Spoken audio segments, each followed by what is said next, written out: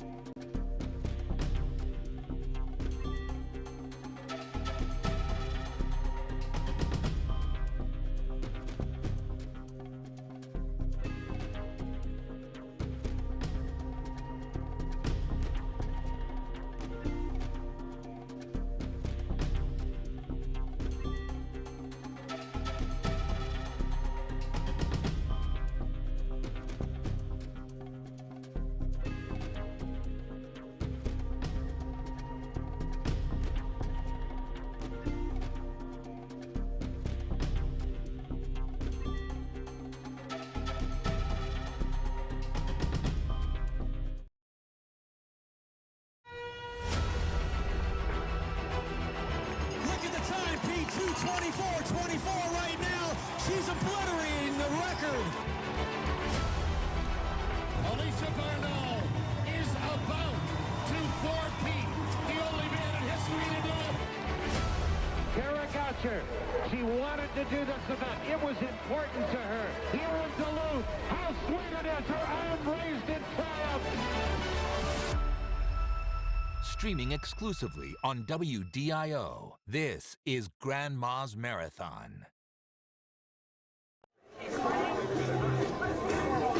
All right, hello, and thank you for waking up for us, and thanks for joining us on our WDIO live stream of the 2021 Grandma's Marathon races. We've got the half marathon on tap today, as well as the full marathon. For WDIO, I'm Chelsea Brown, alongside Alicia Tipke. We will be here at the finish line all day, but we do have team members sprinkled in all along the course. But Alicia, after last year, we are so excited to be live. I can't believe I am so excited to be back. 45th annual Grandma's Marathon. It feels great to be at the finish line and already seeing people around. I'm just so happy. Absolutely, and great weather. Normally we get a little rain. We had that last night, so we missed it. It's a beautiful day. I'm actually not wearing pants this year, so it's actually wonderful. Like it, perfect. I bet the runners are loving. Yes.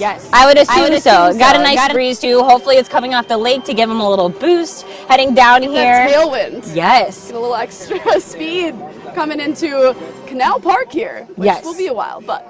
And then the half marathon, that started at 6 a.m. this morning. The full is set to start at 7:45, so that hasn't started just yet, but we could be seeing a half finisher minutes away, actually. We don't know where exactly they're at, but we are expecting them here soon. Yeah, they should be rolling in pretty quickly here, so hopefully we will have that for you guys coming up shortly. Definitely. And at the same time, we got to talk about the fact that we didn't have a marathon last year. It's a huge deal, and when we were talking with some of the elite runners yesterday, we did hear from them that they wanted to run this race not only because it's Grandma's, not only because it has the community support, but because it's one of the only marathons that is happening this summer. And for so many of those elite runners, they hadn't run any competitive races in 2020 or maybe just the Olympic trials, so for them to finally be back running marathons competitively, especially here in Grandma's Marathon, like you mentioned, with the support, one thing they really drove home was to hear a crowd again. Yes, and it was so wonderful to see the 5K last night when people were actually coming in. And I'm hearing over the intercom system that we are expecting our first runner of the half marathon to come in pretty quickly. So when that happens, we want to keep in mind the tracking system for the half marathon. Now, this is not a chip time, correct? It is a chip time. So first finisher doesn't necessarily mean that they're the winner, but it is an impressive, and it sounds like they're coming. Oh, we can see them just coming down the road here. All right, we're going to step to the side so our cameraman can zoom into that finisher over there.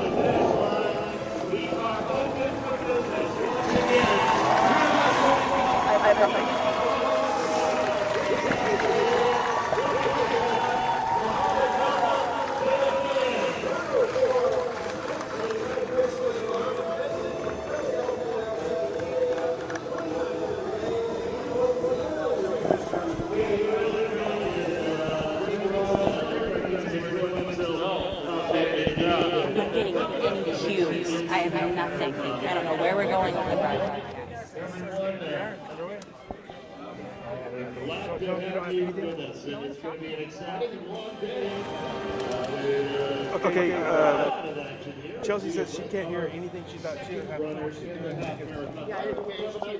No. Right now, it's David Fitzmaurice from New York City, and he's projected to be here in just under a minute. So I didn't hear you.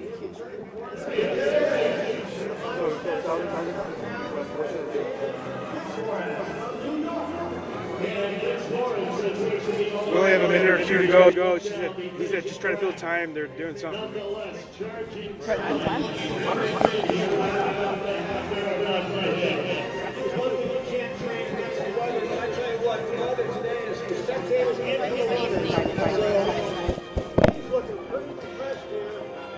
All right, so we just had our first half marathon finisher. Oh, wow. And I am so awesome for the D&T right now, pointing out the fact that there's a little squirrel running over here, a little chipmunk.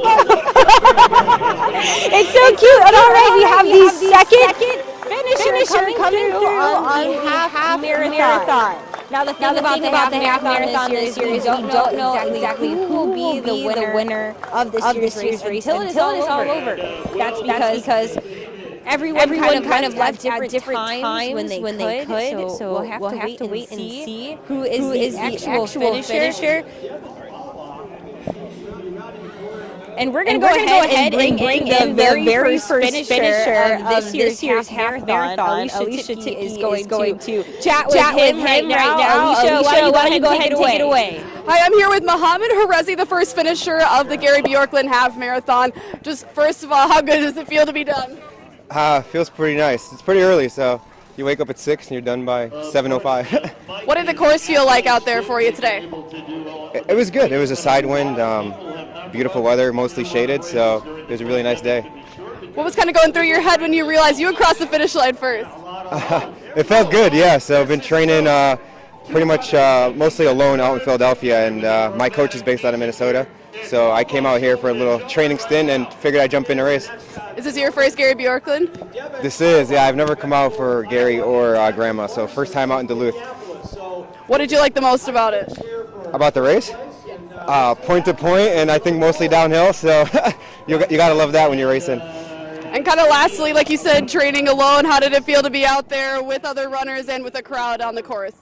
Yeah, it was nice. I got out with the second place finisher. We were out together for about 3 miles or so, and then I think people were just waking up and didn't even know that runners were coming by when I was running by, so it was nice to see some people out there.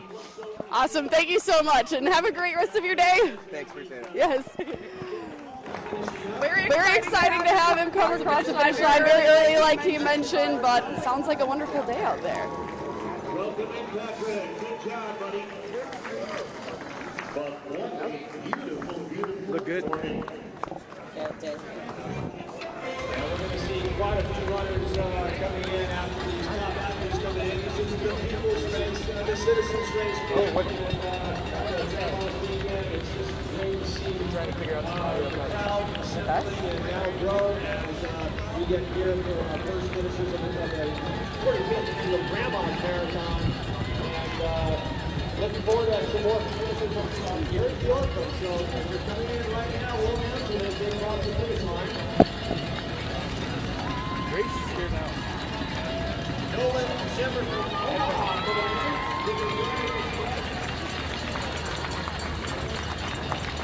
Can we get some direction? Yeah, very much so. Welcome in. Glad to have you with us.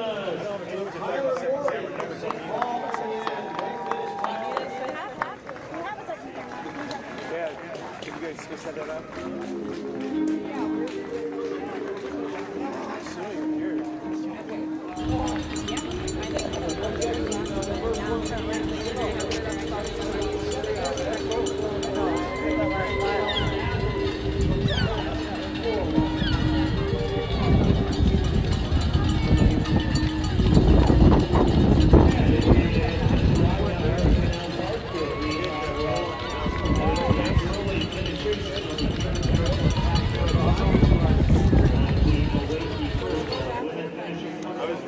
And then I managed to do the full one there, and then we later.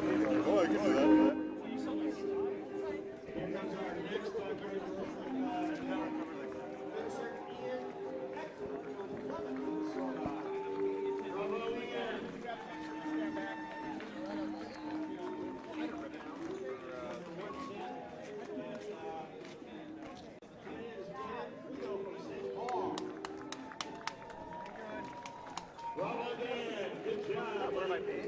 Wow.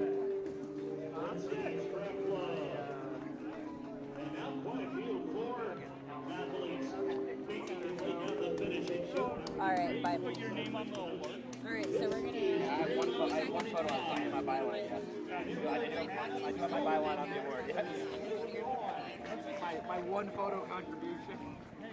All right. So I know there's a kind of ball runners. We're gonna talk to my hockey veteran yesterday and talk about it. And toss in her 148 package as well. We're filling time right now because apparently no one's up. No one's ready. I'm just. We can't hear. All right. Yeah, they are. And of course, hard to believe that just under a month from now, the Olympic Games that were scheduled for last year in Tokyo will be trials going on this weekend in Oregon. And, What? It's live.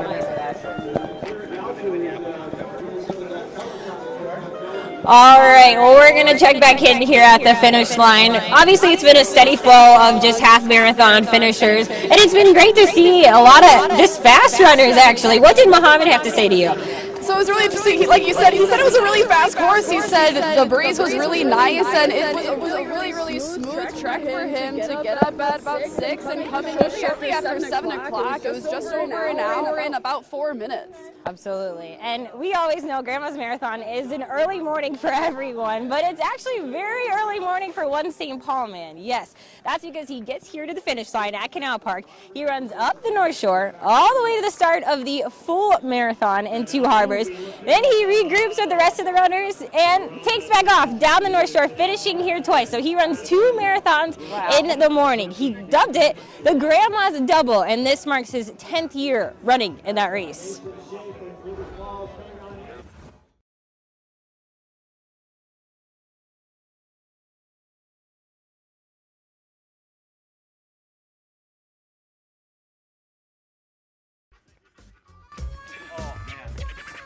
All right, good morning. Welcome to the 8th annual Grandma's Marathon Double. 2:30 a.m. is when Eric Strand reaches the finish line of Grandma's Marathon in Canal Park to embark on his first leg of the Grandma's Marathon Double. You get down to Canal Park, and of course, it's pretty much deserted other than a few hardy partiers that are out from Friday night and still out on Saturday morning early. He says he loves to see the race course wake up. He's seen some stellar sunrises along the way. Always makes sure to say thank you to the volunteers, and oftentimes is told, "You're going the wrong way! Going the wrong way. You're going the wrong way!" He ran his first Grandma's Marathon in 2000. Growing up in the Twin Cities, he camped and canoed along the North Shore and even proposed to his wife near the lift bridge back in 1982. But it was the 2012 Grandma's Marathon weekend when he realized he needed to fit in a training run for an ultra marathon in Colorado that was coming up. 26.2 miles simply wasn't long enough for Strand, so that's when he decided to get up early and run the course backwards. In 2012, I decided to sign up for the Leadville 100, which is a 100-mile race through the mountains. Starts in Leadville, Colorado at 10,200 feet. It's the highest incorporated town in the United States, which is part of what makes it a real challenge. The idea behind Strand's training is to get an 8 to 10 hour run in to prepare for a 20 to 30 hour ultra marathon. He takes it easy the first leg, but when he reaches mile 40, that's when the big challenge begins. When putting one foot in front of the other becomes harder, it's the faces that line the streets throughout Duluth that get him across the finish line twice. It puts a little wind in your sails as you cross the Lester River. And you're 7 miles from the finish line, the crowds start to pick up, there's more bands, there's more fans, and just when you need a little help, there's a lot of people there to help you. For an average runner like me, it's one weekend each year where you feel like a rock star.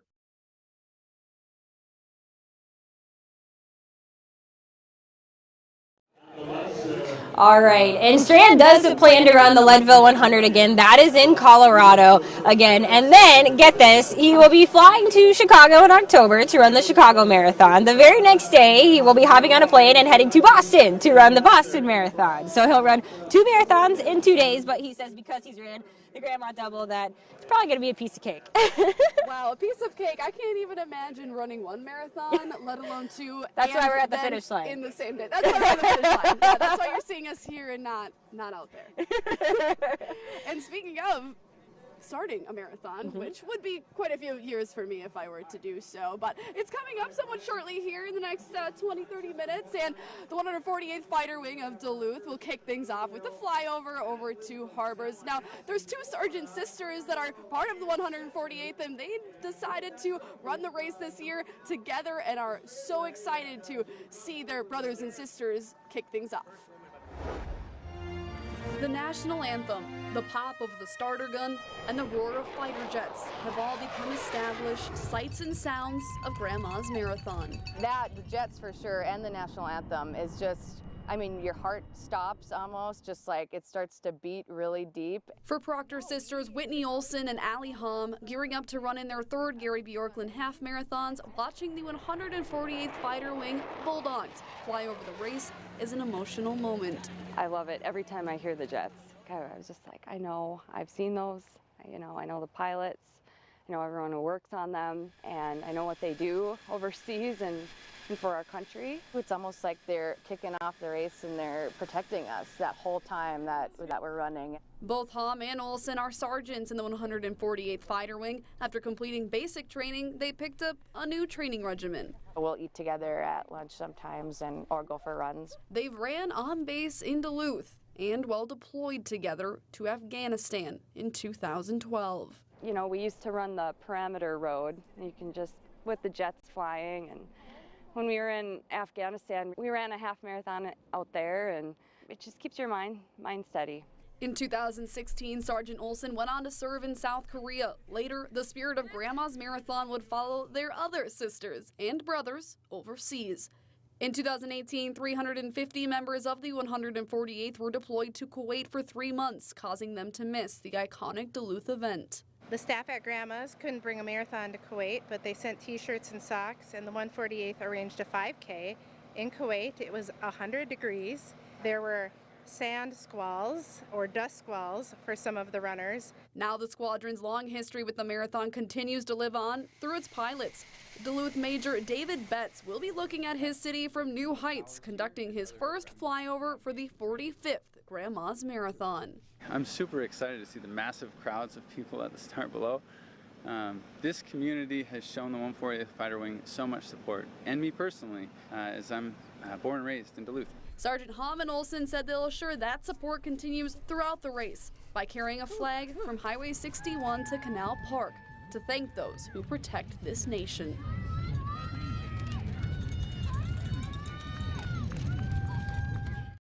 And for them, they also added that training for a marathon is pretty similar to what they experienced in basic training, so they should be pretty set to go. Absolutely, and that's around the 7:30 hour, right before the start? Yeah, so they should be kicking off here pretty soon, and they're both so excited. They have run a couple of these races before, but they're happy to be back doing it together. And I actually love seeing the flyover. It just kind of gets you like ready to go, ready to start the race, and I know they probably feel the same way. Yep, they said it makes them feel protected too, just knowing that their brothers and sisters in arms are there watching over them. Absolutely, and we're still here at the finish line. We're going to check in with the starting line in just a bit, but we actually did have our first female finisher cross the finish line here of the half marathon. We're going to check in with her, but right now we're going to take a quick break. Lake Superior College is nationally recognized for quality and affordability, offering over 90 programs including career, technical, and general studies for transfer. At LSC, you can start here, save thousands. Apply for free at lsc.edu. Your adventure starts here. css.edu/visit. City of Lakes Half Marathon, September 12th in Minneapolis, presented by Run Minnesota. Convert your drafty, dated wood-burning fireplace into an efficient and beautiful gathering place by installing a Heat and Glow Supreme Gas insert. Enjoy the ambience and warmth without the hassle of cutting and hauling wood or mess of cleaning ashes. You can transform your room from underused to unbelievable in as little as a day. Supreme Gas inserts come in multiple sizes, styles, and finishes to update your existing wood fireplace. Easily operate your gas insert with simple and safe controls with advanced technologies. Heat and Glow Supreme Gas Insert with best-in-class styling and performance will make your fireside experience easier. Heat and Glow. No one builds a better fire. Your local Heat and Glow dealer, the Fireplace Corner, has over 45 units on display to show you the best-looking flame. Come check us out today. Pike Lake Shopping Center, Duluth. TNC Flooring Solutions. Showroom now open in Hermantown. Call the Duluth Injury Lawyers, Peterson, Sage, Graves, Lehman, and Moe to get the compensation you deserve. Run forward and give back at the 13th Annual YMCA Sidewalk Shuffle, July 7th at Lake Walk Park at Indian Station. Log on to DuluthYMCA.org. Lake Superior College is nationally recognized for quality and affordability, offering over 90 programs including career, technical, and general studies for transfer. At LSC, you can start here, save thousands. Apply for free at lsc.edu.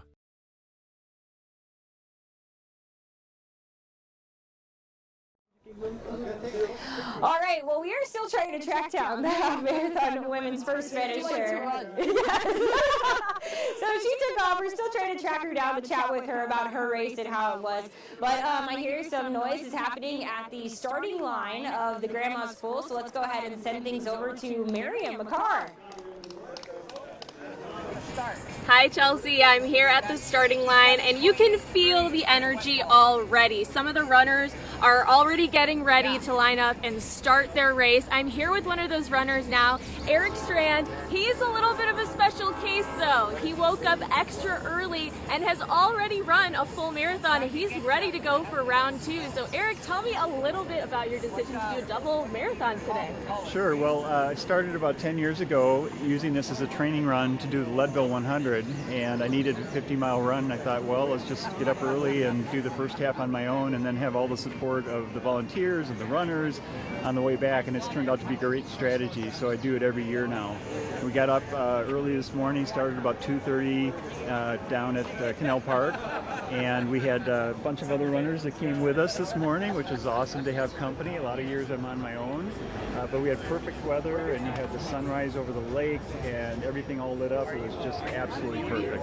Yeah, we were just talking earlier during the break about how nice the weather is, and you were saying the only thing that could make it a little better was overcast skies, right? Right, overcast, but with the sun, the lake is so beautiful, you can put up with it. Yeah, this is a beautiful morning. Absolutely. So, do you have any advice for first-time runners today? Oh, first-time runners? Boy, it's been 21 or 22 years since I did my first Grandma's Marathon in 2000. I would just say, just take it in, don't have any time goals, just enjoy the moment, and just, it is such a thrill crossing the finish line, and even if you say this is the only time you're going to do it in your whole life, you're probably lying to yourself, because you're going to love it, and you're going to want to come back again. Absolutely. Well, thank you so much, Eric. I'll let you go get ready, get mentally prepped for round 2, but we appreciate you taking some time to talk to us today, and best of luck. Great, thanks very much. All right, thank you. Okay. All right, and he wasn't kidding. The weather is beautiful. The sun is coming down pretty rough right now, but the runners are starting to set up. So Chelsea, I'll give it back to you right now. We're getting ready for a great race today.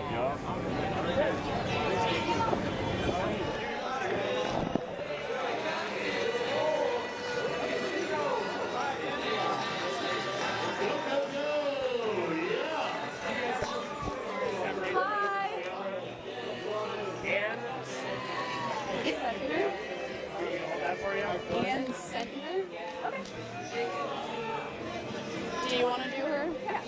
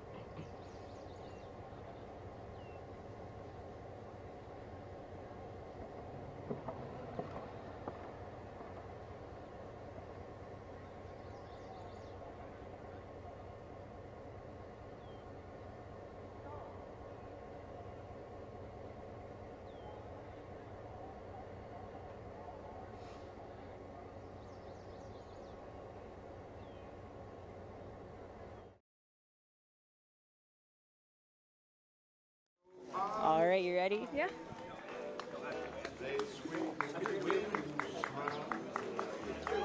All right, well, welcome back to the finish line. We are here with the first finisher of the women's half marathon, Ann Sittner. And you just told me that you are from Florida. So welcome to Duluth. What made you want to run Grandma's? I just really wanted another half marathon after I did the Valley One half marathon. It was kind of windy, so I thought I could go like a good bit faster.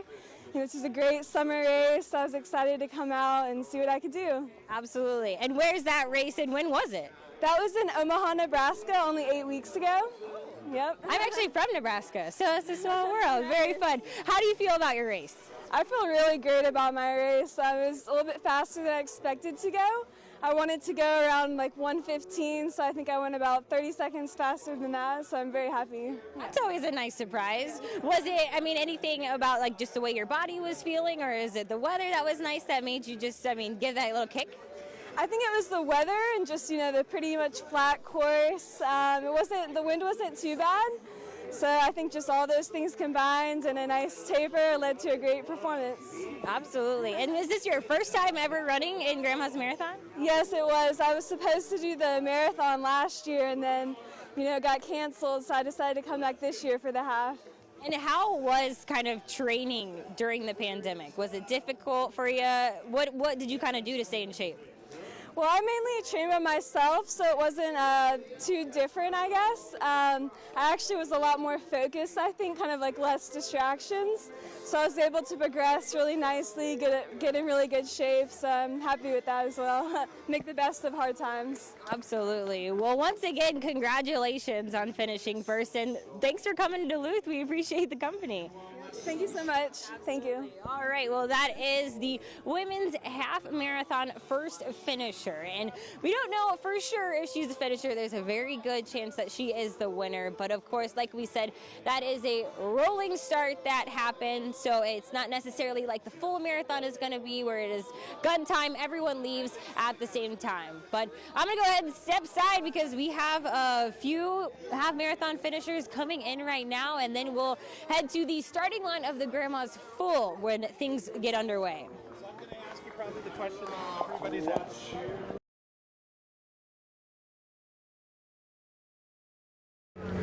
About 30 minutes. Wallace should be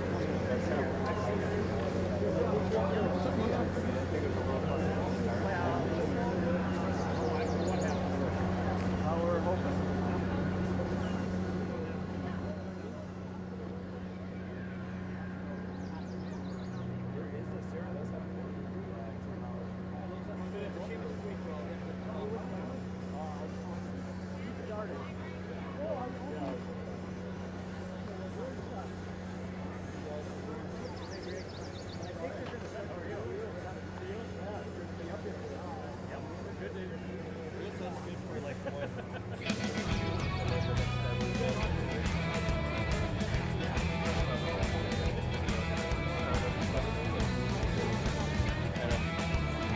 TNC Flooring Solutions. Showroom now open in Hermantown.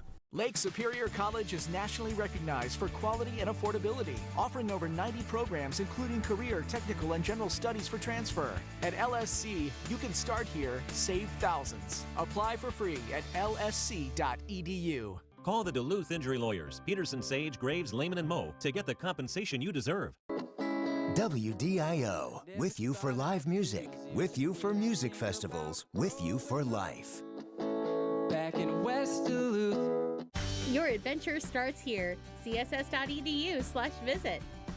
Lake Superior College is nationally recognized for quality and affordability, offering over 90 programs including career, technical, and general studies for transfer.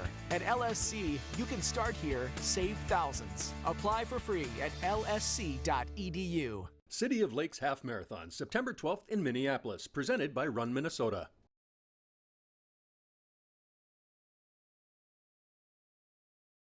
Are you coming right back out to us, or?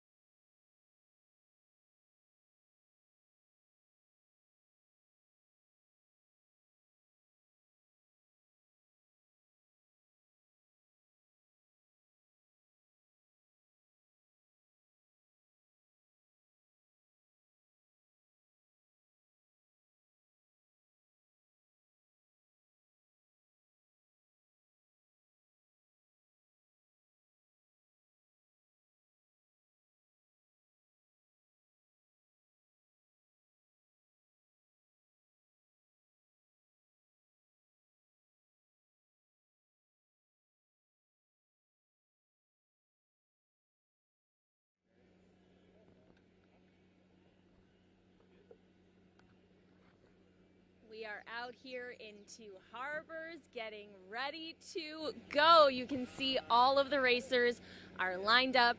They're ready. You can feel the excitement in the air. The North Shore Scenic Railway has all the viewers to my left here as well. So the energy is high. All the people I've spoke to are so excited to be back in person and back running Grandma's Marathon with all of their runners by their side. So it's bound to be a good race. And you can see everyone is just waiting for the go-to. The energy is high up here. Beautiful day, sun is shining, and we cannot wait to see the start of this and to see everybody take off.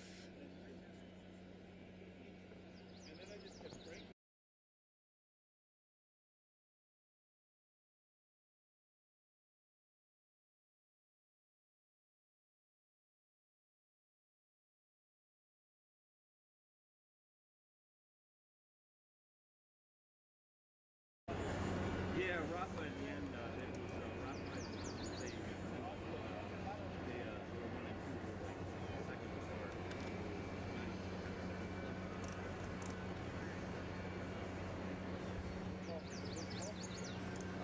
Like posting on mile from like mile, say 6 or so. Pretty coasty. There's some slight inclines here and there.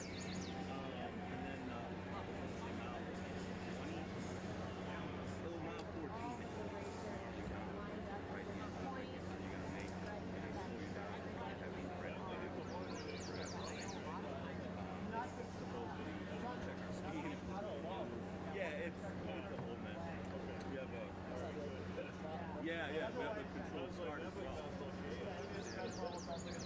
Yeah, but after that, it's fairly downhill, like 3 miles.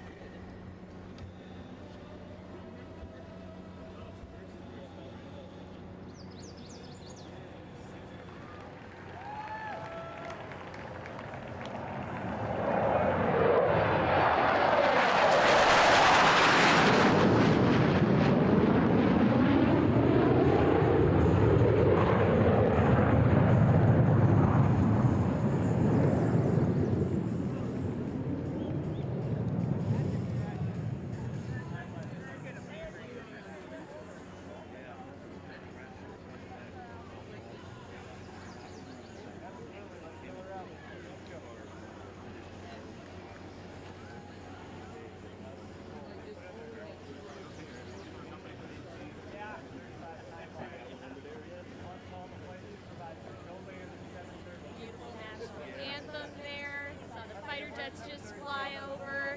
People are running, jumping in place, getting ready to go and start the 45th annual Grandma's Marathon. You see the runners doing their stretches, discarding their old clothing.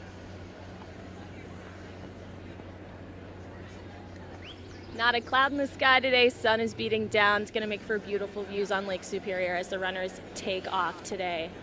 Spectators have already lined up at the starting, ready to watch their fellow runners go.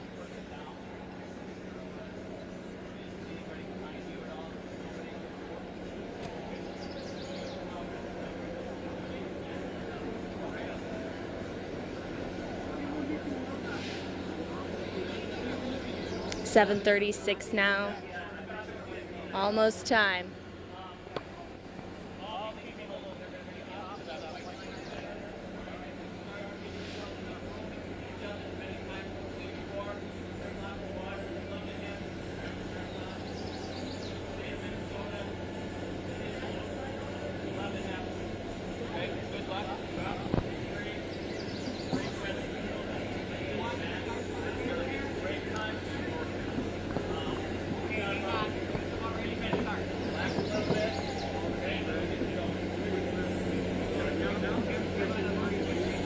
Final instructions for the racers before they head on the track.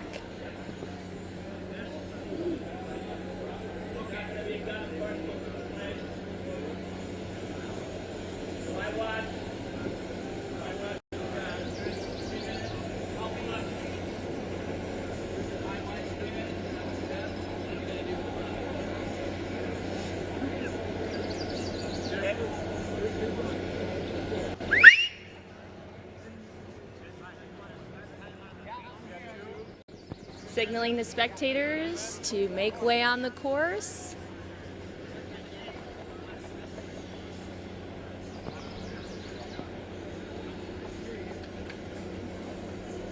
Boy, I'm excited.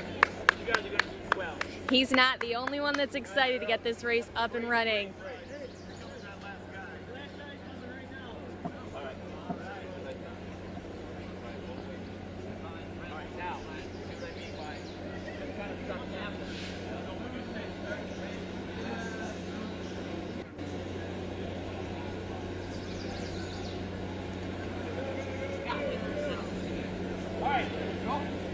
I don't know where he's going to go. Is he going in the back? Is he going to go in the front? We got one last minute racer heading our way.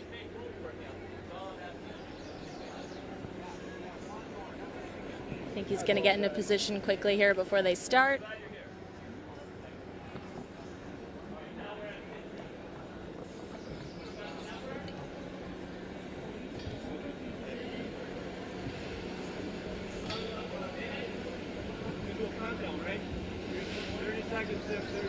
What do we got? 30. 30?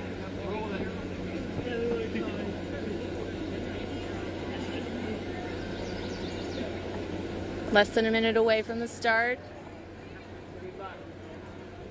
Give me a 10. Got a 10, Greg? All right, here we go. Have a great time. 5, 4, 3, 2, 1. Go at them. Let's go. And they're off. Good job, everybody. And our first batch of racers has hit the course. Ready to go.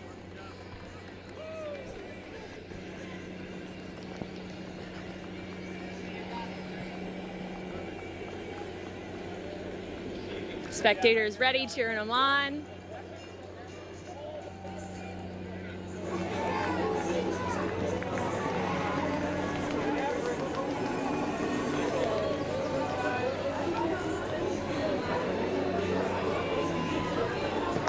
More runners heading our way.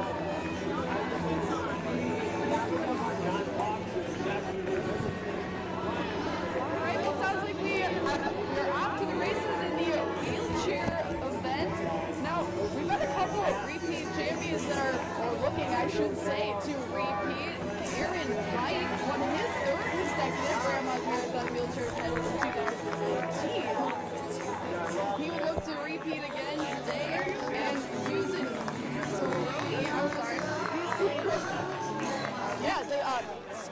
Susan Scaroni shattered the Grandma's Marathon wheelchair event right here in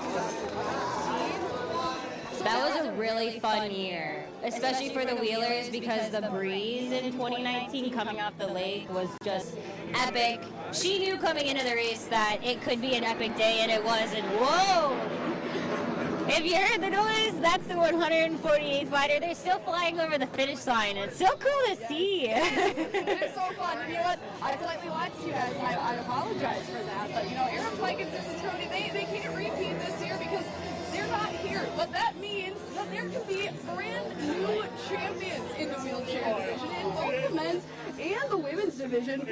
And one of them is potentially going to be James Sinventa, hunting for his first wheelchair championship. No, he actually won it back in 2016. So he's looking to repeat for the first time since 2016. Now, they have a stellar program at the University of Illinois Urbana, and that's where a lot of these wheelers have gone out and trained. It's a stellar complex. He was talking to us yesterday that really there in Illinois and in Arizona are the two stellar complexes that you can go train at for wheelers. And he actually said that he started in wheelchair basketball, and then someone looked at him and said, hey, do you want to race? And it's pretty impressive when you see just their wheelers and the carbon fiber that they're made of. They're so technologically advanced. It's very cool to see. And Aaron Pike also hailed from Champaign, Illinois, so you can really see that is where a lot of the skill can come from. He mentioned that he kind of likes this course. James Sinventa mentioned that he likes this course because it's slightly a little downhill. So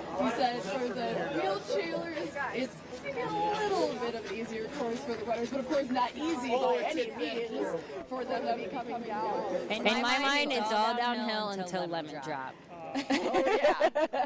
And then once you get over lemon drop, it's another downhill. It's a battle for everybody. And yeah, it's so cool to see the way that they can come around with corners like that and really cut their times down substantial year after year. The men's recent winner was an hour 20, and for the women's it was an hour 30. I mean, that is extremely fast times for them to complete this course. Absolutely. So if I'm doing my math correct, I believe they're going to come around, or be at the finish line, I guess, around the 9 o'clock hour. And then I believe that the actual runners, the men, they're going to be expected to finish probably close to 10, and then the women just about 10 minutes later. So it'll be exciting to see who comes here first, and we just wait. We play the waiting game. Absolutely. And then, of course, we'll grab them for you when we can. They cross the finish line here. Just exactly what this course felt like for them out here on this pretty nice mile day. Yes, and we've just got a steady flow right now at the finish line. I mean, so many half marathoners coming in, one after the other. It's been a pretty steady flow since our first finisher just after the 7 o'clock hour. I believe around like 7:04. You talked with Muhammad, and he was the first finisher. But people are just coming in one after another. It must just be a nice day to have some pretty quick times here. It looks like, I mean, they could have marathon, but not nearly as exhausting as some other years where the temperatures have been extremely hot. I just saw a gentleman come across the finish line with a Yankees T-shirt that doesn't like the Yankees, and I had a good chuckle to myself. Welcome to Minnesota. We don't like the Yankees either. Yeah, it's true. We don't. What a great shirt to see here on Grandma's Marathon. There's so many unique things that people are sporting, too. So anything to get you going in the morning, am I right? Anything to get you going. Absolutely, and I think it's important for everyone to know what you're wearing on Marathon Day so that they can look for their family or their friend when they come across the finish line. Maybe it's a ritual. Maybe it's their lucky T-shirt or some lucky shoes. I know if I finished one half marathon, I might put trust in those souls myself. We just got a steady flow. Also, you'll see just running clubs. The people that are affiliated with running clubs, there's a lot of running clubs that, hello, had a gentleman wave to me here at the finish line. Everyone is always so friendly at the finish line. I think that's why we like it the most. Probably because they just finished. There's nothing to be sad about once you finish. They're the happiest here. They get to grab their unique, one-of-a-kind medals, hang them around their necks, really enjoy the rest of the day here. Plenty of events for the rest of the day around Canal Park as well. So you're not too tired from running the marathon. The race is just starting right now. 4 or 5 years ago.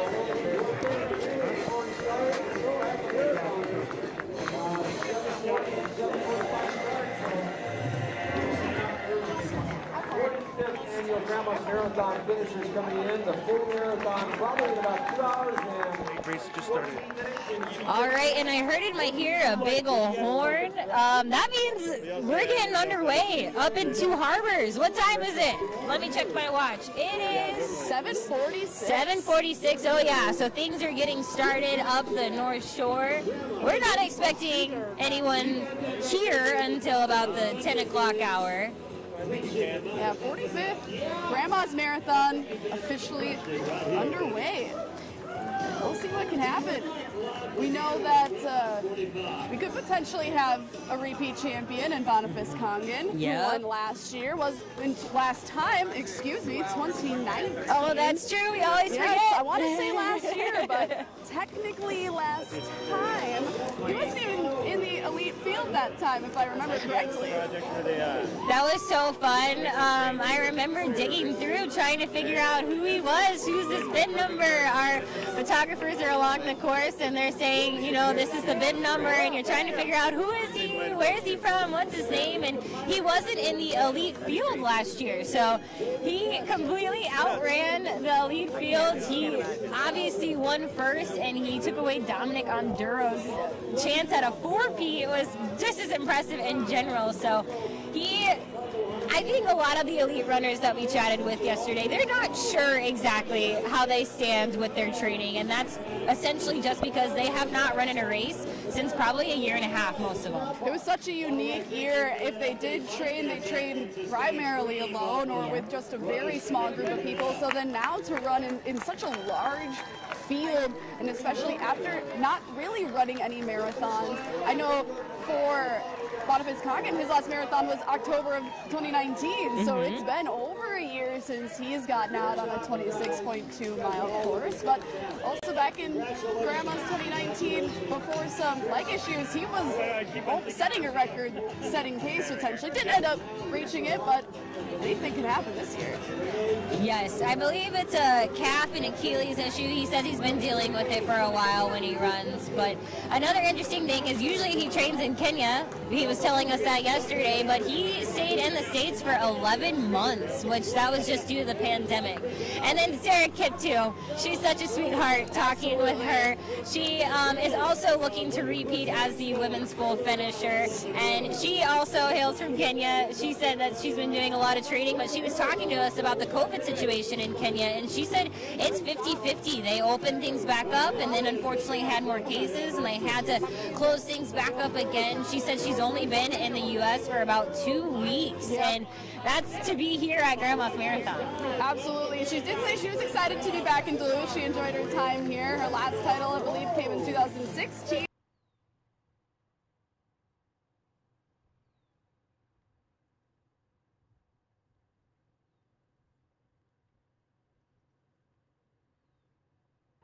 Feel most confident when she crosses the finish line. And we were talking to her yesterday. You know, obviously 2016 she did so well. She's obviously a little older now, so she was joking that she usually pushes the pace in this, but she was joking that she might just kind of hold back with the pack and then maybe make her move a little bit later. She's not sure if her body can push the pace like she used to, but she kept saying she's going to try to win this race. She's going to try. Going to try to keep up with some of the younger pack, like she had mentioned, but I mean, all of the elite women's runners seemed so excited. They said they were there to compete, they were there to put their noses out, there to try to win, but they would be absolutely proud of whoever took first place today. Simply, I think because we're back to racing. Yes, and just talking with some of the Americans, they were in the same boat, haven't raced. They were talking about that project, though, the marathon project that a lot of them ran out in Arizona, and I thought that was very interesting. It was a handful of them went out there trying to get miles in during the pandemic, and some of them just sincerely enjoyed the project. Some of them said it wasn't their best time, but ultimately they all said that it was just great to get their body back and putting in those miles that they wanted so desperately and they needed in order to get back to running in a race like this. Yeah, they had talked a little bit about the weather down in Arizona during that marathon project, and a couple of the people that kind of reside here in the Midwest said they were happy to be back to this lake breeze and this not so dry heat for running in a marathon. So we'll really see what today's pace and today's road does to these athletes. Isn't it funny? I feel like the locals sometimes always complain about the lake breeze. It's so much colder by the lake. It's so much warmer on top of the hill. You get used to it, but at the same time, a lot of these athletes that run in Grandma's Marathon always say this is the most perfect, most ideal weather for a marathon. It is beautiful today. The sun is shining, so it's probably a little warmer than they're used to if they run in this race, and there isn't any rain, but there's a breeze, and it feels wonderful. I feel like that would be a great treat, aside from, you know, finishing the race, to come into this breeze after getting all warm a little bit farther north here, away from the lake. You just can't complain. This is such a wonderful weekend. They really got some great weather there. And gosh, we have such a steady flow here at the finish line of half marathoners. Looking back in the years, there was a string of foggy and misty Grandma's Marathons, quite a few in a row, and I'm pretty glad, I'm sure most of these people are, that that's not what we're dealing with today. Okay, welcome in. Good job.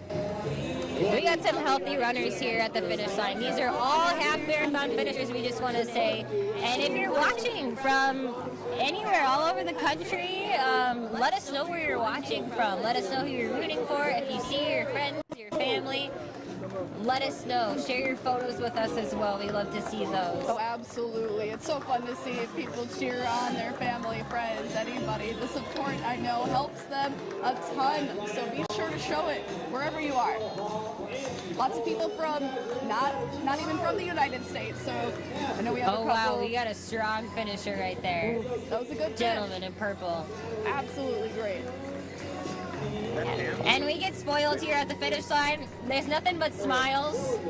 We do get spoiled. We do. Everybody comes across just so excited, so ready, so proud of themselves too. I think that's one of the parts I like the most, is how personally proud they are to have fulfilled and finished this achievement. How many weeks they spent training, how many nights they spent thinking about what they needed to eat to prepare for today. They got up early for today, came out here, and then now they get to pat themselves on the back, and they should. Absolutely.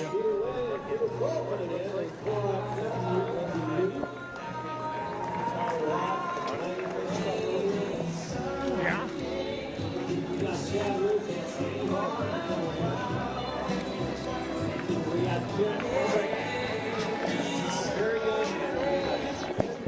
All right, and we're going to go ahead and take a quick break right now. We will be right back after this.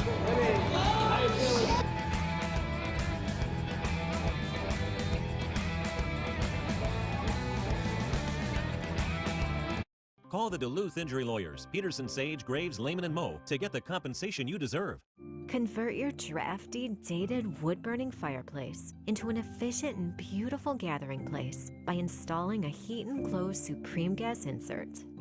Enjoy the ambience and warmth without the hassle of cutting and hauling wood or mess of cleaning ashes. You can transform your room from underused to unbelievable in as little as a day. Supreme Gas inserts come in multiple sizes, styles, and finishes to update your existing wood fireplace.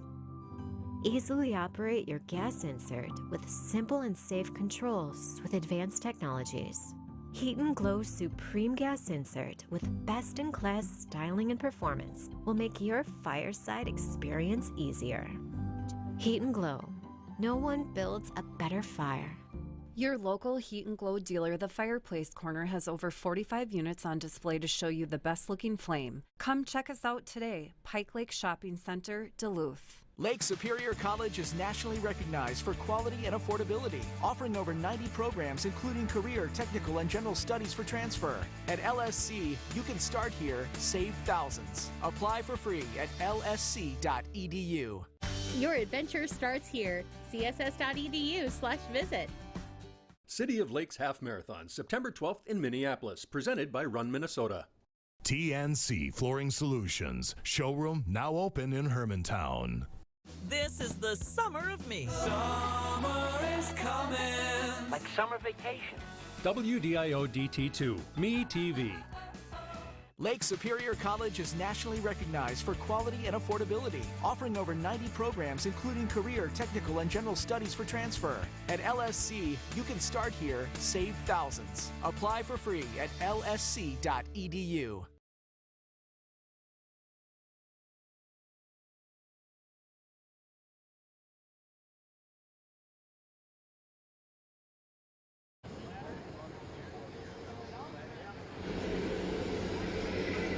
And we can see the final stretch of racers making their way across the starting line. The energy was amazing, seeing everybody cross the line and start their race. So far, it looks like everybody's in good spirits. You can see nothing but smiles here in Two Harbors. We're really excited to see the results of the marathon here. So we have to just wait and see. But those elite racers at the beginning looked pretty promising. And you can see the railroads next to me. All the spectators are still here watching, cheering on all of the racers. We've gotten a couple of hellos too for the racers too. Yeah, and it looks like they're just about to finish up the last few.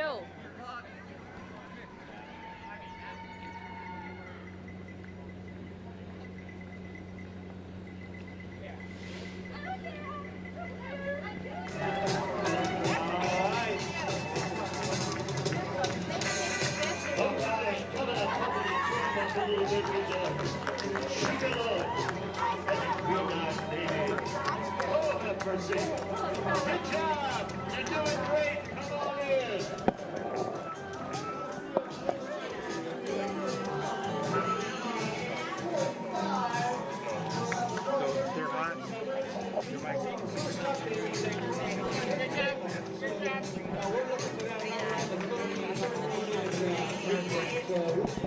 So she's going to talk about the medal with Miriam?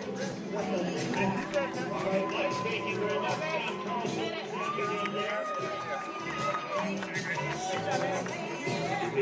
Thank you.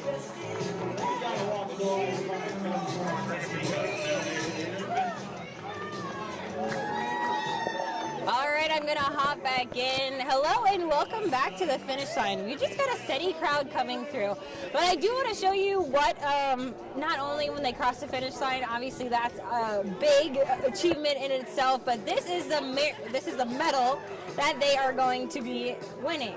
If I could have my photographer zoom in on the medal. We just want to show what it looks like. This is a Gary B. Yorkland half marathon finisher medal. This is what they will get when they cross the finish line. It's very cool, and it's redone every single year. This is not the same as a full marathon medal, but it is very cool just to see it up close in person, and it's big. It's big this year. A new addition to the logo is the female in the medal, so that's very cool to see. And then we actually had Miriam McCarr. She actually caught up with just how these medals are created. So we'll go ahead and let her tell you a little bit about that.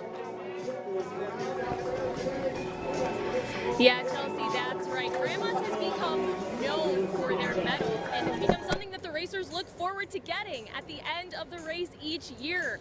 So just because the racers finish these, that means that they get those medals, and it's super exciting, and it's been something that Grandma's has, like I mentioned, become known for. So here's a little look into how the medals have changed over the years and what you can expect from this year's medal.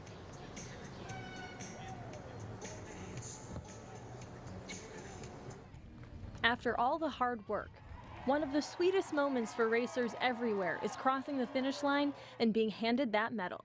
A historic symbol of achievement in road racing. We've kind of become known for the medal each year, and everyone's really curious what the design's going to be. So. Grandma's Marathon, a staple of the Northland, has taken the industry standard of handing out medals and made it their own. Well, it starts on paper every year, and there's an entire theme that's developed around Grandma's Marathon each year.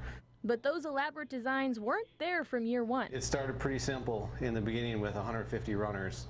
I'm not sure there was even a medal that year. You got a t-shirt, but it's really evolved over time. And after a year of unprecedented changes in our world and Grandma's first virtual race in 2020, this year's medal also boasting a first. And this is actually the traditional logo which we rebranded to include a female runner for the first time in the history of Grandma's Marathon last year. So we wanted to highlight that on this year's medal for the 45th. This is probably the first a lot of people have seen it. First, but not the last. With race weekend around the corner, we can expect to see thousands of runners donning their own medals soon. And it's the finish. That's what you get to commemorate your achievement, is a medal. And it's kind of been the industry standard in road racing. You have to cross that finish line to receive the medal. So it's kind of the ultimate reward.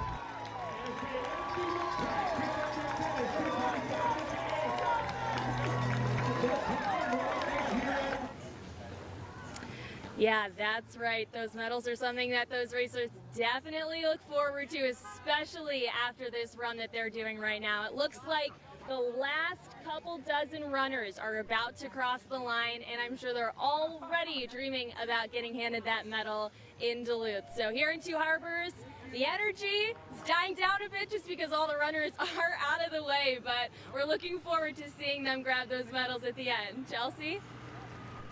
You're running with us again this year. It feels fantastic to be back.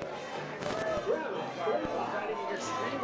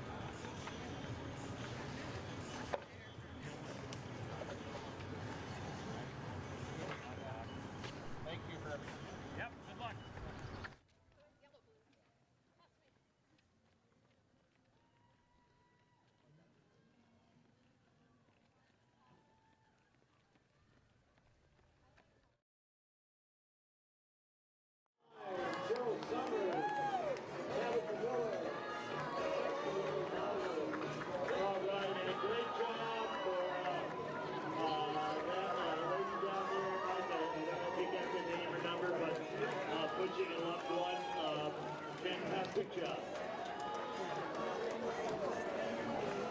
Look at the crowd. Yeah, absolutely. Holiday Inn and Suites in Duluth here is downtown Duluth's largest full-service hotel. They have almost 400 guest rooms, 2 restaurants, a couple of swimming pools.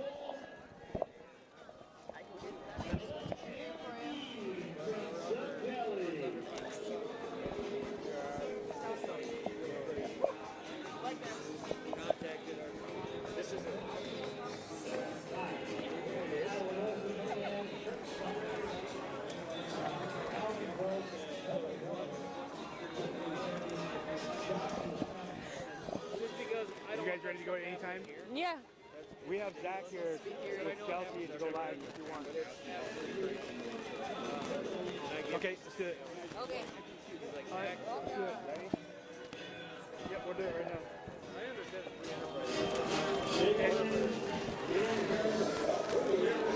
All right, welcome back to the finish line, and we've got a familiar face that has been talking about Grandma's Marathon for months now. We've got Zach Schneider, who is the media relations coordinator with Grandma's Marathon. Let's just start with, how does it feel to be here right now on race day? Yeah, it's nice to stop talking about it and start doing it. You know, the build up to this has been 2 years in the making, really, with last year's cancellation, and to actually be here and be having our event and be, you know, having it be great weather, a great weekend is just a really good feeling. We've still got some work to do to get through the rest of today and make it a good overall experience for everybody, but so far through the half marathon, we're doing well. Now, I know you've been here at the finish line for most of it, but when did it finally sink in that it was real, that it was happening? Yeah, we joked around the office earlier in the week when we saw all the porta potties lined up in Duluth. That's when it's Grandma's Marathon weekend. But no, I think it really started to set in yesterday, maybe even Thursday, when people started to really show up. Yesterday, obviously, most people get here to town and start walking around the expo. We had the 5K last night, which was fantastic. And then we had a late night of set up here in Canal Park. So, you know, like I said, it's been a trying year for everybody, us included. We were probably on plan 13 or 14 of this weekend, but we're here. We got it done. We can't thank our community and our business partners enough for their help. We rely on them every year to make this event happen, but this year we asked them for more and more than we usually do on a condensed timeline, and they showed up, and it feels just like it should. It feels like Grandma's Marathon. And talk just a little bit about the leaps and hurdles. I mean, at one point we were planning for a marathon that we didn't know if it would happen, and then it did. We got, restrictions lifted, obviously, but talk a little bit about those hurdles to get to this point. Yeah, there's been so much energy around our office and around the community since we found out in early May that we got the green light and we could have this event, and we knew what it would look like. We knew it would look largely like normal, and, just to know that we were coming back with certainty that we were going to be here this weekend having an event, then all the planning that went into it kind of was like, it didn't feel that bad. We were excited to come to work. We were excited to put in long hours, and because we knew we were going to get this at the end of it. And so, I don't think we took Grandma's Marathon for granted before last year, but not having it really, I think, indicated to us and to the community how important this weekend is as the kickoff to our summer, and we wanted it back so badly for everyone. So just to be standing here today, halfway through the day, still some time left to go, but everything seems to be on point.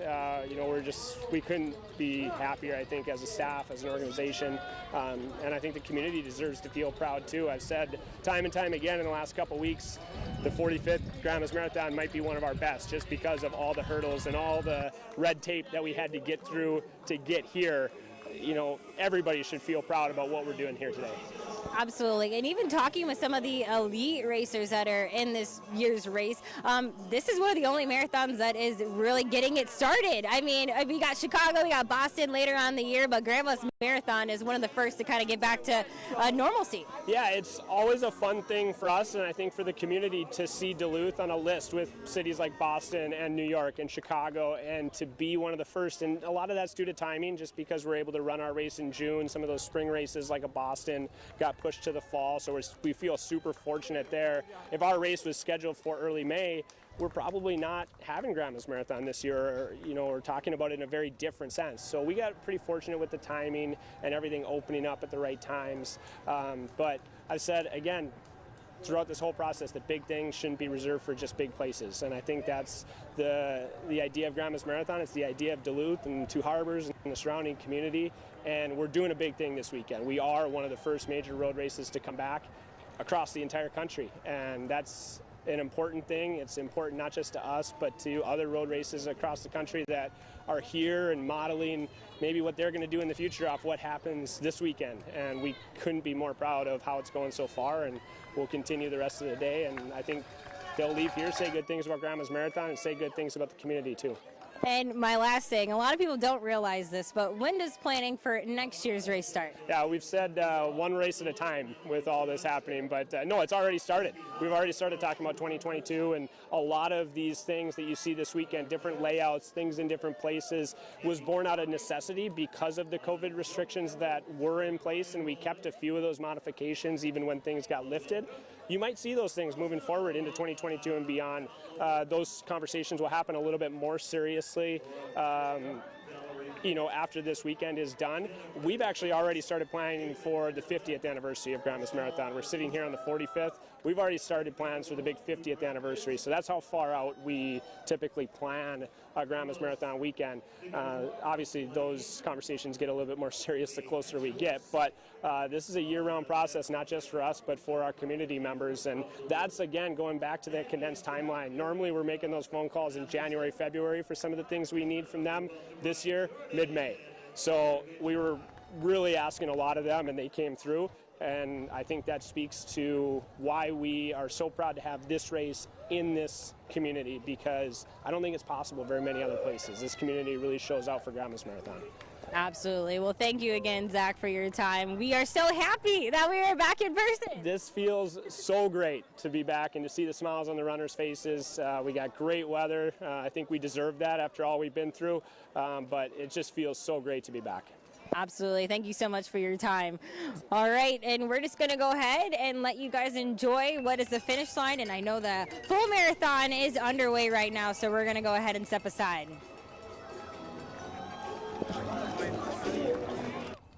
Like I said, she participated in the marathon project last year. She talked about what a difficult race that was to run, Gary, at the press conference. The fact that it was a loop course, there were no spectators, it was basically very quiet. Wasn't used to that, but she said that one of the things she was looking forward to is running a full, just straight-out marathon here in Duluth. Interesting backstory on her as well, by the way. 2019, she was Minnesota Runner of the Year, but before that, before she even got into running, she was a hockey goalie for several years and had chances in her past to practice with the Minnesota Wild a few times. So she was very good. She was a really good hockey player, so I think that for her to make that big transition over to being a distance runner and putting those roots of being a hockey player aside, that takes a lot. And, you know, she was one of the best in the state. She had a chance to maybe go and play. But when you are running the kind of times that she runs, she's world class here. And it's fun to see her out here. Well, and the disciplines are completely different. And she talked about that as well. The fact that playing goalie in hockey and being a distance runner are completely different disciplines and how they don't really relate to each other at all. And she just sort of fell into love with running due to her mother pressuring her. Hey everyone, I am on Superior Street. We have followed the half marathoners all the way up north on the old Scenic Highway down here on Superior Street. Right now I'm kind of right by the Portland Malt Shop and the Fitger, so that's mile marker 11. I want to show you guys right now these video messages that have been pre-recorded. Let's take a look at this. Oh, we just missed it. Well, let me tell you more about it. So this is so awesome, you guys. So this is a video board where friends and family can pre-record a video for their loved ones. Let's take a look. We got one right here. Go, go.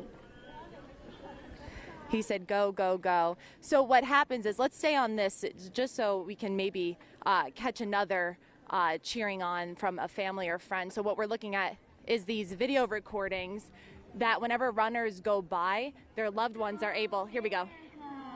Yay! You can do it!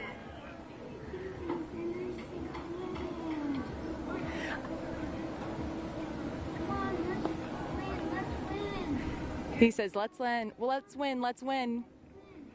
So right now, one of his family members or friends is running in the race, and every time they go by, they're able to see their loved ones wish them well on their race. And they definitely need it because, like I said, again, we are at mile marker 11. So they're almost done with this race. They are going strong. I can tell there are a lot of tired faces out here, but honestly, they got this. You all got it. I am so proud of all these runners. Keeping strong.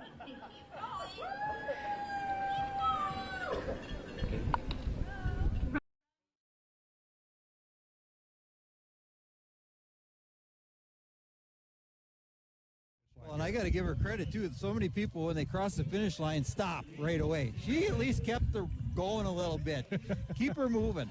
And like you were saying, you're telling me, she had a very unique music in her ear running the whole way. Well, Tell us about that. Yeah, that was actually a good strategy. So she finished right around 2:07, 2:08. Her goal was 2:20, and that is because that is the length of the Hamilton soundtrack. So Everybody's in the Hamilton. She was listening to the Hamilton soundtrack the entire way, and she was hoping to finish so she didn't have to find any other music. And you mentioned, too, a lot of times you'll see this with, you know, half marathon, full marathon, especially if you're inexperienced. You might have a goal out there, but once you get with all these runners, all these spectators, it's not uncommon to find a little bit more when you're going through some of those tough parts. Yeah, when I was training for a 10K, which again, nothing compared to this, but it's the same thing. I'm thinking a 9-minute mile, thinking it's going to take this long, so that's what I make my music playlist.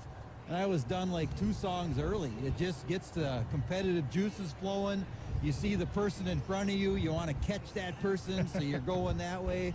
You know, I'm just a novice runner, so I'm not checking my heart rate and all that stuff. I just giddy up and go. But yeah, everybody's got their own technique, and got God bless them all, I'll tell you that. It's quite the accomplishment. Yeah, get to that finish line, and you're definitely a winner for the day here. So the 45th annual Grandma's Marathon very much underway as, again, the runners continue to stream in, and we're even seeing the crowd now go a couple deep here in Canal Park, which is beautiful to see.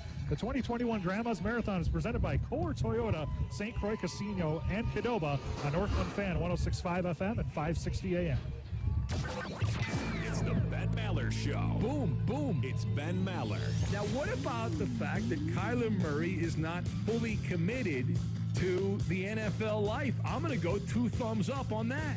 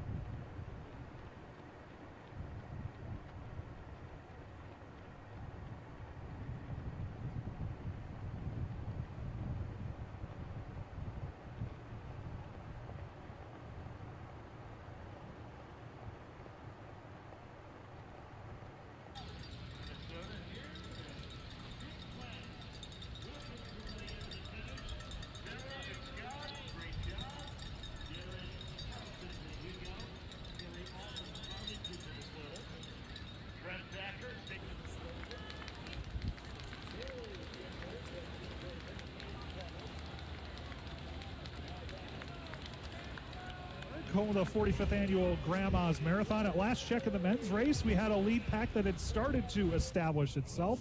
For an update, let's head back up the North Shore with Charlie Mahler and Dick Beardsley. Numbers 4 people right now. Leading is C.J. Albertson, Fresno, California. He's a 2:11 guy on a couple occasions. Actually, he ran a 2:11 PR at the Marathon Project last winter and was disappointed by it.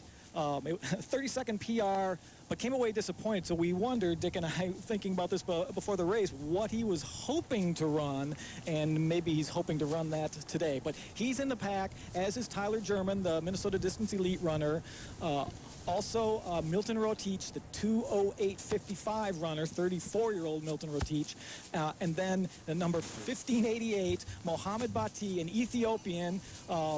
Seems to have a St. Paul and Minnesota connection. He's run some races in Minnesota. We know he's a 2:14 14 marathoner, and he's run 1:01:33 for a half marathon. And just looking at the 2:11, 2:12, 2:08:55 PR runners he's running with, he looks really relaxed and really comfortable in that group, Dick. Yeah, he really does, Charlie. And all the runners they really look good, and they've been very consistent right from the get-go. You know, at mile 4 it was 5-minute pace. Mile 5 they dipped under just a little bit, ran 4:58 that mile, and then the 6th mile was 5-minute pace, or a 5-minute mile again. And we're just coming up here shortly to the 7-mile point, and then but yeah, they're all kind of that little 4-person pack, and they're looking good. They all look comfortable. Nobody looks distressed or anything like that.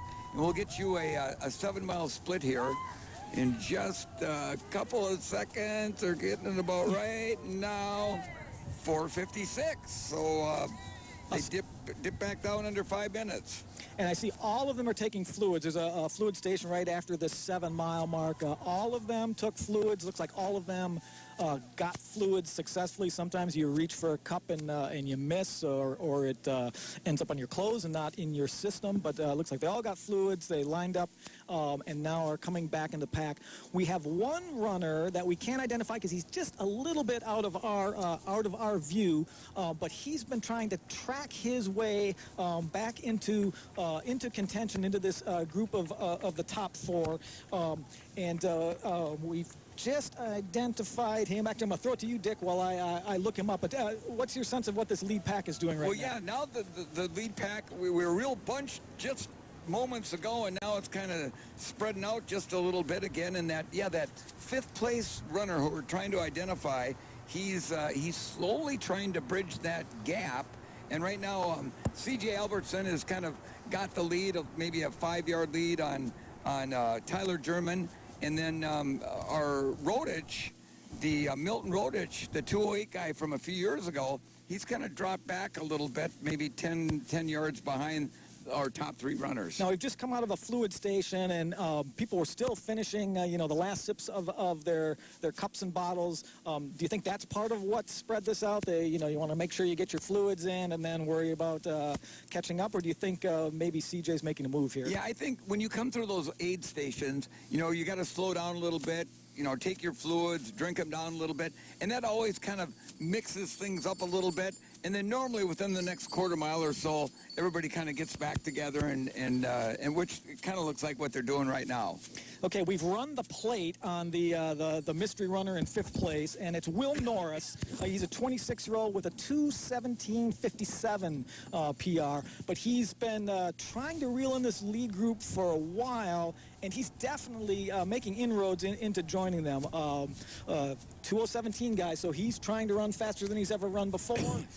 But you're as good as your PR is until you have a better PR. Exactly, right, Charlie. That's exactly right. And he's making a smart move. He's slowly, not trying to get up there quick, but slowly taking his time, because right now he's kind of in no man's land. He's running all by himself, and that's difficult to do. So if he can continue to slowly move up and get hitched on to that 4-person pack, it'll definitely help him. And hey, 17, I've seen guys have breakthroughs. He could run a 2:12 today. You never know. Yeah, as I'm looking back at the lead pack again, it has recoalesced. Milton Rotich is back with his other three competitors. Dick, as you look at the 4, as they run right in front of our vehicle here, or right behind our vehicle, didn't want to scare anybody. And I know we're only in the 8th mile of the race, but do you see any signs of somebody looking particularly relaxed and good, or someone starting to flail a little bit? Any tea leaves you can read from your marathoning expertise? Not one. They all look good. Nobody looks distressed. And again, we're not quite to the 8-mile mark yet, but no, everybody of those top 4 runners, they all look very relaxed, very good. They're running very even pace, which helps them. You get where you're going real fast 1 mile and slowing down the next. It's kind of like doing repeat miles on the track, and it takes a lot out of you. They've got into that nice, steady rhythm, and for those 4 runners, it's a lot easier on their body than going up and down with the pace. And I would think just having 3 other runners to run with who all seem to want to run the same 5 flat pace you want to run, just that there's energy savings or an energy boost by being in a pack and sort of, at least at this point, sort of having a partnership in going 5 flat and shooting for 2:11. Yeah. And you know, they'll become competitors. Not that they aren't right now, but they'll they won't be cooperative all the way to the finish line, even if they're all together. No, they're just, the race hasn't really begun yet. I mean, yes, they've gone almost 8 miles. They're in this race, but they're not really racing right now. They're just kind of biding their time. And as you know, probably once you get to that 13, you know, half marathon distance up to about 15, then things will start getting a little bit more serious if these 4 runners are still all together. So we're coming up here, Charlie, to the 8-mile mark here, just moments, and we'll get you an 8-mile split. That last 7-mile split was 4 minutes and 56 seconds. Yeah, pace to remember, they're 8 miles into the race, 18 miles to go. So there's lots and lots of race, and the hardest miles are still to come. And Charlie, so that was their slowest miles so far. They ran 5:05 that mile. But again, it's right in that range. You know, within just a few seconds, each mile has been within a few seconds of the other one. So that's you know, from a standpoint of conserving energy and not, you know, using up too much of it, that's a smart way to run. Now, Will Norris, again, the person currently in 5th, trying to bridge to this lead pack, the little train that could, doesn't seem to be closing any ground since we've started talking about him. No, he's just kind of maintained that. So, you know, again, he's kind of in that no man's land, and hopefully for him, he'll be able to work up with that group. We should mention, Charlie, we're getting a little bit of cloud cover, which is actually really, really good. You know, that just not having that sun beating down on you is, can, you know, kind of keep these runners a little bit more cool. Yeah, and interesting you mentioned that, because I felt a little puff of cool air blow through, and about the same time, I noticed Mohamed Bati sort of spread out his arms in a bird-like fashion, and it seemed like he was like, oh, let me give me a little of that cool air. So a little cooling lake breeze and a little cloud cover would be just what the meteorologist ordered for these guys. Absolutely. So yeah, the conditions are good. They've what little wind there is at their back. Now with a little bit of cloud cover, don't have that sun beating down on them. These runners have really, the day is almost ideal to be running a good quick marathon. So early in the 9th mile, Tyler German, the St. Paul resident, native of Naperville, Illinois, runs for Minnesota Distance Elite, is in the lead of this tightly coalesced pack. Right behind him, Mohamed Bati, wearing the red singlet of Runnin' Fun, a St. Paul running store. Then with him, Fresno's smiling CJ Albertson. He's looking serious right now, just to be clear. And then tucked on a little caboose on the train is the 208 Kenyan Milton Rotich. So with that as a situation, and again, Will Norris, the little engine that could, trying to bridge up to these guys. With that as the situation early in the 9th mile, we'll send it back to the finish line. All right, thank you very much, Charlie and Dick, back in Canal Park. Mark Moret, Stacy James, and Chris Allen as the runners continue to stream in, as we're about 2.5 hours into the very start of the Gary Bjorklund half marathon. Now let's head down to street level here with Chris Allen.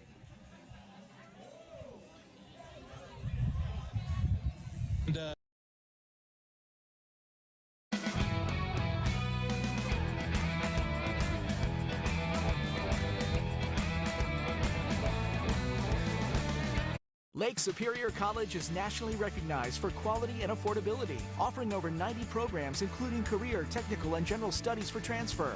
At LSC, you can start here, save thousands. Apply for free at lsc.edu. TNC Flooring Solutions. Showroom now open in Hermantown. Call the Duluth Injury Lawyers, Peterson, Sage, Graves, Lehman, and Moe to get the compensation you deserve. Now, as the country reopens with so much hope for a brighter summer, it's time to rise and shine. We're traveling to all 50 states. Celebrate GMA's Rise and Shine Tour. Your adventure starts here. css.edu/visit. City of Lakes Half Marathon, September 12th in Minneapolis, presented by Run Minnesota. Lake Superior College is nationally recognized for quality and affordability, offering over 90 programs including career, technical, and general studies for transfer. At LSC, you can start here, save thousands. Apply for free at lsc.edu.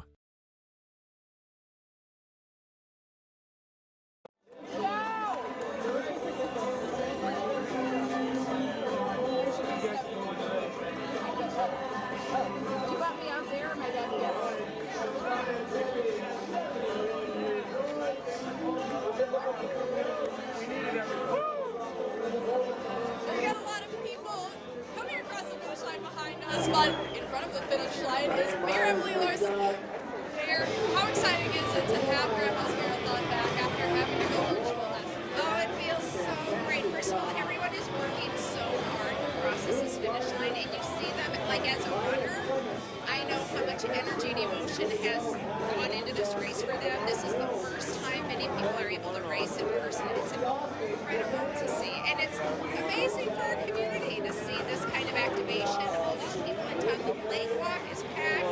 People are happy. It's awesome. Grandma's Marathon, 45 years, such a staple of Duluth, the Northland, Minnesota, the running community in general. How special is it to have it back here again? Oh, so last year, the fact that Grandma's was able to go virtual was really creative and dynamic and actually awesome. And as a runner, I loved it because I could do all the races and at different times. But there is just nothing like doing the race the day of. And for us, this is the official arrival that we have made it through something really, really hard. And that, the fact that this is still staged so people feel safe and healthy, there's plenty of space between people, it just feels wonderful. And I think it's a really encouraging sign to our business community that's really been working hard to stay afloat and be creative, that people are here. People will keep coming back. How does this reflect on the strengths not only of Grandma's Marathon, but also of the city? Yeah, absolutely. I mean, what's awesome about this race is that it's a community thing. So everyone's into it. People who are running. You're down here cheering. You're helping them prepare. You're playing music along the route. So it just says so much community pride for all of us. And I think for this entire community, it's a sigh of relief. It's a big sigh of relief. Absolutely, and you first got down here and you mentioned you were just so happy to see so many smiling faces, both across the finish line but also along the sidelines. Talk about what having a crowd means for this race. Well, it's a little strange, isn't it? I mean, just 6 weeks ago we were all masked up and staying apart, so there's a little bit of whiplash to go from that to being in a crowd. But, for me, as a mayor, it is so amazing to be in our city and to have all of these people who don't know me, I don't know them, they're happy. You're just watching people in an element. They're relaxed, they're excited, they're happy. It's beautiful. And to see just how excited people are to be here. I spent time on the lake walk this week just sitting and watching people. And I mean, to see everyone rediscover the joy of summer and racing and the lake, it's been spectacular. People may not know the behind-the-scenes work. There is a lot that goes into putting on Grandma's Marathon, but especially this year with so many changing precautions. Just talk a little bit about how this is happening. Yeah, that's right. Now, first of all, I'm just standing at the finish line today. I have the easiest job of anybody. Hundreds of hours, probably thousands, on our staff has gone in. I don't work for Grandma's Marathon. I can't speak to every single precaution. They certainly have been extraordinary and creative. From our vantage, we have hundreds of people who have been working the last few days, working overnight to ensure people's safety. We track everything because, post-Boston Marathon, there's a lot more safety precautions, and we're proud of that and happy about that. But yeah, even as a runner, I've never run this race as mayor because there's just too much going on. We have too many staff working hard. We have too many variables we're measuring, and it's important to be available and attend to each one of those. But, really, we're just standing here, but you can see how hard everyone's working today. Absolutely. And you are too, by the way. I'm also just standing at the finish line. Also the easiest job around, but you know what? We love it because we love to see everybody having such a wonderful time. Thank you so much for coming out. Maybe we'll get you to run. Maybe I'll run with you someday. Oh, that would be fun. Let's do it. Let's do it. We'll see. Yeah. We'll try. Well, thank you so much, Mayor, and have a wonderful rest of your day. Happy Grandmas. Happy Grandmas. And that is the best way to put it. Happy Grandma's Marathon, everybody. We've still got a bunch of half finishers coming through in about 40 minutes until the wheelchair finisher. But first, we're going to check in with Tara.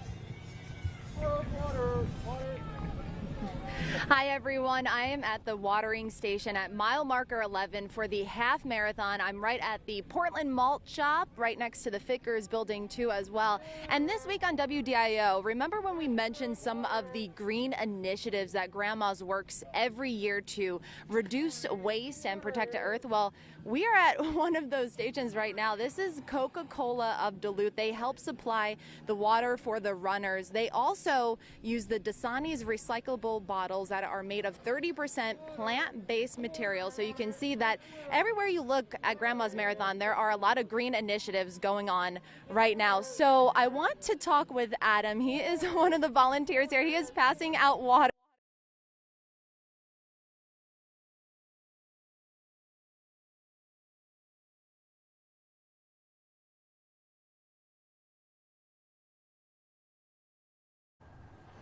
One of our key features is you get to run along Lake Superior, and we know it's a beautiful city and we want to help keep it that way.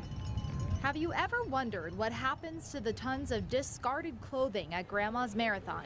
Or the unused food and leftover heat sheets? How about the finisher medals that go unclaimed?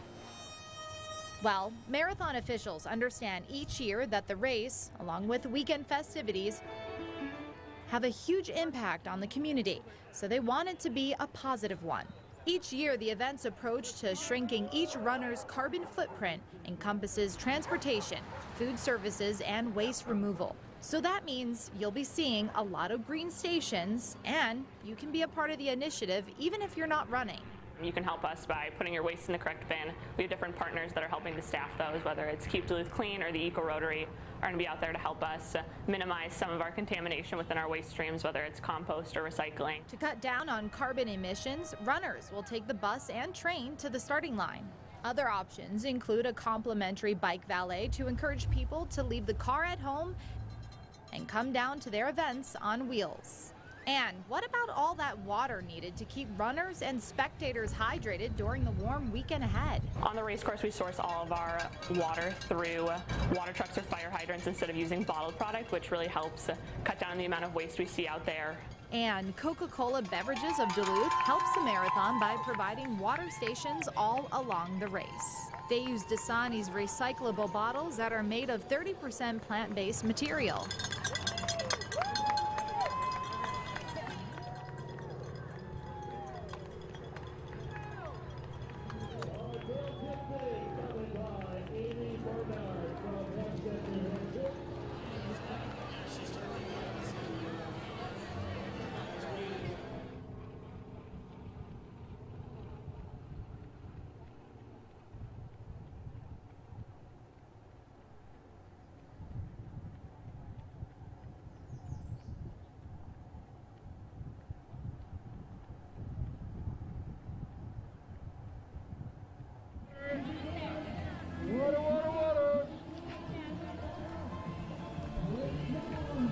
We'll go off tripod now. Water! Water! Water, water, water! Fresh fruit!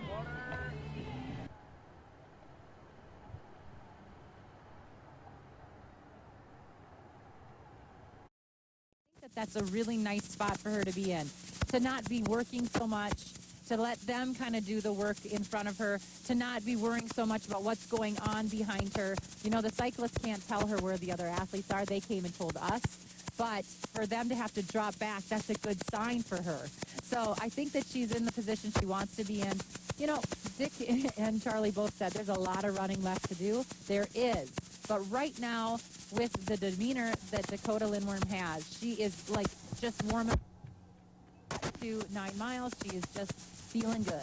It was interesting also when we were asking our lead cyclist to go back and find out where the second, third, and fourth place women's runners were. She actually said something to the two of us in the back here. She actually said hello and smiled and kind of almost gave us a hand gesture. So she's clearly very comfortable right now. Dakota Lindworm running right now, looking for that 2:28:10 that we talked about. So she's, like I said, not only is she setting a good pace, she's clearly enjoying herself at this stage of the race, just based on how she interacted with us even in that exchange. Exactly. You know, she's going through the fueling stations. She's coming up on mile 10, but she is feeling good, and I think that's the big thing. This is a beautiful day to run. You know, Matt, we are here, and there's some shade. The wind is calm, not like last night. It was calm and windy, and today's a really nice time. Now, we have had some downhill miles. We're starting to see a little bit of, you know, incline here and there, but I think that the athletes are really enjoying today. It's a beautiful time to run. Well, that's a nice course, and this is one of the things that Kelsey Bruce actually talked about, how beautiful the course is and how much she really enjoys it, because it, for the most part, is a pretty flat course, not too hilly. There is, of course, Lemon Drop Hill, which is infamous. That coming up about mile 22 or 23. That's, of course, up the ways a bit here, but pretty flat on this part of the course as well. We talked about Dakota Lindworm, 34:54 her 10K time so far here today, and right on 2:28 pace as you talked about. Her last mile, by the way, 5:39 as we come up on mile number 10 here. So she's running very well, and like I said, she looks very comfortable right now. We'll see if any of the trail group of Goldring, Montgomery, and also Bruce can push her as we move on here. Like you said, there's a lot of race left to go, but still, Dakota Lindworm, your leader here, the native of Eagan, Minnesota, looking to win the Grandma's Marathon, be the second Minnesota woman to ever do so. Wow, it would be pretty amazing. You know, she's had a tough year. She lost her mom to cancer this year, but her mom was the one that really nudged her into this sport. Indeed, she knew she was a great hockey player, and that is undeniable, but her mom said, you know what, I think you should try out this running thing. It will help your hockey. And she unfortunately lost her life to cancer this year, but they were really tight. And she did say, Dakota is a substitute teacher, and she did get laid off, and she said it was almost a blessing in disguise because she had more time with her mom. And you know that she's running with her mom today, and she's thinking about that. So here we are. We're coming up on mile 10, and this is where it starts to be, you know, you start to get into race mode. You know, you've put those early miles behind you, and you start thinking. And when that thinking goes on, that's when you know you got to really start thinking strategy, where you're going to get your fueling, who's around you, and what that pace is. So the first 10 miles been very comfortable so far from Dakota Lindworm. Again, that trail group, though, of Katja Goldring, Mikhail Montgomery, and also Kelsey Bruce, a ways back. We don't know exactly how far. They're guessing probably a couple minutes, 3 minutes maybe behind her. But right now, Dakota Lindworm, the native of Eagan, Minnesota, started out fast, and she continues to lead here as we hit into double digits as far as miles elapsed here in this race. And with that being the case, again, we will send it right back to the finish line. Mark Moret and Stacey James. All right, thank you very much, Matt and Carrie, as we're back here in Canal Park, and Chris Allen has a very important Duluth dignitary.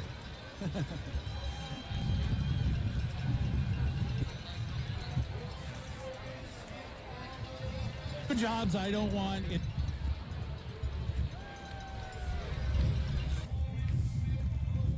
Well, a little technical difficulty with that interview. We will get back to it.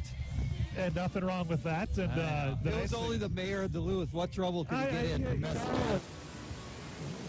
Problems, you know, that sometimes need to be tended to. That making sure an interview is ready to go. She's being dragged in many directions, which is just fine, as one would expect. It's an awfully big event for her, and as well as the entire city of Duluth. So no issues with that whatsoever. But we do want to give a little bit of an update as well with the men's wheelchair division, as they will be coming into Canal Park probably in the next 10 or 15 minutes at the half marathon. At last check, it was John Boy Smith with a lead of about a minute and a half over Callum Hall at a large group.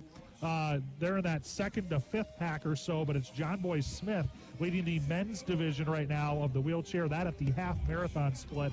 They're a little bit closer to Canal Park already than that, but definitely something to look forward to as well. And man, it really is weather impressive. Person on any TV station and mayor. Look at what's crossing the finish line now. Is that even legal? Are those moon boots? The old bouncy shoes. Moon boots? That seems to be performance enhancing. I would say so. I would have to say as we go through there. So definitely, like we said, a lot of interesting looks. And yeah, moon boots, that's by far the first time I have definitely seen that down here, which is great to see. So I thought I saw Grandma wagging her finger at him like, no. Exactly. So that's not too terrible. I'll tell you, we're going to take a quick break. Come back with more from Canal Park. You're listening to the 2021 Grandma's Marathon, presented by Kohler Toyota, St. Croix Casino, and Qdoba on the Northland Fan, 106.5 FM and 560 AM.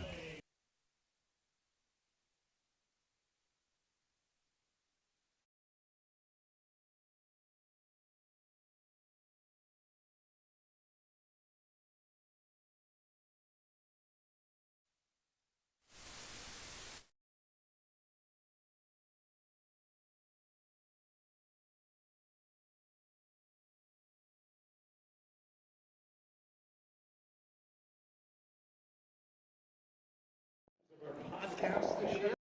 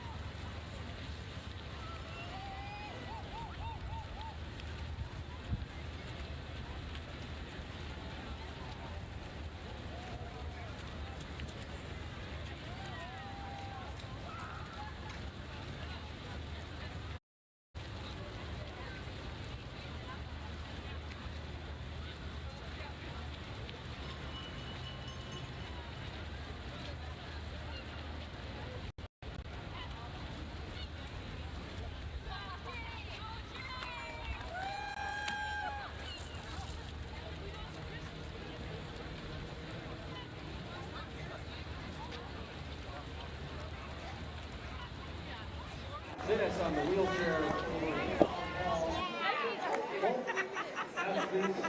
Both wheels are 12 feet written and anticipated time of 1:24.49 as they'll be going uphill at 11 o'clock. All right, welcome back to the finish line of Grandma's Marathon. We have plenty of half marathon finishers coming in on our right side. And then as you can see, there are actually the orange cones that are marking off where the wheeler finishers will be coming in. We're expecting them around the 9 o'clock hour, just after the 9 o'clock hour, I should say. But we do have full results now for our half marathon, and Mohammed Herezi, who Alicia Tipke interviewed earlier, we did see him cross the finish line first. He is your men's half marathon finisher. He's from Philadelphia. He finished with a time of 1:04:14. Following him was David Fitzmaurice of New York.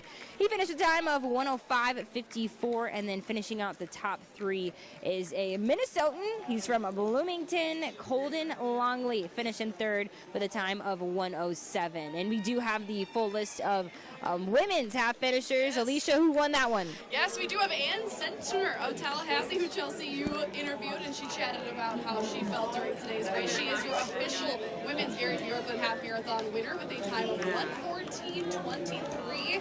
Coming in second place is Sarah David from Chicago with a time of 1:16:45. And in third is a Minnesotan, Kimberly Warner from Minneapolis. Took a time of 1:17:00. And actually, the three of the top five finishers from Minnesota, Minneapolis, St. Louis Park, and Rochester. So some great representation in this top field in the women's Gary Bjorklund half marathon. Absolutely. And we've been checking in with the full marathon. That got started around 7:45 this morning, and we have kind of seen packs form. But we did get a chance to talk to some of these elite runners that are in the top pack right now. We'll start on the men's side. CJ Albertson, who is from Fresno, California. I thought that was fun. This is his very first Grandma's Marathon. He's making his debut after finishing 7th place at the 2020 U.S. Olympic Marathon Trials. Now get this, when we were talking with CJ, he's also a cross-country coach at Clovis Community College, but he has broken the 50-kilometer world record by 1 minute and 8 seconds. That's a lot. That's a lot of time as a runner. He actually ran it at his high school, which is a very special moment for him, but he is a world record holder. He ran just his first marathon 2 years ago at the age of 25, and in that Two Cities Fresno Marathon, not to be confused with the Twin Cities, the Two Cities. He took first, but he also qualified for the Olympic trials, so that's where he just finished up his last race.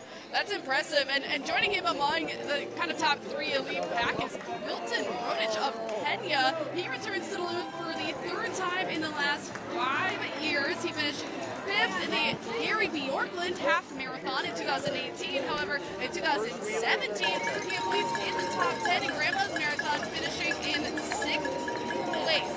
So he is really hunting for that top 5 finish. But right now, he's in the top 3.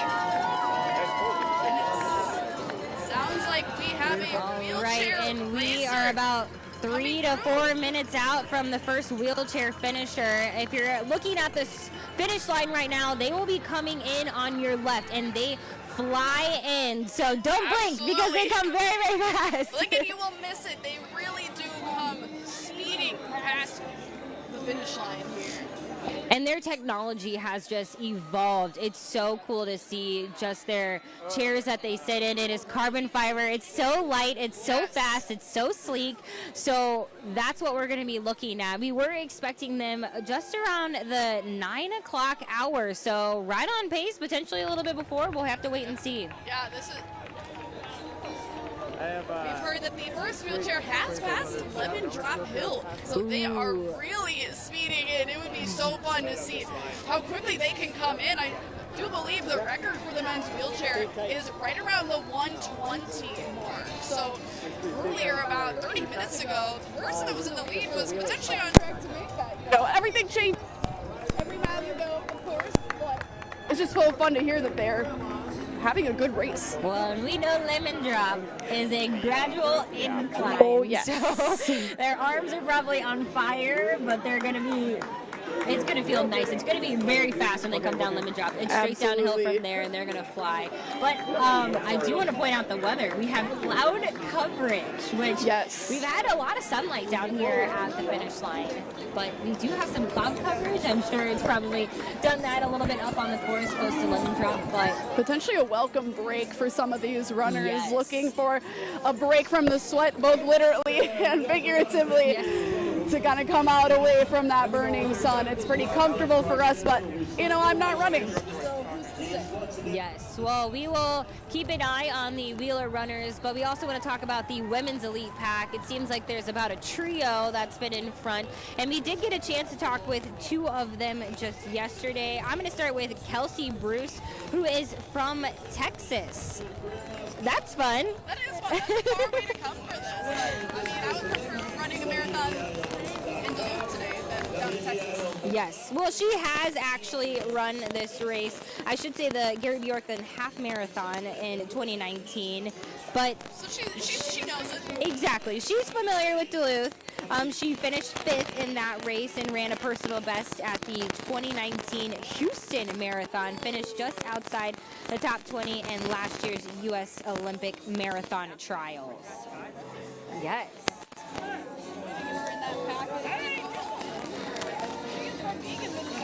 Way to go! Come on, hometown girl here. It aims to be the first Minnesota to win Manitoba this in 19.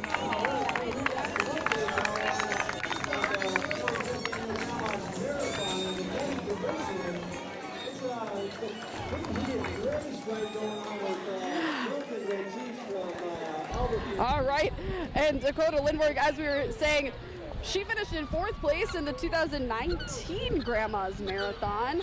So she's hunting for another great finish today, and she had done the marathon project in Arizona, as we had mentioned earlier in this broadcast. She did the flat course, basically loops around, and she's looking forward to kind of a faster course at Grandma's, and she was the 2019 Minnesota Runner of the Year, so pretty impressive. Absolutely. Going back to a little bit on Kelsey, too. They were both, actually Kelsey and Dakota were both part of that marathon project that took place in Arizona. Very cool, just experience for them to get in a lot of miles.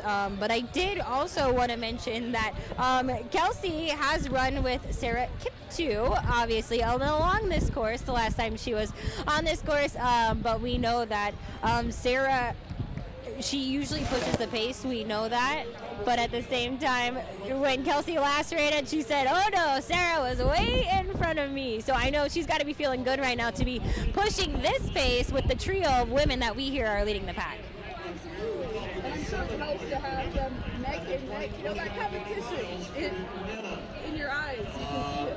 Just when you see someone in your rear view, kind of pushes you to keep going. I know, but this is definitely favorable weather for them right now. I mean, and that's fun. I think, you know, every runner has their different strategy, and when you run this course, you kind of know when you want to kick it into gear, and it'll be interesting to see who separates and when they separate, if they won't separate, and they might just have to fight it all along the stretch here, so that should be pretty fun. That's true, and Sarah Kiptoo had added she didn't want to change her strategy this year, so that's absolutely right. Changing strategy might do her well in the long run. Yes. She's a little older, she said, so she doesn't know if she can push the pace, but that's kind of expected. At the same time, though,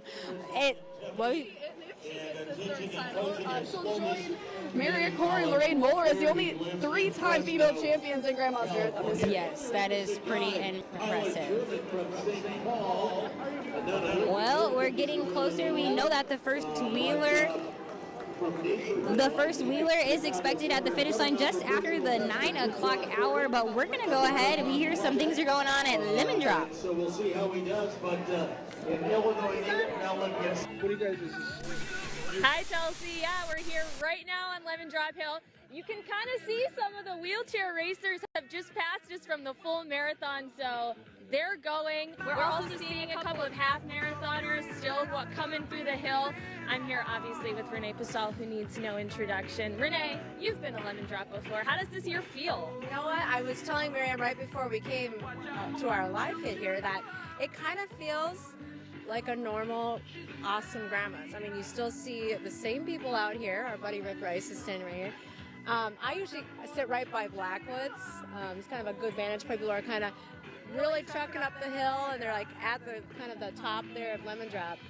And so it's really felt pretty normal. Same smiling faces, maybe not as many smiles towards the top of the hill because they're tired, but you still, actually I felt like there were more spectators for a little while here at this particular spot.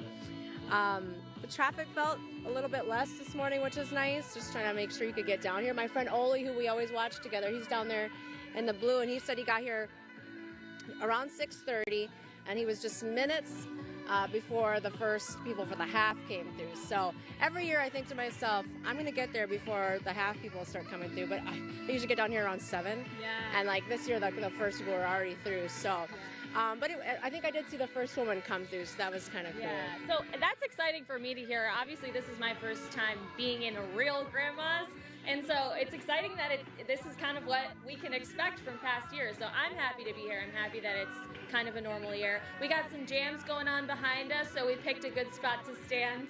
Bagpipes a little further up, so it's gonna be fun. We're waiting to see those lead runners come through. Should be in a couple 20 or so minutes now, so we're excited. We can't wait, and yeah, we'll be back with more updates in just a bit. Chelsea? All right, thanks guys. Welcome to your first marathon, Miriam. This isn't our first rodeo though. This is well, you can't count 2019, I guess, but 5th. It would be 5th overall. I guess my 1.5. I was here for most of 2019. So, but that one was fresh. That one was brand new. So it's very fun to be here at the finish line with you. I was kind of down by the 5th Avenue turn as they were coming, as racers were coming around that turn. It was fun to see them take that. It's kind of a sharp turn, and especially with the wheelchair athletes, as we were saying, who are on their way to this finish line, to watch them really lean their bodies into that turn and show the skill that they have in order to do that. It's mostly a straight course, but a few things like that could really change your game. Well, and I think the thing for anyone who has run in Grandma's Marathon, when you come to a wheeler, that they love this course. It's a fast course. They absolutely love it. And when they're talking to just other athletes in the field, you know, they talk about Grandma's Marathon and they say, if you want to get a fast time, go to Duluth because it's a fast course. That's part of why it makes it so much fun. You just get to really put on the gas, see what you can really, really do on this course. And it's so fun to watch everyone do it. And we've talked about how conditions usually need to be favorable for them. I know when we were talking with one of the wheeler athletes just yesterday that they looked favorable. The weather was nice. It wasn't too hot. There was going to be a slight breeze, nothing big like 2019. But the conditions obviously helped in. You don't want to run into a wind, and it's just going to slow you down. Yeah, especially if you're trying to wheel into that wind and it would really be pushing you backwards. Like he had mentioned a couple that sometimes that you're really fighting. You're getting close to the end, and then the lake breeze comes off, and it's trying to push you backwards, and that's the last thing you want when you're that close to being done. Absolutely. And what I've learned about this race is that usually after lemon drop, that's when they start to separate. That's when they kind of start to make their move because they know that there is not a lot of course left to go. So it's now or never. And then especially on that final corner is so fast for them. But that's when they truly make their move, and it's really, I mean, you have to see it for your own eyes. They come in so fast. It is. It's going to be great once we get the first couple across the line here in probably about, we can guess 10 minutes maybe. Yeah, that could be. But steady flow, of course, to our right of the half marathoners. Yeah. Very happy and healthy runners, I have to say. Everybody looks great. In that time in 2:34.0. And it sounds like we've got some action over at Lemon Drop Hill. We'll go see what's going on there. She really wants to come back and win this race and aims to be.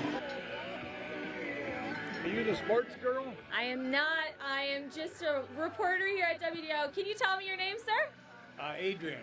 Adrian. Okay, Adrian, can you tell me who you're here to cheer on? Or are you just here to cheer on any runners or someone special? Well, my son-in-law is doing his first full Grandma's Marathon, and so we're here for that. And plus, we just like to, watch everybody.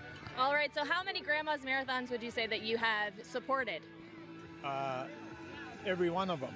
Wow. So this is not your first time seeing all the festivities take place? No, I ran myself years ago, and oh, really? So you just ran one marathon in the past? yes, one was enough. I think one would be enough for me as well. Maybe, yeah. So what's your favorite part about Grandma's Marathon weekend in Duluth? Well, I think, I mean everything, I like being on Lemon Drop Hill here, and I also like to go down to the finish line and then the festivities after, and just the whole the whole thing is great. Yeah, it's pretty unique that we get to host something so great in this town. So is there any advice you want to give as a former runner to any of the runners today? Just have fun out there and, you know, be smart about your running. That's the number one thing. Is your son-in-law excited to be running today, or was he a little nervous, do you know? I think a little bit of both, and you know, once you start and get a couple miles in, it's just then you get in the groove of the run and keep going. And yeah, absolutely. Well, thanks so much. You can see some more wheelchair racers coming through here.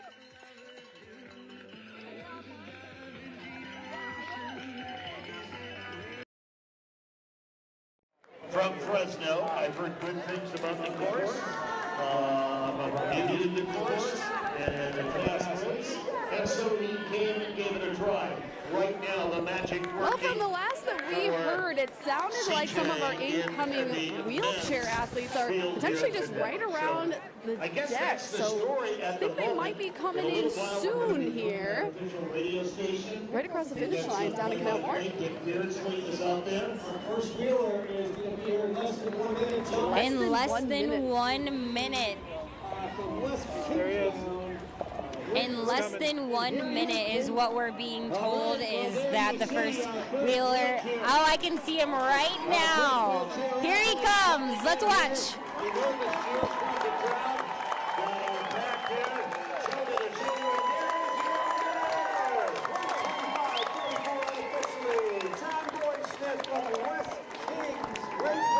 And that was John Boy Smith, your Grandma's Marathon male wheelchair winner.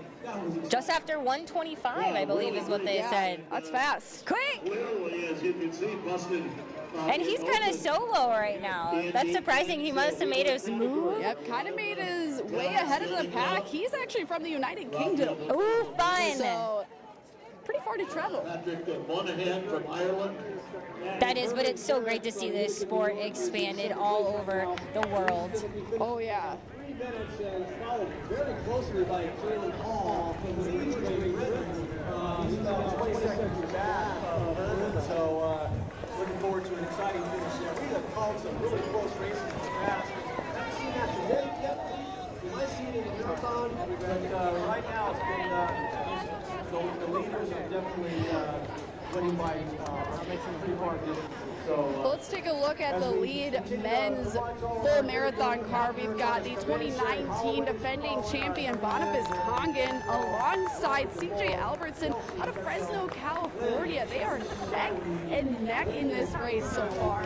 At about the 3 hour mark. Not 3 hours, that's ridiculous. Guys, don't listen to me. No, that's the wrong clock. This clock. Look at the right clock. That's 1 hour and 27 minutes for our full marathon. Oh, that's a fun duo, though, to be racing, especially because they chatted with each other just yesterday at the elite press conference that we were at. And they knew, kind of looking at each other, that this was their competition, this is who they're going to face. But that's very fun. And it's great to hear that Boniface is back on top. Obviously, I know they don't say or they admit that they have the pressure of, you know, repeating as champion, but they have to. Yes. They absolutely have to feel it. And his story last year was so unique just because, you know, it took us a while to figure out who he was. He wasn't a part of the elite field. We obviously know who he is this time around. But then CJ Albertson, I think he's just impressive. I mean, 25 years old, you run your first marathon. At 27, he's here trying to win Grandma's Marathon. And it sounds right up there with them is Tyler German of St. Paul, Minnesota. And he's aiming to become the first Minnesotan to win the marathon since Dick Beardsley. Never heard of him. Never heard of him. He doesn't do radio.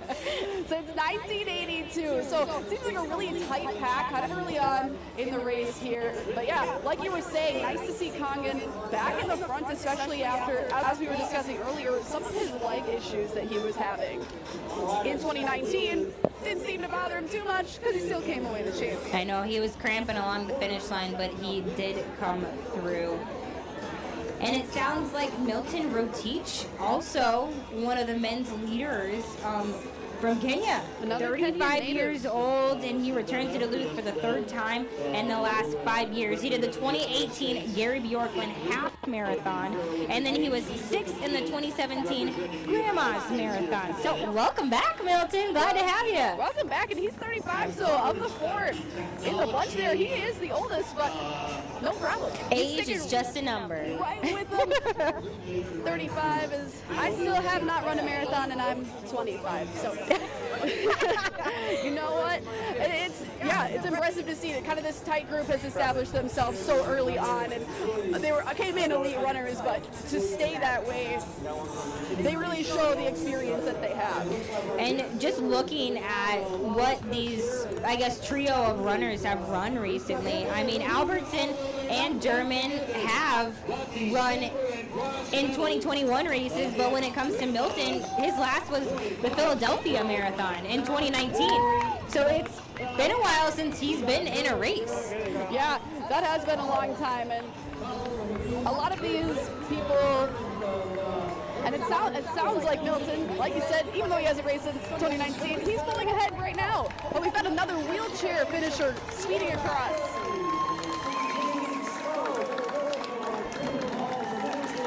So probably about a 5-minute difference, and then we also have, just another one right on top. 1, 2, 3. That is the third wheeler finisher to come through the finish line. They were seconds apart, those two, but probably 5 minutes away from the top finisher, which you said from the UK. Just want to repeat his name one more yes, time. for our top men's wheelchair finisher was John Boy Smith from the United Kingdom, 31 years of age, and we just had two more, like you said, come in. They were seconds apart, but John Boy had a pretty substantial victory. Yes, he did. He absolutely did.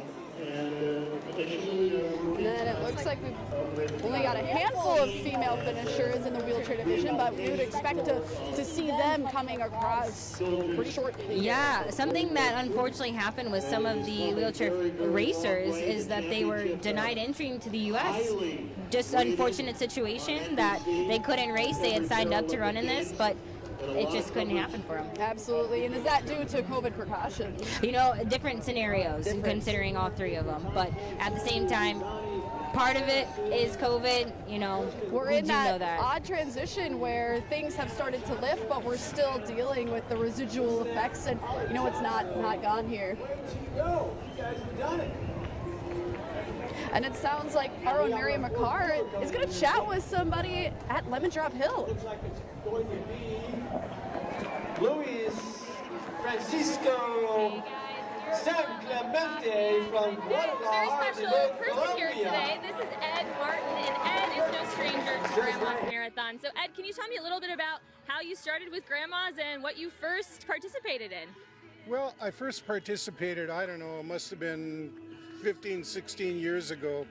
I'm a cyclist, I ride bicycle, and I'm a member of the Velo Duluth Club, and I always tried to get on, but I had, if you ride lead bike, you have the right to do it again next year, and so I finally got my slot open, and so it's been about 15 or 16 years, and I would ride the lead cyclist in front of either the men or the women. The fastest cyclists need to be for the wheelchairs because they fly, and it's just, well, I've gotten up a little bit in years there, so I passed the torch on to other people, but for being a cyclist, this is one fun ride. If you can imagine riding a bicycle from Two Harbors down here to the canal and having the road open to your whole self, to yourself, and in front of these world-class runners, and it's just a fun thing. So today, you're no longer lead cycling, but you still like to be a part of Grandma's. So how do you participate today? Well, I'm called the captain of that. So what I do is I just arrange all the riders and coordinate it and who does what and how and when, and a lot of planning goes into it. So I do that for fun.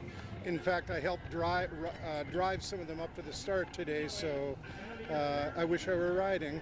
I mean, I still ride a lot, but for some reasons I better not do this anymore. So what makes Grandma's so special besides the scenic views like you were mentioning? Why is this such a special race to cycle and just to be a part of? Oh, it's just you get the road to yourself. There's no traffic to deal with. You've got it all barricaded. The road is open. You go in front of these world-class runners, either in front of the women or the men, and it's just astonishing. If the lead bike ever drops back to ride along next to these world-class runners, all you can hear is them breathe. Their feet make no sound. Everybody else is clomp, clomp, clomp, but these people, they're just incredible athletes. And just, I don't know, the whole thing, bands going, music going on, the crowds cheering. It's a fun thing, and basically you get to ride from Two Harbors to here with zero traffic to worry about. Yeah, how unique is that? Fun. It's a lot of fun. So are you excited that it's back in action kind of in full swing this year compared to last year? Absolutely, yeah. Of course, with the pandemic, they had to close it, so this is new. So new again. So happy to be a part of it, even though I'm not riding. Wish I were, but. Well, it looks like you'll still be a part of it for years to come, Ed. So thank you so much for being with us, Ed. Thanks for your time. Thank you. All right, and we saw some more men's cyclists just pass us in the next couple minutes. And, that time's coming near. We're hoping to see some men's top finishers coming up soon here. So we'll keep you posted for that. Chelsea? All right, thanks so much, Miriam. We have seen 6 men wheelchair finishers come through. We are still awaiting the first female finisher, though. Yes, we are. There should, as of race time, there were 3 female wheelchair athletes still hanging out, waiting to see when they'll come across the finish line. One of our men's finishers was the 2007 Grandma's Marathon champion, Rafael Botello Jimenez. He has crossed the finish line for the men. And yeah, one of the 6 so far. Yes. So a good field this early on. Yes, still awaiting the first female, though. Like Alicia said, there are 3. One from the U.S., Mexico, and then Brazil. So all over the place. And I think it's the age range for these. We have a 24-year-old, and it ranges to a 48-year-old, which That's is impressive. crazy. It's going to be awesome. I can't wait to see who comes across the finish line first. Personally, I'm very excited. I know. And as you were mentioning earlier, Chelsea, kind of how Champaign, Urbana, that area of Illinois is really a great place for these athletes to grow this skill. And we've got Jenna Fesmeyer out of Champaign, Yes. one of the elite Grandma's wheelchair female athletes. Yes, she's the youngest, just 24 years old, but she finished 4th in her Grandma's Marathon debut, which was back in 2019. Great year for those racers. Absolutely, that was a great year. She posted a personal best time. Great year for her, great year for everybody. Yes. A lot of the elite athletes. 2019 was a great year. Yes. Yep, that year she posted a personal best time, 1:37:02, just her 3rd ever attempt at the marathon distance. So thanks for coming to Duluth to do that. That's impressive. Jenna, we appreciate it. Yes, thank you. And speaking of coming to Duluth for that, we've got people from Brazil. We got competitors from Mexico in the women's division race. So they came a long way. Yes. Vanessa Cristina de Souza, Brazil. That is another female wheeler racer, just 31 years old. And after winning the 2020 Zurich Seville Marathon, time of 1:40, she was chosen as the America's Paralympic Committee's Athlete of the Month for February of 2020. Now, she's making her Grandma's Marathon debut this June. That's wonderful. And we've got kind of a fun finish in the half marathon here. We've got an 84-year-old walking across, full strength. It's a great finish. People were there to meet her at the end, but she finished on her own. We'll have the next wheelchair athlete coming up. And this is James Sabetta wheeling in right now on our left. We chatted with him. Time of about 1:38:17. Oh, I loved his paisley top. He had a nice racing uniform on. I really enjoyed the colors there. We chatted with him yesterday. He was very thankful to be back here in Duluth, running Grandma's.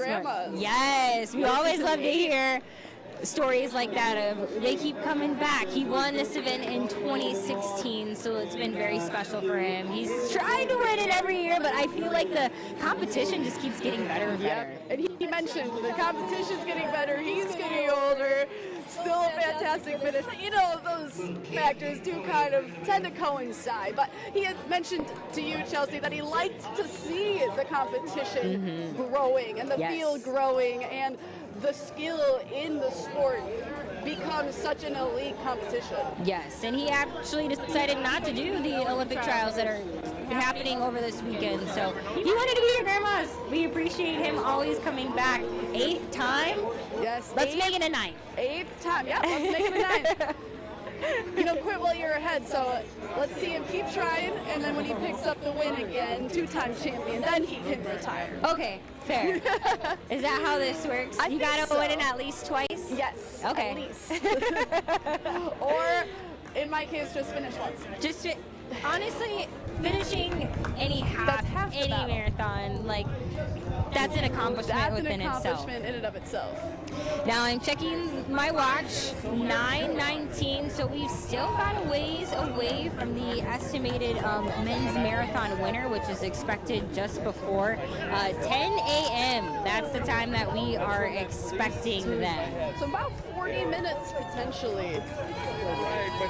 We have heard that the lead is past Brighton Beach. Ooh, that's a scenic route. That would be nice. At least that would keep me going as I'm running for hours, because for me it would be hours and hours. I get to see some beautiful sights along the way. I just saw a fellow Hawkeye cross the finish line. Go Hawks! Oh, yes. For those of you listening, our own Chelsea Brown is a Iowa Hawkeye fan.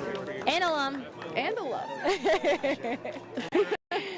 They're at mile 19 right now. Oh, it's been fun to watch everyone cross the finish line. We got high fives, we've got woos, we've got jumps at the finish line, which I don't know if I'd have enough energy to do so. Yes. But leap across. Oh, we got a thumbs up too. Yes. Nothing but smiles. Love to see it. A couple more wheelchairs. Yes, our coming 8th, across. our 9th, one after the other. Yes.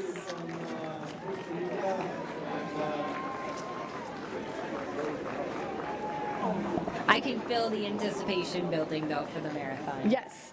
It just got quiet I for a second. did. I think for the first time since we got here, everyone's kind of waiting already, even though we're a little bit out still. They can't wait. Yes, we still have plenty of time.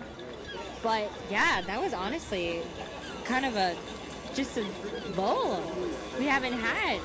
But we're going to go ahead and take a quick break here at the finish line. We're going to go ahead and check in with the elite cars on the course. Him smile. That's certainly a good sign. Yeah, that's a good sign for him and a bad sign for CJ and Tyler that we crossed the Leicester River and he just high-fived another guy. Yeah. And it's interesting, CJ Albertson we're talking about from Fresno, California, early in the race, up on the North Shore as you encounter spectators here and there, people in their lawn chairs. He was great about waving to people. I mean, very, again, smiling CJ Albertson. He was very friendly. But I noticed he went through the sort of high five zone where Milton took the high five, and he was all business at this point.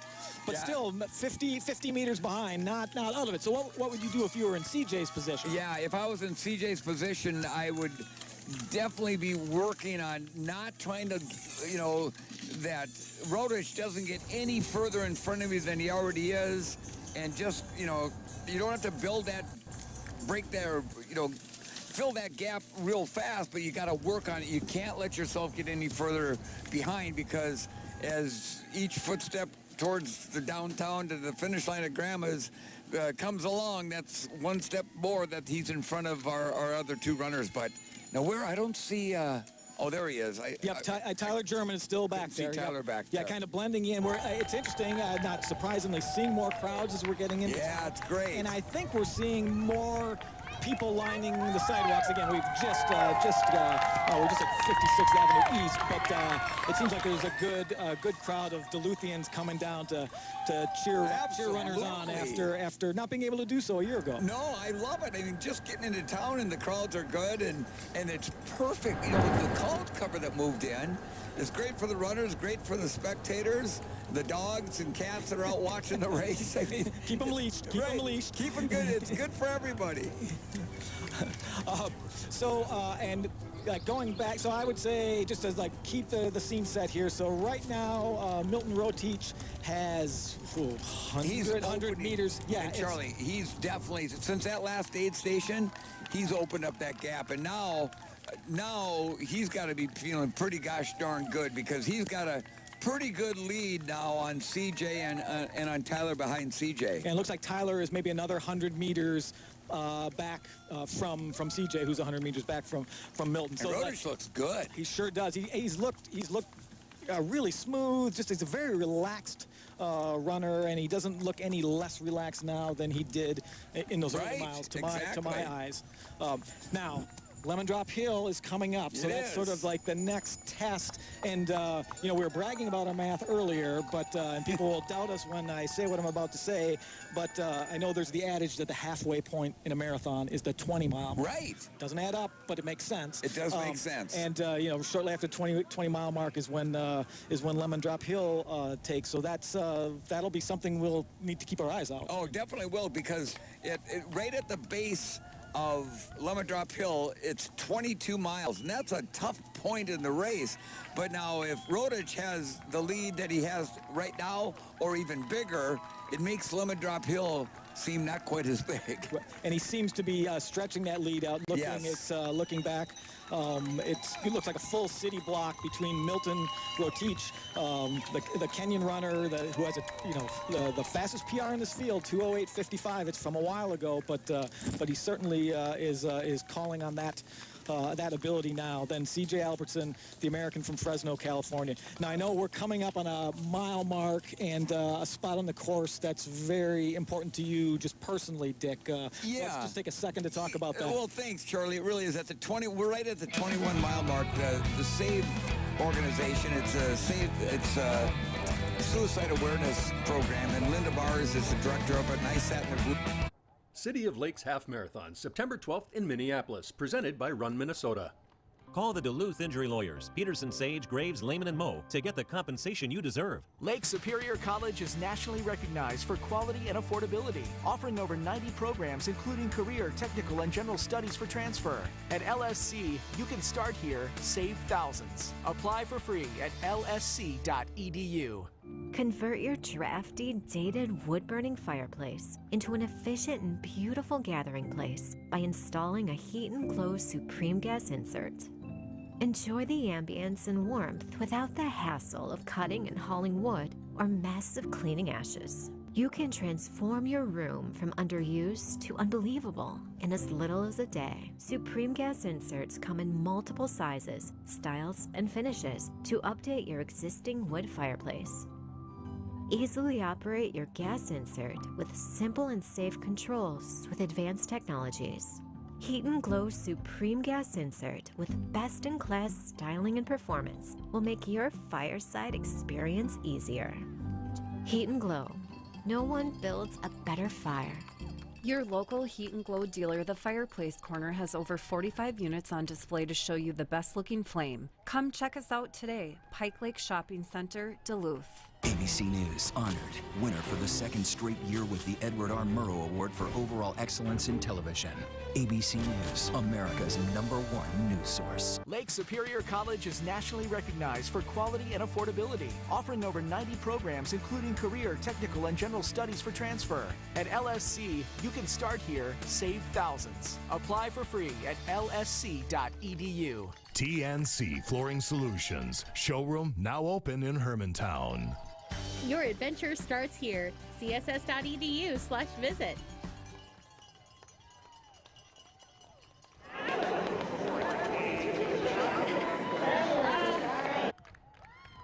Right, here comes Katie Hadlocker from Two Harbors and Holly Road.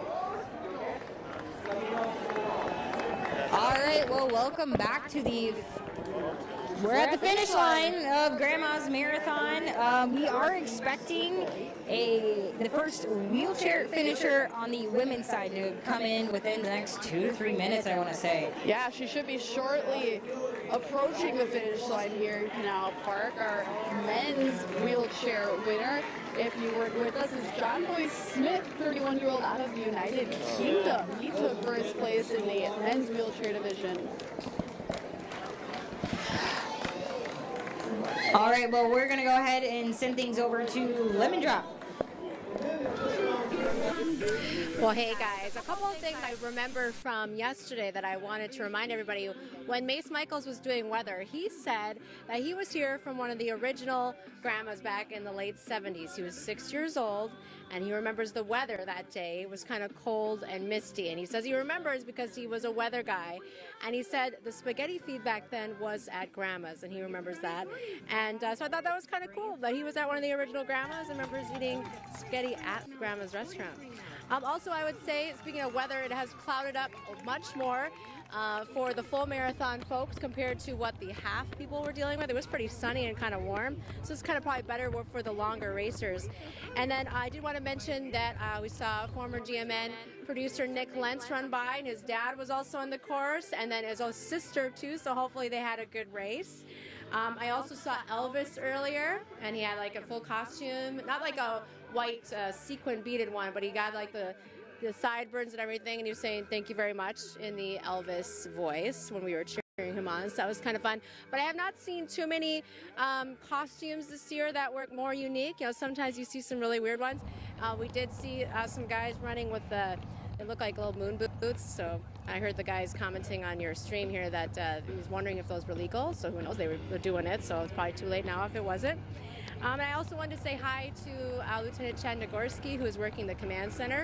We did an interview yesterday with Public Safety. He said that they really actually appreciate the stream because they can see what is going on the race course, which is kind of cool. So I hope you're having a good day. And hi to the chief as well, Kerjay, I hear he's hanging out there.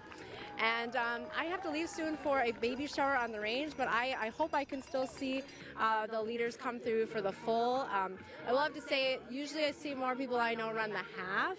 So I think a lot of friends do the half, and maybe more out-of-towners do the full, or maybe I just don't know as many people who run the full. But anyway, it's been a great time here, and hopefully everyone's having a good time watching the race everywhere else. We are having a wonderful time down here at the finish line. And oh my goodness, look at the cloud coverage now. It almost feels like it might rain. I know, this is a huge shift from when these races started a few hours ago. The sun was shining. I didn't see a single cloud in the sky. No, I was squinting. Yeah.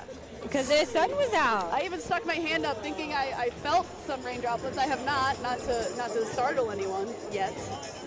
And once again, we are probably minutes out from the first wheelchair finisher on the female side. There are 3 athletes that are competing in that division. We do know that she has the leader, I guess you could say, has crossed London Road. So she'll be here shortly. Should be rolling across pretty quickly. And we've heard for the men's lead car for the full marathon, that's nearing Lemon Drop Hill, which we've talked about that a few times. That's the doozy of this course, no matter which way you're competing. Nope. No matter what course you run, it's always brutal, to put it simply. Absolutely. But that means they're getting close. I know Renee was saying that she was nervous she might not see him. I think she'll get close to it. And it sounded like Milton Rotich was kind of pulling away the last time we had checked in. Milton Rotich of Kenya was kind of the leader of the pack at last check for the men's poll. Maybe he's made his move already and he's hoping to hold off the rest of the competition. Maybe that trio of gentlemen that were leading the pack, maybe they're waiting to make their move later on. But it should be a fun, interesting race. But yes, Milton Rotich, which would mean we would have a new Grandma's Marathon champion. That's always so fun. I mean, you love to see the repeats, but it's always fun to see a brand new champion, because then there's a good chance they'll come back too. 29 seconds ahead. Sounds like the lead he's got right now. Wow. Yeah. So kind of pulling away. There's a lot of track left. A lot of course left. Well, we'll see if he holds on to that. We got Uncle Sam crossing the finish line right now. Wave, everyone. See Uncle Sam. Hi, Uncle Sam. He's crossing the finish line of the half marathon. The socks, the hat, the suspenders. I'm loving. Oh, the fanny pack. Yes. I'm loving it. We were. The other part of our broadcast was talking about seeing costumes, and I love to see the costumes. And this is so fun. Get all dressed up, run a marathon. The bow tie. It's the bow tie. Yes, for me. I was gonna say suspenders, bow tie, glasses. He is decked out in red, white, and blue. Even his shoes are red. I like it. That's coordination. Oh my goodness, and he has something to hold his water. Yes. A little koozie A on nice his American flag fanny pack. That's wonderful. This is great. Oh, I love the enthusiasm. I love the costumes. All right. And we're looking here at Lemon Drop Hill. I believe that's where the elite men are going to be approaching soon. Yes, sounds like Milton is approaching. Milton Rotich is approaching that Lemon Drop area. So we should see him shortly, unless things evolve. And that could always happen. We know it does. Still a couple miles out, so excited to see who comes across first. And we'll go ahead and hear from our radio partners on what's happening up there. Having something to look forward to. There's no doubt about that. So again, Dakota Lindworm in control of the women's race. We're going to take a quick break and head back to the men's vehicle for an update there. But first, you're listening to the 2021 Grandma's Marathon, presented by Kohler Toyota, St. Croix Casino, and Qdoba on the Northland Fan, 106.5 FM and 560 AM.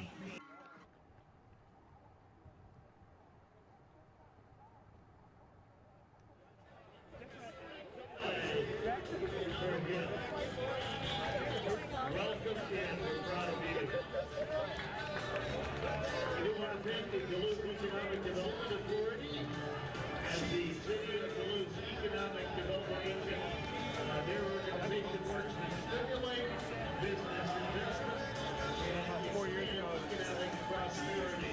Grow the local tax base. Thank you. Duluth Economic Development Authority.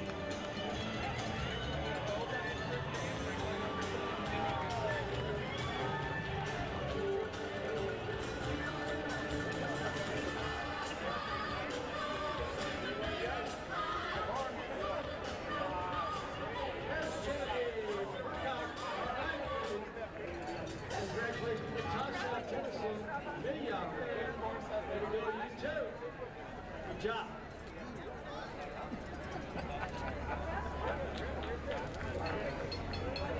Grandma. Very nice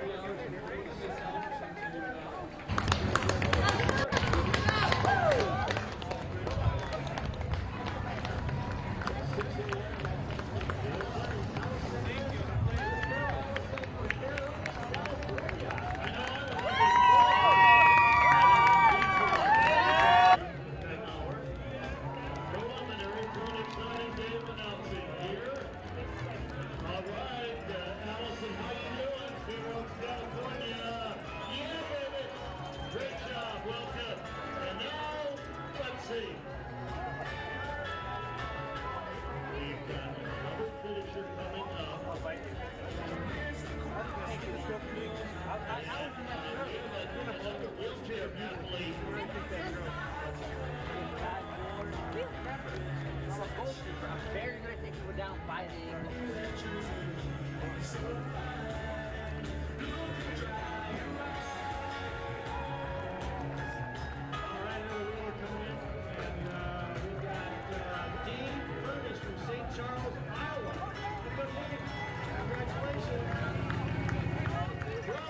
Yeah, we're ready. All right, we're on Lemon Drop Hill, and you can see the lead bikers are coming up, which only means one thing: the men's lead racer is following shortly behind. We can see him coming up, and he looks like he's running strong. It's almost like he hasn't been running a marathon all day. Wow, he is flying. Lead cars are coming, and there he is right there running. And spectators are going crazy. There's our lead racer, Rodig. Oh, he's going. And with that, you can see our men's lead racer has just passed Lemon Drop Hill in the home stretch now. We're hoping to see some more racers come through sometime soon. Chelsea, Alicia, how's it looking at the finish? It's gotten a little quieter here. It was a pretty steady flow for quite a while on both sides with the half marathon and the wheelchairers, but we're still waiting on our first female finisher in the wheelchair division. Yeah, it's been hard to, tell. We've been told about 4 minutes, but we're being told that she's passing Vickers, so she should be here soon. On her way. It's blind. We don't know who it is, but we'll find out here at the finish line. That's half the fun, right? We get to discover along with all of you who the champion is going to be. It really has quieted down, just like we said. The overcast right now is incredible. Absolutely. I have to imagine that the marathoners are enjoying this. Yeah, especially at this time. I feel like this would be perfect weather for this point in their race. Yep. They're about 2 hours in for the full marathon, a little over 3:40 for the half. So kind of a nice break from the sun. We had 64 degrees. I mean, that's nice. Oh, yeah. For the middle of June. That's what we call a perfect Duluth day. Yes, it is. The air-conditioned city, we're feeling it. Not too much. Yep, we don't need air up here. No. Some weeks we do. Maybe 2 weeks out of the year. We're warm inside from all the happiness at the finish line. And we stay inside of the winter. Yes. I'm just kidding. Oh, they got a sprint to the finish there. Sprint to the finish. I love it. The energy. Yes, lots of energy still. Oh, and another duo sprinted it out saying, I'm going to beat you this time. Yes, I would. I would have to just, same time, but I would get that little bit of victory there. Oh, and the high fives, they did it. Oh, I love that moment for everyone when you just, you did it, you have a big smile, and you're just like, I completed it. When we were off at Lemon Drop 3, friends crossed the finish line, all holding hands, and the champion lift there, and it's just a fun moment to share with everybody. All right, welcome in. Well, I do want to point out that Grandma has flowers in her hand. We see banners getting ready, which means only one thing. Yes, it does. Finisher is near. It's all happened so fast. The day goes by very fast. There's so much happening. Oh, we got a very animated couple right here. Hop to the finish. Hop to the finish. I like that. So much energy still at the finish line. Yes. Good. Enough for a couple fist bumps.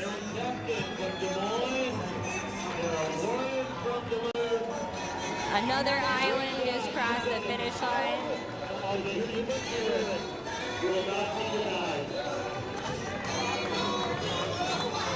We hear there's progress made on the marathon. Yeah, 21st and London Road. It sounds like we've got some leaders out there.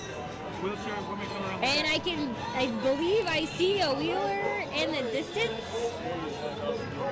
All right. Wheelchair winner, female division, coming around the deck.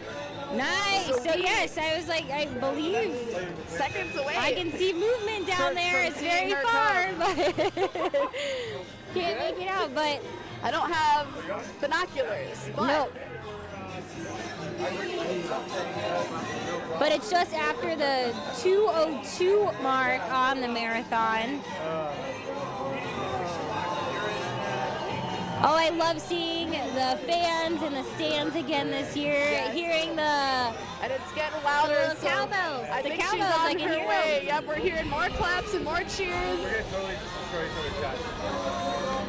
It is great to see so many faces and cheering for people you don't even know just because it's fun.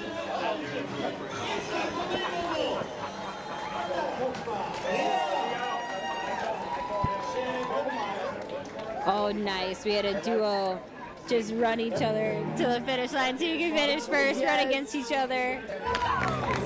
So much smiles.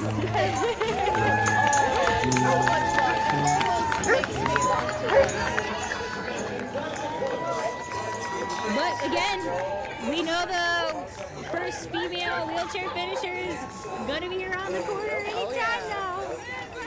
Probably mere seconds away from creeping into our viewpoint here in Canal Park at the finish line. And so now a lot of these lead athletes can think, oh, this guy might 3 mile shed now, he's got a big lead, and there's no, you know, he's not going to set any records today time-wise, so there's no need to really push. Just going to relax, enjoy these last 3 miles with today's crowds that are out here on the streets and the Duluth sharing all these runners. Yeah, we were commenting today, we think we're seeing bigger crowds out here, and crowds are always great at athletes when they get into town, but it seems like more people have come down the hill this year, you know, because it was no marathon last year, because of all these 4,000 marathoners starting with Milton Ortiz, and all the spectators themselves have gone through. People just want to get out and see that, wow, we're back. Maybe not to normal yet, but we're back doing the things that we enjoy doing and getting out there and enjoying the great outdoors. And like we've said since the get-go, it started out as a perfect morning for the runners and the spectators, and it's gotten even better now with this cloud cover, especially for the athletes that are out there running.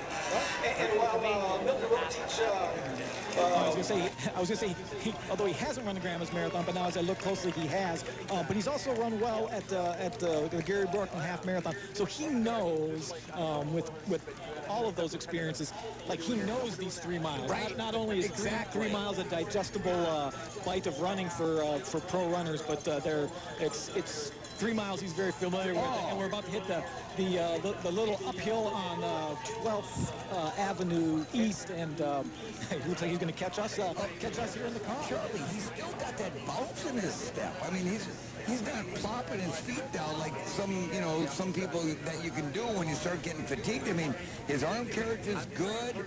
He's got pop up in his legs, and man, this has got to be a good feeling for him. Right, yeah.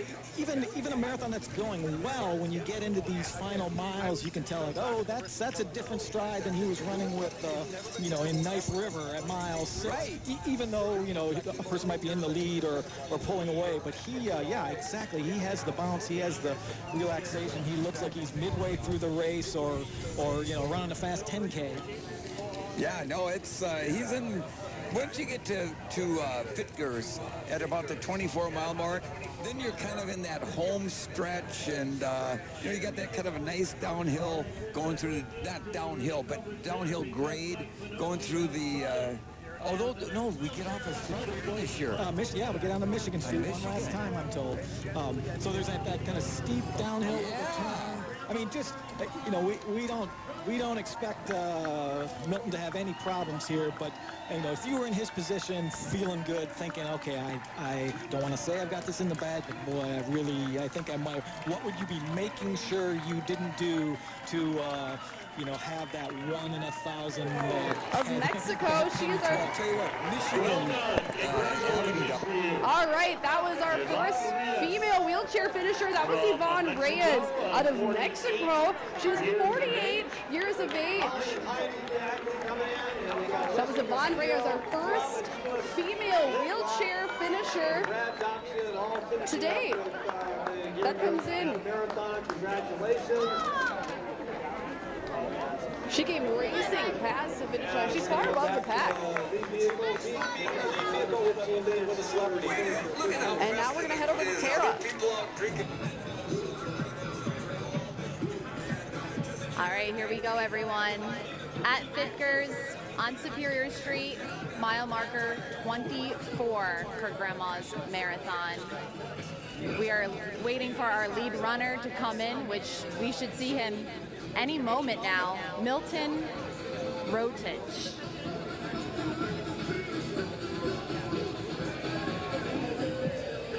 You can see everyone's really excited. They're jumping up and down, clapping.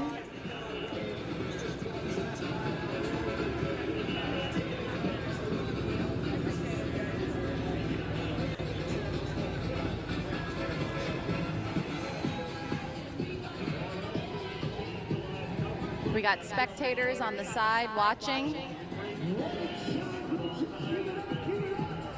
Here we go. There he is in the distance, in the orange. He's running alone right now. No runners in front of him, no runners behind him. Milton Rotich. He's running strong.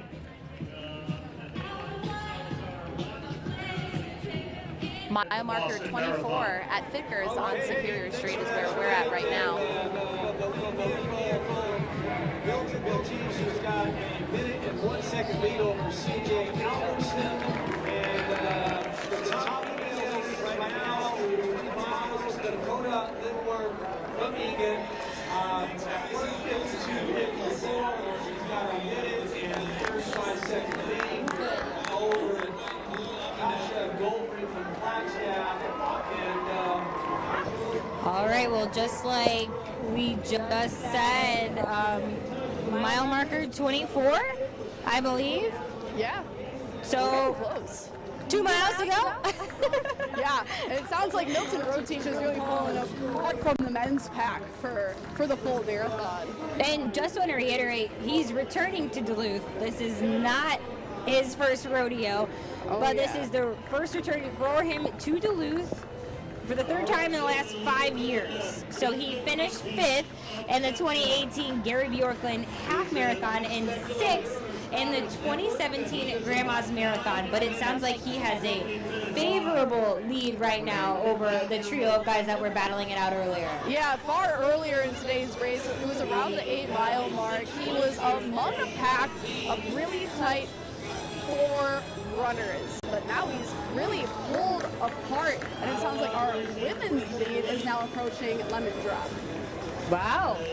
So they're kind of coming right up on the men's heels themselves. There was also a trio of women battling it out, so it'll be fun to see who reaches Lemon Drop first. Absolutely. But it just becomes a waiting game at this point. Yes, and now we've swapped the clocks. I was going to say, we've just gotten to that point in the race where we have switched over from having the wheelchair course on the left and the half marathon course on the right. Now we have the half marathon course on the left and the full marathon on the right, and that is because we are shortly anticipating some marathon finishers. Yes, and we're at 2:04 on the clock right now. We're at 2:04 on the clock. Now, Milton's personal best was back in 2013. He ran a 2:08 in the Costa Blanca Marathon. And it sounds like he's a whole minute ahead. Wow, so he's made some ground, it sounds like. Yeah. Can we check At this point, it's his race. It is his race to lose, and I don't mean that in a bad way, but, you know, it's probably the pressure adding on him to say, like, hey, I just got to run my race. I can't look back. I got to keep going. I got to just focus on what's ahead and not behind. Yep, just think about him, run his own race. Don't even worry about the other people at this point. A minute lead, a 60-second lead in a race like this, that's huge. That is really huge, and I'm just curious. I mean, our eyes aren't everywhere, but I know we have cameras everywhere, so I'm curious to see where he really pushed and made his move at. Where did he really surge ahead, and how is he looking now? Yes, sounds like he's looking very strong, which is great to hear. Hopefully he crosses the finish line looking strong as well. Absolutely. Remember the scene from Boniface Congate where he had to kind of pull over, pour some water on his Achilles heel, kind of not take a break necessarily, but was visibly struggling near the end. Took the championship, but I wonder how Rotich is doing out there today. Yeah, when it came to Boniface, he really had to fight off that lower body injury that he was dealing with. It sounded like just maybe cramping too, wasn't helping it out.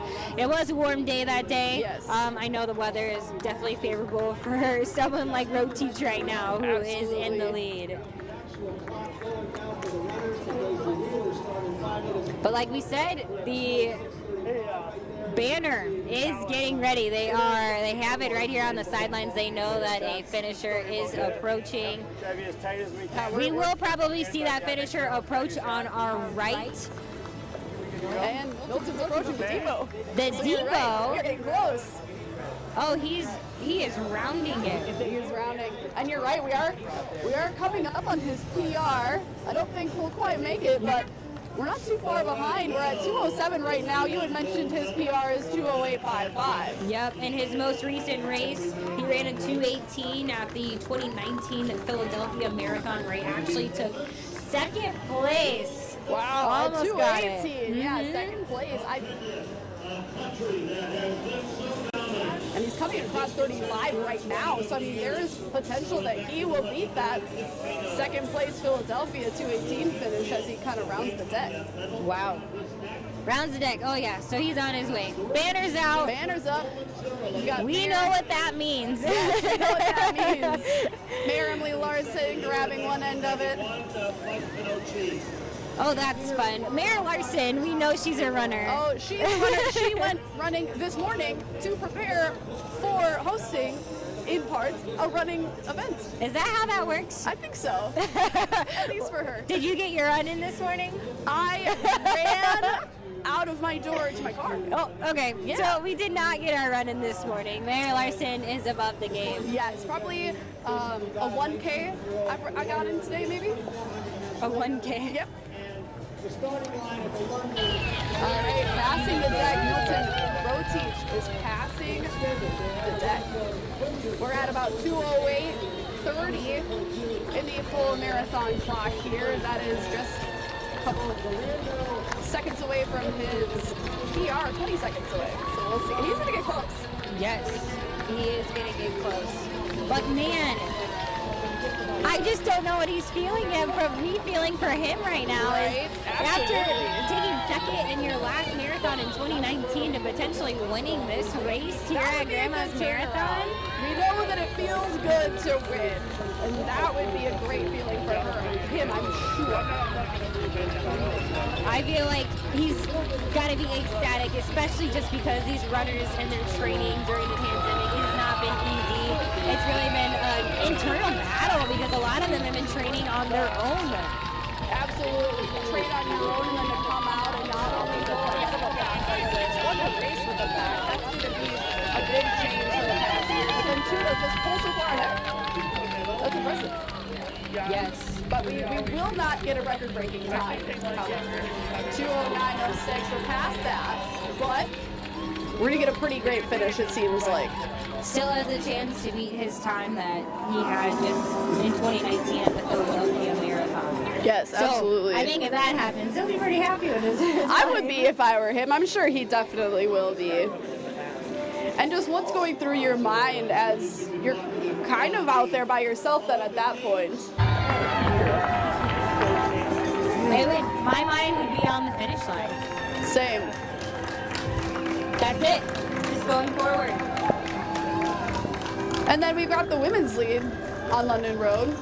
Oh, we do. So not long after we see our first couple men, it could potentially be Dakota Lindworm, who she's leading the pack for the women. So ooh, that's a big deal, though. Yeah, Minnesota. That would be fun. That would be fun to have her be the first Minnesota winner since it was in the late 80s, I believe, for the women's division. That's a huge deal. We'll see how that race shapes we'll keep out, an eye on her. We're Absolutely. minutes away right now from the full marathon men's finish. We are ready. Yes. Just waiting to see who it is. And I love this sidelines. Right. You can't see it right now, but everyone has their phones out right now. They're ready to get a glimpse of whoever it is, a video, of the whatnot. 45th annual Grandma's Marathon champion. People are lining up the fences, leaning over.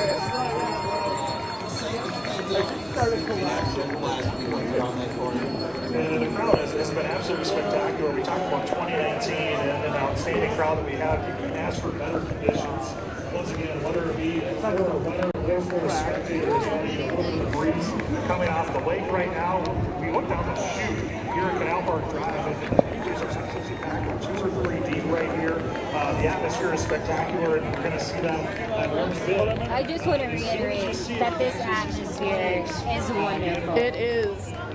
And it is wonderful to see so many faces. It's so wonderful. So Alex, are you going to shoot for State Fair this year? Right now we're checking in on the women's lead. Oh yeah, I gotta figure that out. Dakota Lindworm. Yeah.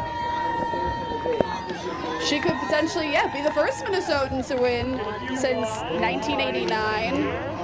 I will use my D60 converted to We do have another wheelchair athlete rolling into the finish area as well. All right, Mike Minotti, here we go.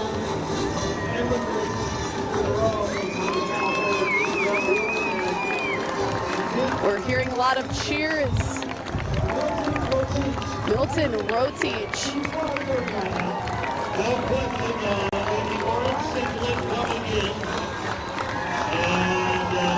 Based on these cheers. Runner inside. We are expecting this is the Milton Rotich in his cap and his orange. Yes, we do see a Kenyan flag flying, and we do see Milton Rotich. Look at that kick right now. He looks fantastic. Look at that stride. Absolutely still gassing it to the finish line. Milton Rotich. And there he crosses the finish line. Your 2021 Grandma's Marathon champion. 2:13:03. Oh, wow. He looks strong crossing the finish line. Absolutely not tired at all. It didn't look like. No. It didn't look like at all the way he was striding across the finish line. Did he run 26 miles? Right? Or I feel like he can keep going. Galloping across 6 miles. Oh, it seemed wow. 26 miles. And it looks like he beat out CJ Albertson by just over a minute. And we're told that he trains in Albuquerque, New Mexico. That's a different climate than up here. Oh, absolutely. Then all right, and we can see our second men's marathon finisher approaching the finish line now. Coming up here right now, CJ Albertson, hometown friend. our man from Fresno, California, CJ Albertson, coming in second place behind Boniface Congan. Excuse me, not Boniface Congan. Milton Rotich. Milton Rotich is your winner, and then CJ Albertson is your second place men's finisher. He too looks so strong. He did point to his calf. Yep. I'm wondering if he had some. He was holding some his pain going left on in calf there. a little bit. Rotich still looks very relaxed. Albertson in good spirits besides potentially a calf issue. Yes. Yeah, as soon as he crossed the finish line, he was really pointing to his calf area, maybe his hamstring too. He is taking his shoes off. Yep. He's done. He's done. He's ready. His socks, his shoes, and his shirt match, however. So the green, it's wonderful. Yes. And I love Rotich in the orange. Yep. He seems easy like to spot him. He seems like he is doing very well after just over a 2:13 marathon. Oh yeah. Oh, yeah. He was very calm, very collected. Well, he's solo now. All right, well, it's just a beautiful sight to see our runners come down here in the Canal Park. We have standing up across by third place in the 45th Grandma's Marathon right now, and there is fourth place, not far over his shoulder.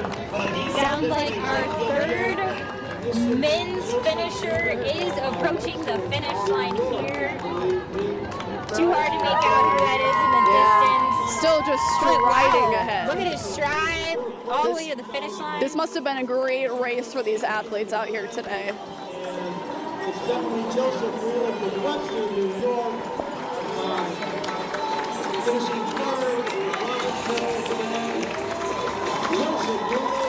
Believe that is Joseph Whalen of Webster, New York, Yes. taking third place in this 45th Grandma's Marathon. He's a two-time Grandma's Marathon participant. He took fourth place and seventh place, so I'm pretty sure he's happy about a third. Oh, I'm sure, and it's fun to see it here taking fourth place. Tyler German of St. Paul, Minnesota, hometown boy. He was a three-time Grandma's Marathon participant. He took 12th, then 11th, then 10th, and now fourth place. Wow, So- yes, he said it feels like a hometown race, even though he is from the Twin Cities. Absolutely. It's always nice to come up to Duluth and run in this race. And here is our 5th male finisher.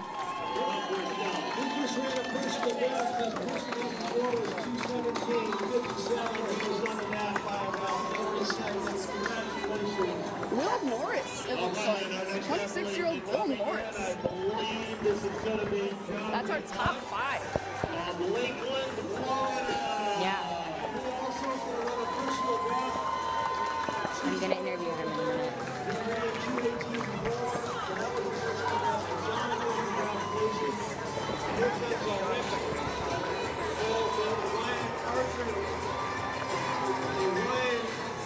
Hello. Congratulations. Thank you. We're going to be right here. All right. All right. Well, thanks for joining us here at the finish line. And I am here with the 2021 Grandma's Marathon champion, Milton Rotich. Tell me, how are you feeling right now? I feel so good, yeah. Yeah, it's been like 7 years, the last time I won a marathon, so I feel like I'm back. Yes. Yeah. How was your training, especially during the pandemic? Oh, it was a bit difficult because there's a time we were told you don't have to train as a group, you have to train individually. But without no rest last year, I had a lot of ample time to prepare. Yeah. Absolutely. Yeah. It sounds like there is about a trio, 3 men that were running at one point, but then you broke off from the pack. When did you make your move? I didn't make any move because there was a guy who made the first move, so I maintained my pace, which I was comfortable. And then at some point he started falling back, so I maintained my pace and continued. So I maintained my constant pace then. Yeah. When you were solo, when you broke off, what were you thinking? What was going through your head at the time? I was thinking like maybe they'll close the cup again. So I was just keen to maintain the pace and increase a little bit, especially in hills. I'm good in hills, so I knew they would not cross the cup. Yeah. Yeah. Why do you run Grandma's Marathon? Why did you decide to run it again this year? This was the first race that my manager managed to suggest me. Yeah, so the one I was supposed to run in March was cancelled, so this one was the immediate one. Yeah. And do you have any more races planned this year? Maybe I'm planning to race in December.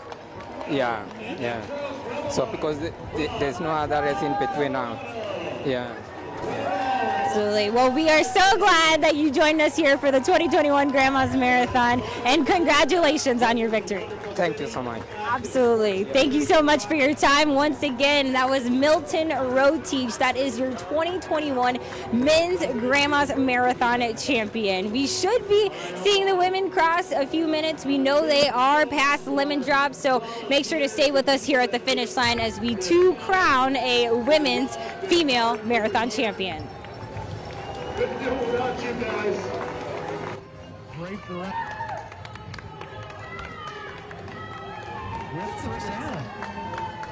Chris, take it away. Congratulations, first of all. What'd you think of the course? It seemed to play well for you. Yeah, but because I don't like running in loops. This one, my best result. Yeah. Was this your plan, or did you kind of settle in later? Yeah, my plan was to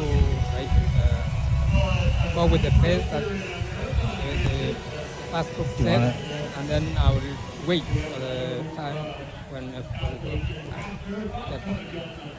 At one point, it looked like you were just playing with everybody.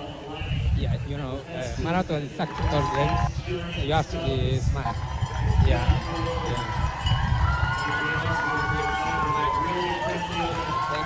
All right, back to you guys. All right, showing off the flag proudly as he ends the interview. He had a chance to talk with the TV, now talking with us. We certainly appreciate his time again. Milton Rotich, unofficially 2:13:03. He has won his first ever Grandma's Marathon. We're going to take a quick break. We'll check back with the end of the women's marathon after this. You're listening to the 2021 Grandma's Marathon presented by Kohler Toyota, St. Croix Casino in Qdoba on the Northland Fan, 106.5 FM and 560 AM.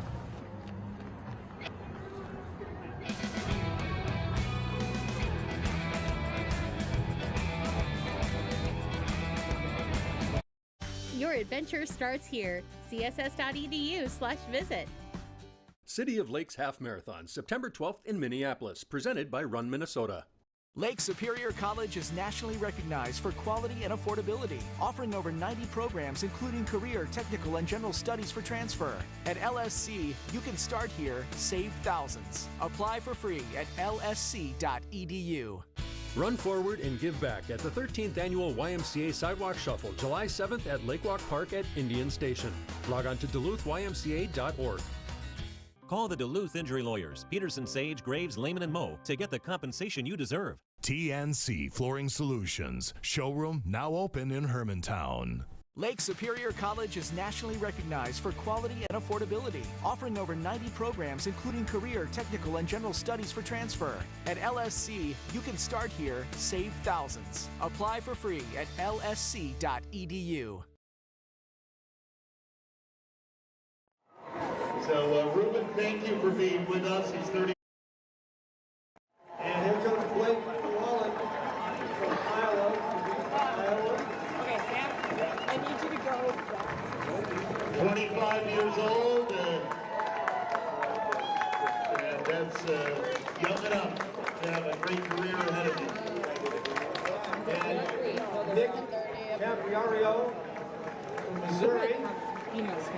Out of KC, I do believe.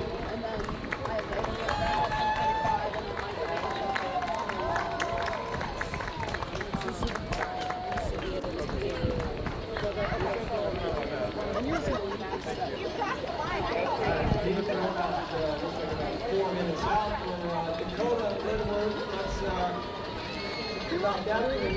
Here. Obviously from Indiana, Minnesota.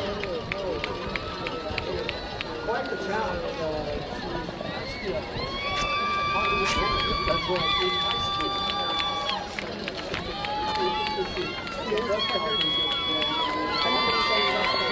There's probably not too many quartets you can draw between hockey and business. They're quite different sports. Nonetheless, she did it very well. She's a delightful young lady. We really enjoyed talking to her. She's smiling, really positive, and hopefully. Her mindset was very much growth mindset. She was thinking about run around, she trained, and then was going to happen. Yep.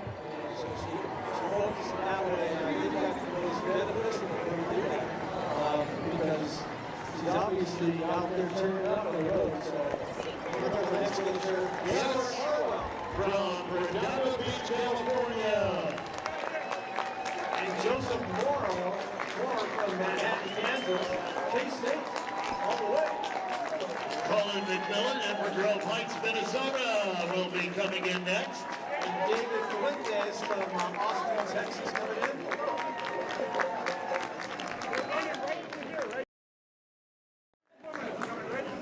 All right. Dakota's about 2:45 out. Anticipated to run 2:28:41. And her goal yesterday, she was hoping to win and to run 2:28. So, I mean, perfect storm to fly for. So we'll see what happens here as it unfolds over the next few minutes. Yeah, and Dakota Lindbergh, who we've talked about quite a bit, the leading woman, just 26 years of age. And Mike, here is our next marathon champion coming up, if you will. And this is, I believe, this is Mohammed Bata. Yeah, Mohammed was one of the early leaders. And 28 was she was like welcome to the finish line. 28 is what she was hoping Mohammed, from Ethiopia originally, living in St. Paul, just 21 years of age, Mike. Another half marathoner coming in, Gene Black from Renshaw, Minnesota. A few others here too. Gene race for her, and I'm really proud of her. What a tough year to lose your mom, and she was very tight with her, but she is celebrating her today and just celebrating this awesome win. So bravo, Dakota, way to go. So Dakota Lindworm, on your way to becoming the 2021 Grandma's Marathon Women's Champion here as she heads down to the finish line, and with that we will turn it over to Mark and Stacy at the finish line. Outstanding. Thank you very much once again, Matt Johnson and Carrie Tolson. And again, Dakota Lindworm, we've mentioned it before, becoming the first Minnesota woman to win Grandma's Marathon since 1989. It's hard to even believe that. Unbelievable stuff. You talk about the 26-year-old not even being alive when Janice Klecker won that back in 1989. Not only that, but again, we did have one faster time. And again, that was Jen Hauk back in 2011 with a time of 2:33. She's going to break the mark of a Minnesota woman by nearly 5 minutes. It'll be a little over 4 minutes and change. Here But she Dakota comes. Lindworm heading down the chute. And with that, let's head once again for the finish. Peter Graves and Michael Panocci. Lindworm. She's coming.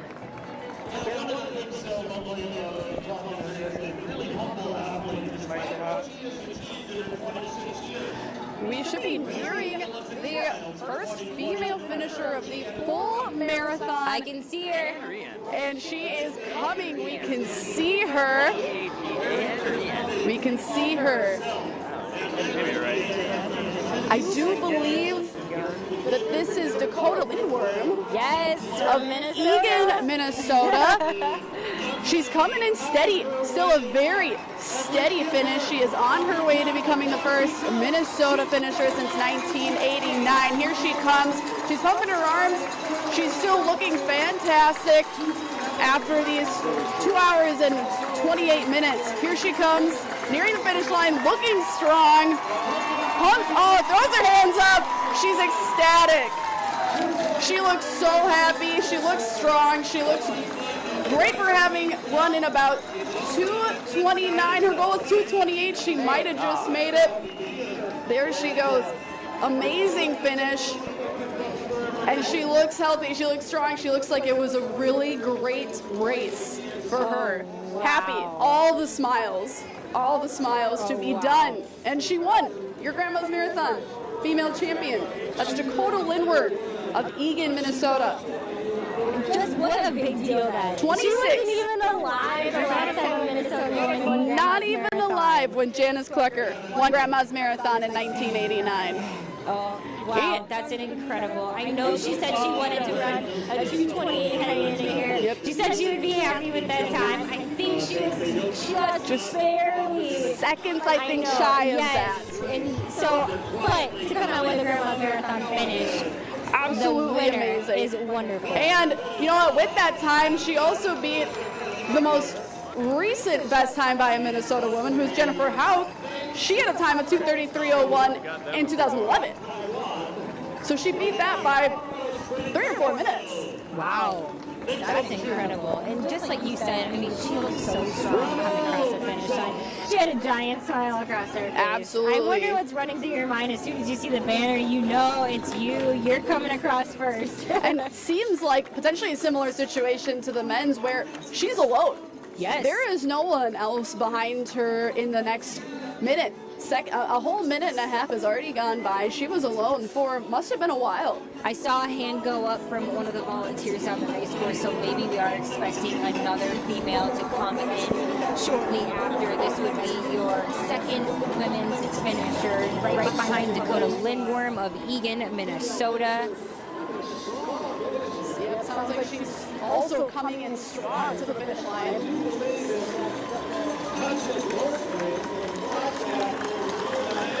And we believe this is Katja Goldring of Flagstaff, Arizona, powering to the finish line. Oh, Your yeah. second Look place at that finisher, finish. Katja Goldring coming in with a time of just over 2:31 and a half, just about. Holding her knees a little bit, but otherwise she looks happy coming across. She looked strong coming across. Potentially a similar issue, a little bit of a calf, possibly. She's holding on to that. But overall, she's just 30 years old.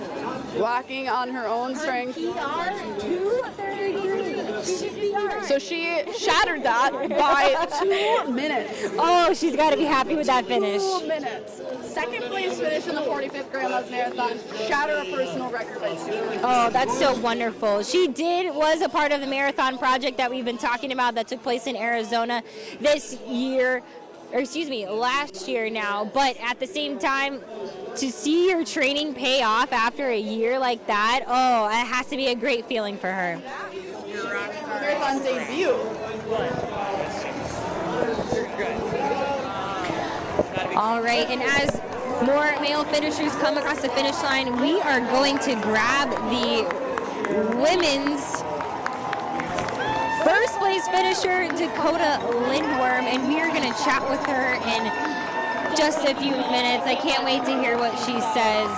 I'm sure she is ecstatic. Oh!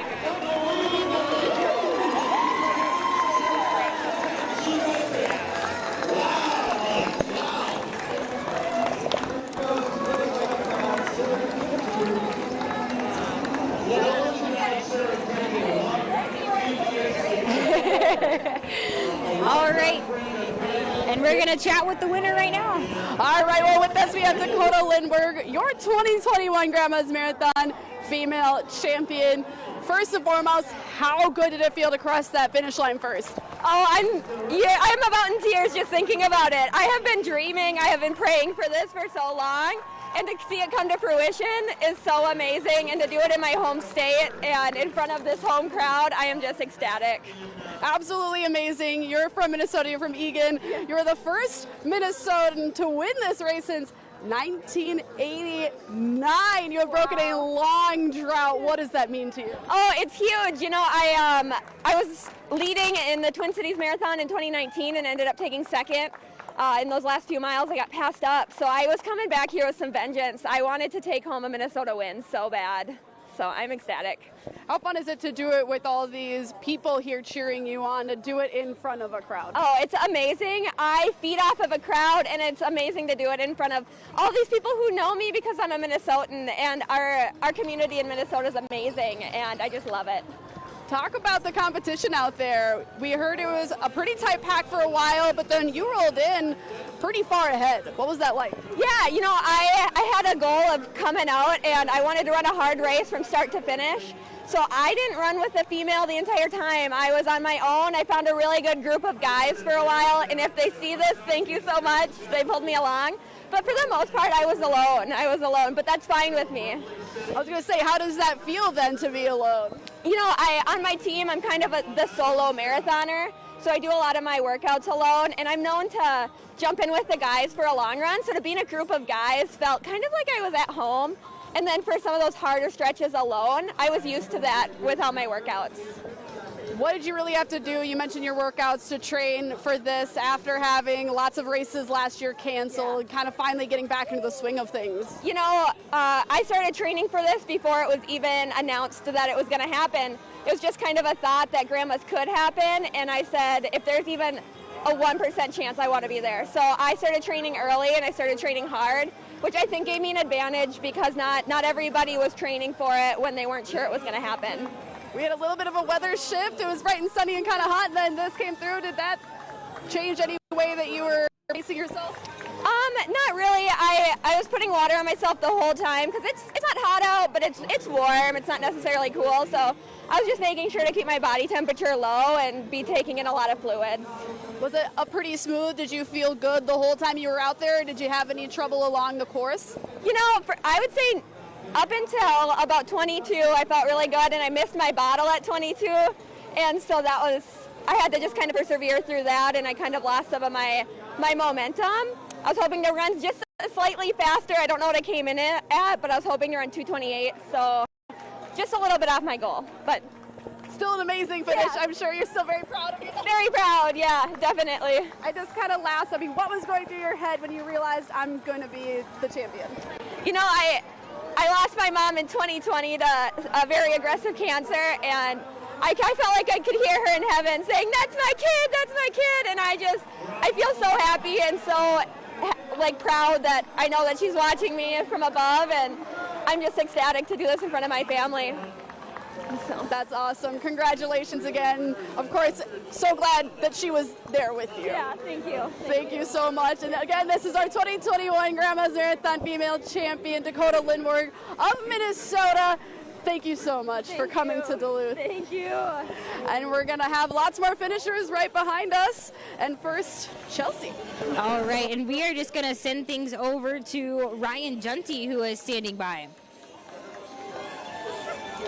All right, we're here at the William A. Irvin 5K. We see a lot of runners here coming on the final leg of the full marathon here. A lot of fans as well. I'm joined here by Jason and Stephanie now here, guys. Thanks very much for joining us. First of all, where are you folks from?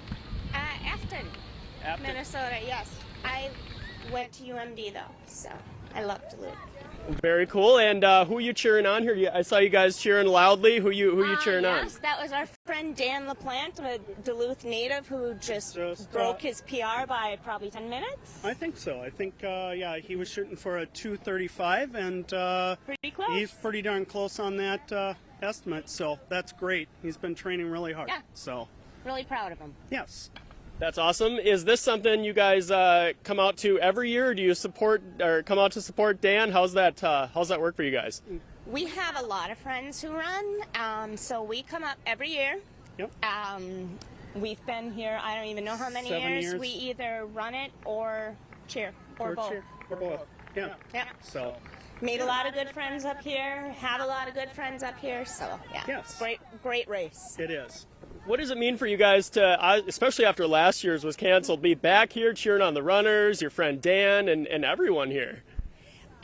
You know, it's really special because I even as early as probably March-ish, April, I thought maybe we weren't going to be able to come up. So it's really exciting to be here. Yep. Really and being able to cheer again and be able to see all the runners just enjoy this. It's a beautiful race. This is probably one of the best in the country. So. Yeah.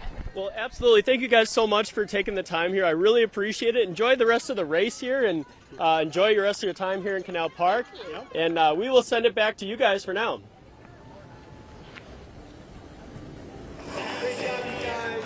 Thanks so much, Ryan. It's so fun to see all the runners having such a great race, but also a great time. We have seen both of our top finishers for the full marathon come across the finish line. Dakota Lindworm taking first for the women, and Milton Roteach taking first for the men. We're still seeing, now we're getting more to a steady stream of full marathon finishers coming across the finish line. Everybody is looking pretty strong, which is fantastic.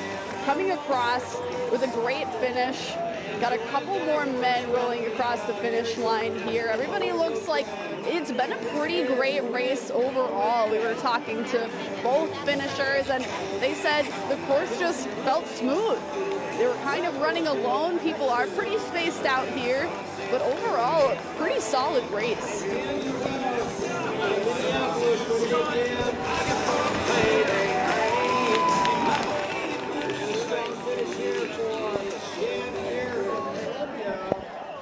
Coming across just now, Kelsey Bruce. She was among the elite women's pack from Brackettville, Texas.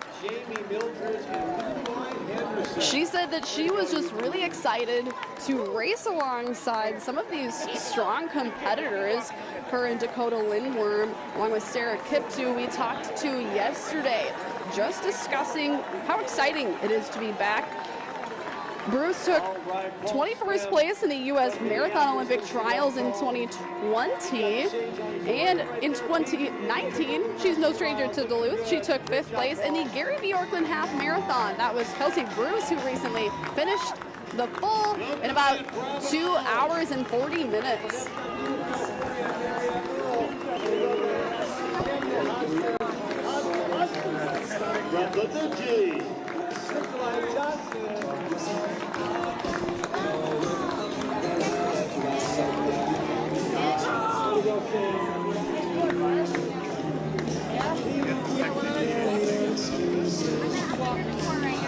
Everyone's having pretty strong strong finishes.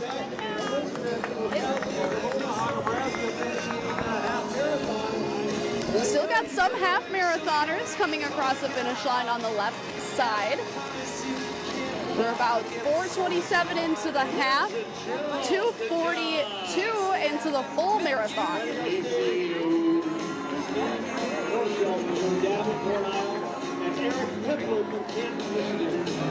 Lots of racers just powering across the finish line with what looks like ease.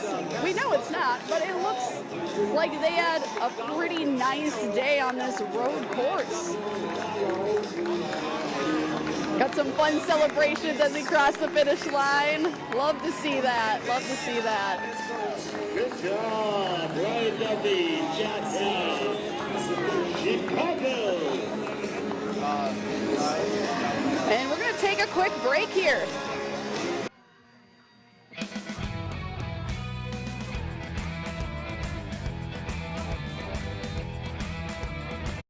Convert your drafty, dated wood-burning fireplace into an efficient and beautiful gathering place by installing a Heat and Glow Supreme Gas insert. Enjoy the ambience and warmth without the hassle of cutting and hauling wood or massive cleaning ashes. You can transform your room from underused to unbelievable in as little as a day. Supreme Gas inserts come in multiple sizes, styles, and finishes to update your existing wood fireplace. Easily operate your gas insert with simple and safe controls with advanced technologies. Heat and Glow Supreme Gas Insert with best-in-class styling and performance will make your fireside experience easier. Heat and Glow. No one builds a better fire. Your local Heat and Glow dealer, the Fireplace Corner, has over 45 units on display to show you the best-looking flame. Come check us out today. Pike Lake Shopping Center, Duluth. Lake Superior College is nationally recognized for quality and affordability, offering over 90 programs including career, technical, and general studies for transfer. At LSC, you can start here, save thousands. Apply for free at lsc.edu. WDIO, with you for live music, with you for music festivals, with you for life. Back in West Duluth. City of Lakes Half Marathon, September 12th in Minneapolis, presented by Run Minnesota. TNC Flooring Solutions, showroom now open in Hermantown. Call the Duluth Injury Lawyers, Peterson, Sage, Graves, Lehman, and Moe to get the compensation you deserve. Your adventure starts here. css.edu/visit. Lake Superior College is nationally recognized for quality and affordability, offering over 90 programs including career, technical, and general studies for transfer. At LSC, you can start here, save thousands. Apply for free at lsc.edu.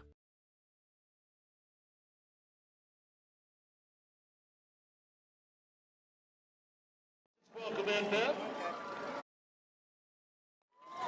Peter Graves up here, and we're bringing Mark Laughlin in here now from Superior. Well done, Mark. Tom France from Denver, Colorado. How you doing, Tom? Hope you've had a great run. Thanks for coming to Duluth, being with us.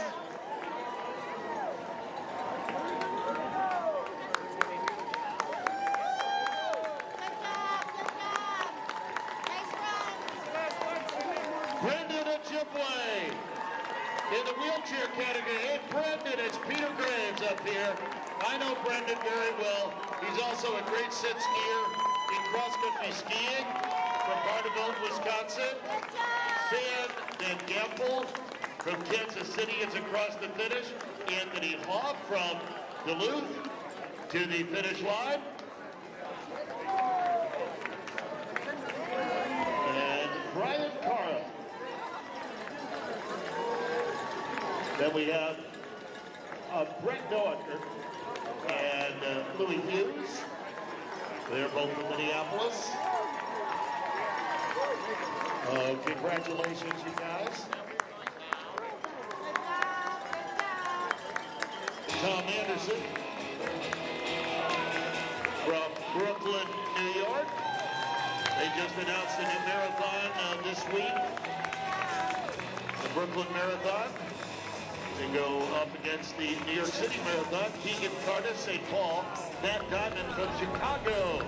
All right, we are back here at the full marathon race here, and I'm joined by a couple fans here that are cheering on one of their loved ones here. I have Catherine, Liam, and Monica here. Guys, thanks so much for joining us here. So first of all, tell me, where are you guys from here? We're from Forest Lake and St. Paul. Yeah. St. Paul, yep. My son is running her husband. Yeah. So, yeah. Yeah, and your daddy, right? What did you say to daddy for the race? Run, daddy, run, daddy. Run. Yeah, faster, faster. Faster, faster. Yeah. So has Liam, has Daddy finished yet? Where Is he done yet? he's still racing? He's still running? Yeah. Yep. He's about... Thinking about mile 18 or so, Yeah. you think, on the tracker? Yeah. So... Getting down there, getting down here, going to be finishing here soon, it sounds like. So what does it mean for you guys? We were talking about it last year. Wasn't able to be a part of this last year. What does it mean for you guys to be able to cheer Daddy on here again then? It's really exciting because it's one of his bucket list kind of things to do, was to do grandma's, so he's super excited to do it, right? Yeah. Yeah. So. He's been preparing as best he could, you know, with the weather and things. So it's been a tough training, but I think it's all worth it. Mm-hmm. Yeah, definitely. So he's been training hard. So. Yep. Absolutely. Well, thank you so much, you guys, for taking a couple minutes here for us, and best of luck to Daddy along the way here. Take care. Enjoy the rest of your time here. And for now, we're going to send it over back to you. And from Minneapolis, and Chrissy Messinger out of Coon Rapids.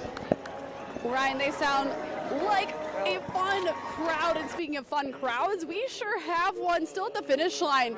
Got a really steady flow of people coming across, just powering across. We had a little race to the finish between two athletes, really trying to put their necks out right at the end here, finding that extra burst of energy. We've got another female crossing the finish line. While we were away, we did have the final wheelchair finisher, so that event has concluded here at the 2021 Grandma's Marathon. Got quite a few more people. We're at the about 2:49 mark of this marathon. We did have a pretty great showing of people from across the world. Primary participants from the United States, then the next most from Canada, but we do have 12 Chilean participants here, 14 for Mexico in Grandma's Marathon. So some people making some long trips, miles and miles of trips to run 26.2 miles. But they say the course, the community, it's a combination of all of those things that really make Grandma's Marathon worth traveling for. A lot of Minnesotans, Wisconsinites, but also 111 people from Texas in this full marathon. So we do have a pretty wide variety of runners for this year, 45th annual year. A nice change of pace from last year, the virtual race. It was amazing for Grandma's Marathon to find a way to continue this tradition, but this year to be back to what looks like normalcy. It's a great feeling, spectators, runners alike, just to see them be able to celebrate their race with their family, with friends, and just with people who appreciate the work that they've put in. Another couple strong finishers across for the full marathon here. Got some bright shoes. I like the teal shoes, a little pop of color, and actually in this field coming in, we have a lot of color. It's a kind of fun way to break things up. Got some bright laces on our next finisher. Got some pink and green shoes rolling in here. Nice way to show your personality out on the course there when sometimes you might feel like getting a little down. Take a look at your shoes. Put a smile on you.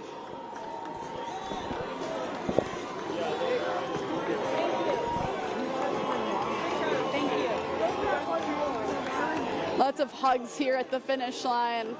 Huge support system here.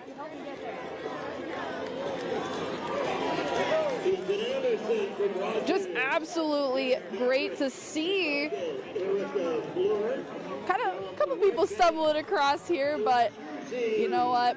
That's Grandma's Marathon. They have done it. They have run 26.2 miles. Absolutely impressive run here for all of these athletes, and there's so many of them too, and you know they just keep coming. And this year's Grandma's Marathon would have marked Ben Hadrich's 21st Grandma's Marathon in a row. This one would have. Although he has to slow down, his faith has helped in his recovery.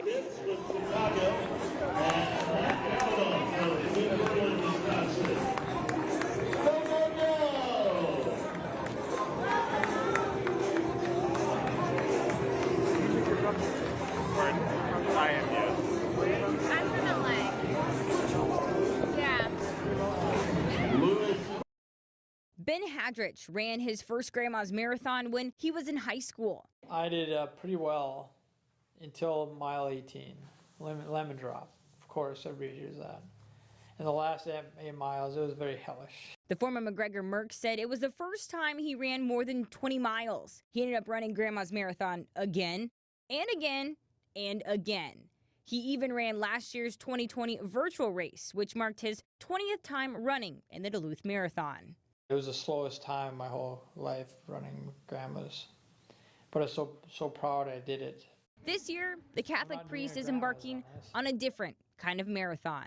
2015 was when Father Ben suffered his first major stroke. He was running in a triathlon in International Falls. I was close to winning it. At one point I noticed I was starting to get a headache, a little bit of dizziness after the race finished. He spent months in rehabilitation, but ran his next marathon 9 months later. I just wanted to keep doing it to have fun, just to success with not time, not place, but just to be able to do it. In September of 2020, Father Ben unfortunately suffered another major stroke that included an ICU stay at the Mayo Clinic and nearly 130 days of inpatient therapy. This one affected the left upper and lower parts of his body. I'm getting better. He's progressed from using a wheelchair to walking laps using a cane inside the St. Mary's Star of the Sea Catholic Church. It's here where Father Ben is no stranger to difficult times. A lot of times hearing people that are in tough times, or they're curious, where is God? Why did this happen? But he said his experience has helped reinforce and strengthen his faith in God. And it's a pretty powerful thing to respond back and say, well, God is the best. I'm so glad that God has kept me alive, and just to be alive to help people.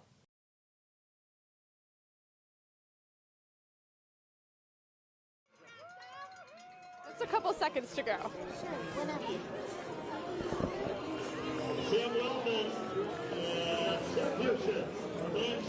And Ben Hadrich actually walked the 5K last night, the William A. Irvin 5K, so it's exciting to see him getting back out there. And speaking of exciting, with us here right now, the 45th Grandma's Marathon is Grandma herself. How great does it feel to be out here? I can't even tell you. I'm so excited to be back. I'm so in love with this race and the runners, and to see them come back across the finish line it's the best day. We've had a couple people ask, what does it take to be Grandma? Well, first of all, you have to fit the dress. That's the important component. But you know, I come down here because I love the runners, I love the race, and I love Duluth. And so for me to be able to represent all of those things is the biggest honor I could have. So to be Grandma, you gotta kind of be willing to let go of whoever you are yesterday, whoever you'll be tomorrow, and be Grandma today. I like that philosophy, and I love you are acting like a grandma. We've seen you cheer people on. Everybody, it doesn't matter who. They're all your grandkids because they're. I love them all. I love them all. All your grandkids, all Grandma's Marathon runners are your kids. That's right. That's right. They're all mine. I welcome to my home, and I welcome them back every year. And speaking of welcoming them back after last year, virtual running, what does it mean to you to see so many people back out here? This is fantastic. We've had a wonderful turnout. Of course, the weather couldn't be better today. Even last year, there were a few people that actually chose to run their virtual race on Marathon Day. So Grandma showed up for them, and I met them at the start line, and so I prefer this amount of people, though. This is much better. It's a party now. Now talk a little bit about the dress. This is a unique looking dress. Thank you. This is a new outfit. The last outfit was 44 years old, so it was created for the very first race, and we decided that if we're going to come back, we're going to come back with a party. So Grandma got a little fancier, you know, and I've got to maintain the look. I'm the only Grandma you'll see down here. I like it. We like having you down here too. Thank you so much for covering. Yes. Well, thank you for being here, for being the Grandma's Marathon official grandma. We love having it. Well, I'll see you next year. Absolutely. We will certainly see Grandma and Grandma's Marathon, and hopefully all of you runners and fans here at the finish line or at the starting line, wherever you choose to be next year. We've still got plenty more runners, but first we'll take a break.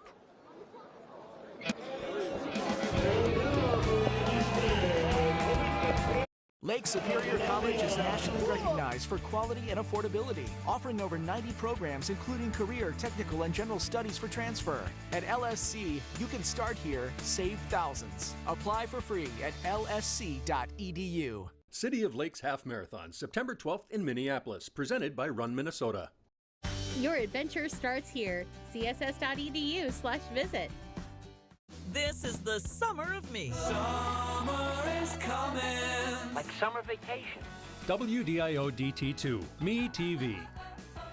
Call the Duluth Injury Lawyers, Peterson, Sage, Graves, Lehman, and Moe to get the compensation you deserve. TNC Flooring Solutions. Showroom now open in Hermantown. Lake Superior College is nationally recognized for quality and affordability, offering over 90 programs including career, technical, and general studies for transfer.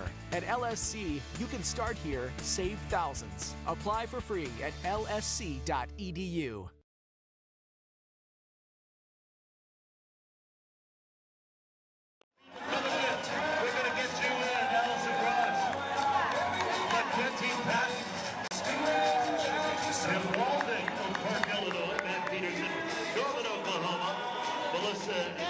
White Bear Lake, Sam Stibbeck, Easton, Mass. Andrew Vogel, Mountain View, California, in the Bay Area. David Alvarez, Chicago. More music and fun right here in Grandma's 45, and here comes from New York City, Sarah Leinheisen. All right, we're back here at the Full Marathon course right by the William A. Irvin, and I'm joined now by Tom and Jen. And first, guys, thanks very much for joining us. Where are you guys from here for some background? Edina, Minnesota. Yeah, Edina. Okay, and who are you cheering on here today? Our friend's Gabby Hooper Rooker. She just finished, so she did really, really well. 2 hours and 54 minutes, I think, something like that. So she killed it. Yep. Yeah, first marathon. So. Yep. Yeah, you guys were talking about first marathon. Tell me about what the significance of the signs is here. She really likes cats and can't get one yet, but she'll get one. So we wanted her to know that there was some at the finish line, just to give her a little motivation. And yeah, just at the end of the line, I just wanted to really remind her to keep running, you know, just because it's a big running event. I love it. I love the creativity, and maybe now she'll, she deserves that cat, right? So. Yeah, we'll have to talk to her husband about that. He's not a big cat fan. Oh. But we like him anyways. Yeah. Well, there you go. Yeah, guys, thanks so much for taking a couple minutes here, and best of luck to Gabby. You said she has not finished yet, correct? She just finished, yeah, a little bit ago. Yep, she did really well. That's awesome. Well, hey, thank you again, guys. I really appreciate it. Enjoy the rest of your time here in Duluth. Thank you. All right. Thanks a lot. And for now, we're going to send it back to you guys. You got it, yeah! Well, thanks so much, Ryan. Sounds like you have a really fun crowd over on your end. We still got a lot of runners coming across here. We had just talked to Grandma herself, and she said it's just been so fantastic to see so many people come across the finish line. She said all of these runners are her grandkids since she is Grandma.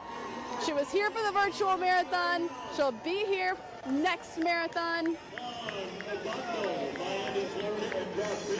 And She said she got a brand new dress for this year because if they were going to come back, they were going to come back strong. They had the same dress for 44 years, but this year they decided to spruce some things up, and that makes it fun. So many people greeting her after they come across the finish line. Lots of strong finishes still. So many people bringing it home here. We're at the just over the 3 hour mark of the full marathon.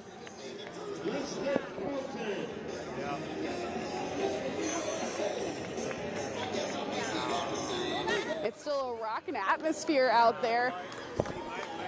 Even though we're hours into this event, things really haven't spread out yet. We still have a lot of people along the sides here cheering on these finishers as they accomplish something pretty big. 26.2 miles.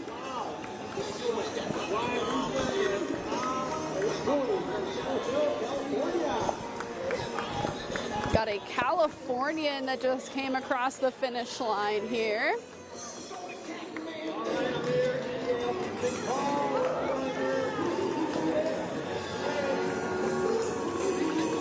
A mere 41 years of age from St. Paul. Got a 21-year-old from St. Paul. 21 years old, just finished a marathon in just over 3 hours and 3 minutes.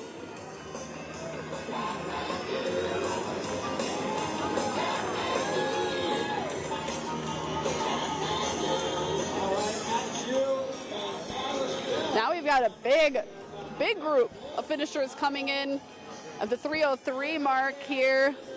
Nice little clump. Got one pushing for the finish here, pushing for the finish.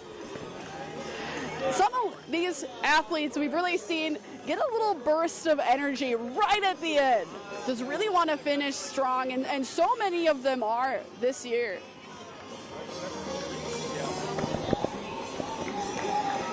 Great job, my friend, walking in the early sun, man. Bravo to you. Jim Miller, great job. Got another one kind of sprinting across the finish line here. Kind of the sort of stamina that you would need to have to do that is impressive.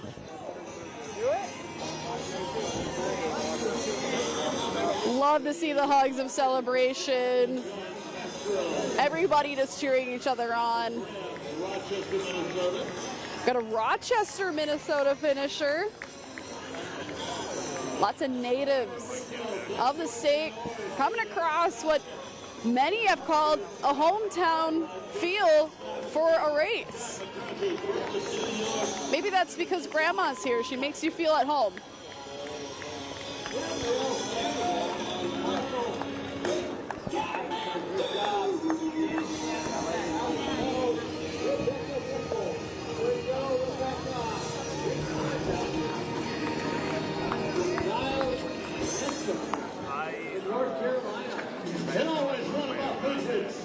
I love the matching. A lot of people are matching their shirts and their shoes. Got a double teal off to the right there. I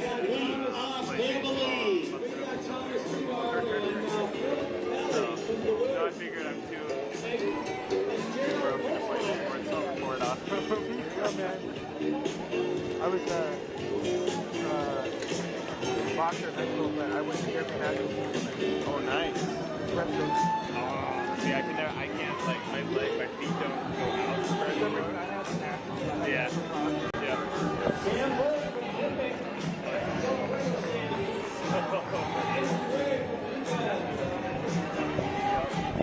I was the 4x4 method flying guy. I was a freshman, but I loved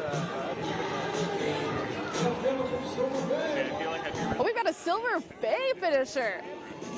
Just closing out Grandma's Marathon at 3:06.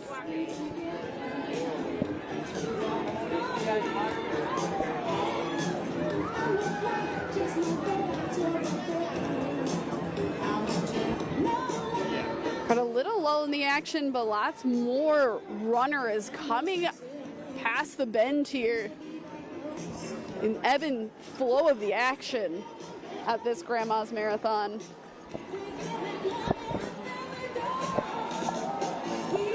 We've got Grandma dancing because we are family, and everybody is family at Grandma's Marathon.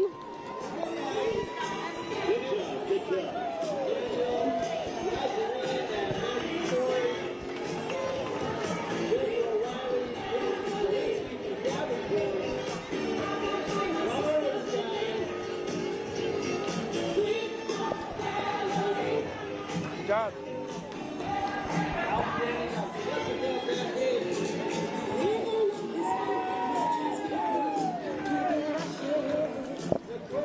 Well, we're seeing a lot of runners come across the finish line. Each one of these runners has a reason for racing, and one man dedicated his run today to the Ronald McDonald House in Duluth.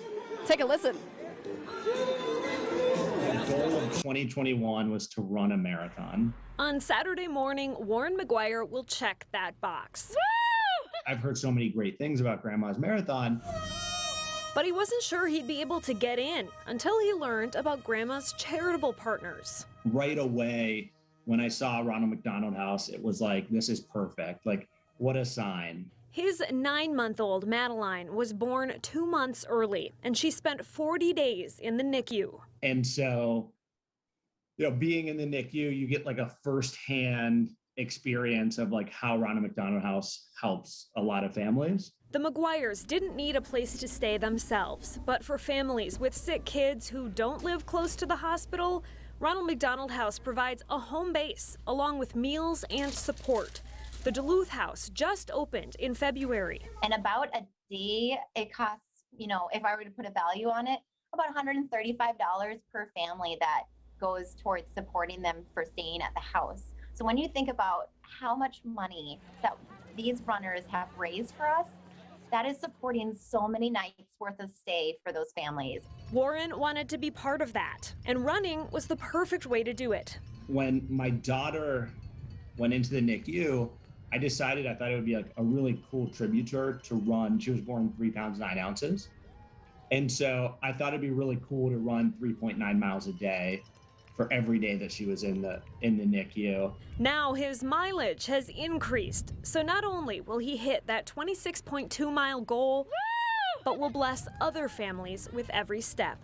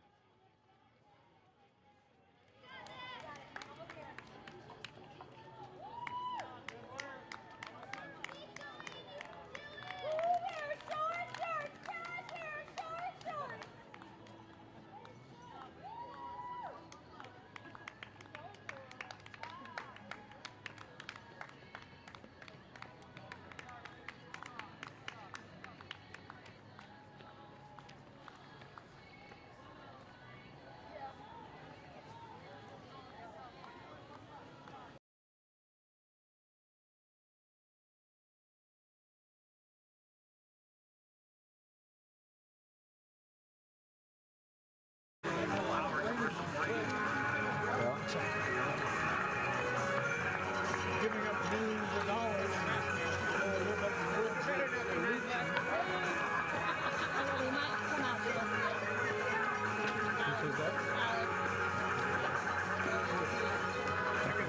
My son-in-law is going to be coming through pretty quick. Oh, you better be ready to cheer.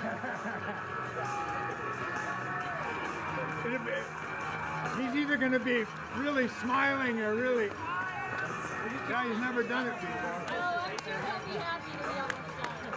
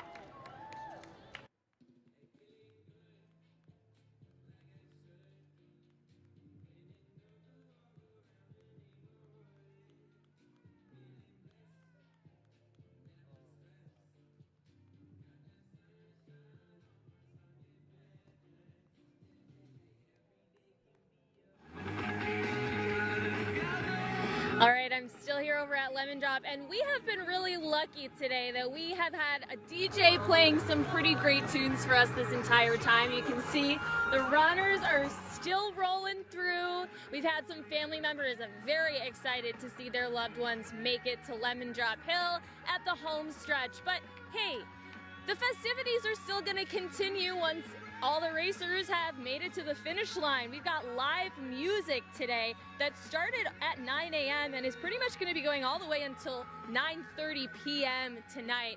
So you can enjoy all of that music for free at Bayfront Festival Park.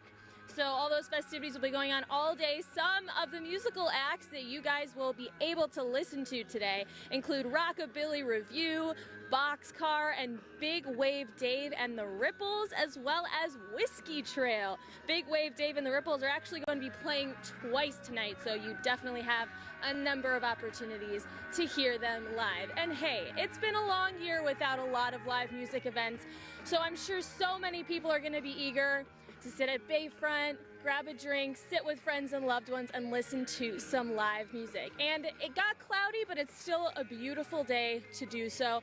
All those festivities at Bayfront Festival Park will be going on until 10 p.m. tonight, so you have plenty of time to gather up your loved ones, go sit and enjoy some of those live music events. Yeah, we're still seeing a ton of those finishing runners come through here at Lemon Drop, and they're pushing through. It's been a long day. I'm sure they are very happy about this breeze that we're feeling right now, though. It was a little warm when they started earlier today. So get ready to listen to some live music if you're down over at Bayfront Festival Park. It's gonna be a fun night tonight, everyone.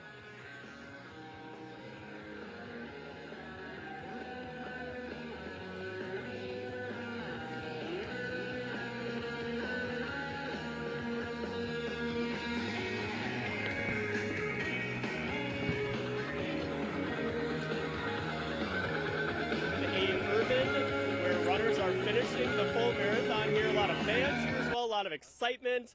And I'm here joined by a couple of fans. This is Maddie and Jordan here, who are cheering on their dad. So tell me about, first of all, where are you guys from here? We're from Pepin, Wisconsin, so we drove a long ways to be here. And as I mentioned, you're cheering on your dad, so you guys have some signs here. How's your dad been doing so far here in the race? So far, he's on time, I think. He's been training during quarantine, so this is actually his second marathon, but first official one, so we're very proud. Yes, very excited for him. Here to cheer him on. Yeah, and you folks were tracking him as well. Do you know where he is at this right now, at this time? I think he's right around 20 miles. I think. I don't know. 20 miles, so just about getting down here. What does it mean for you guys to be able to cheer him on here in person?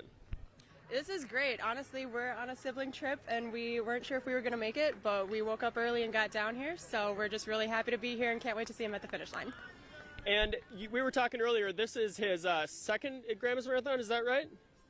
Actually, first Grandma's Marathon, second marathon ever. Oh. The first one he just tracked on his Apple Watch, so. Okay. Virtual last year, I imagine, then? Is that something like that, yeah. Gotcha. Well, we certainly wish your dad the best of luck here, and thank you guys very much for taking a couple minutes here, and enjoy the rest of your time here. Yeah, thank you. All right, thanks a lot. And for now, that is all we have from the William A. Irvin. We're going to send it over back to you.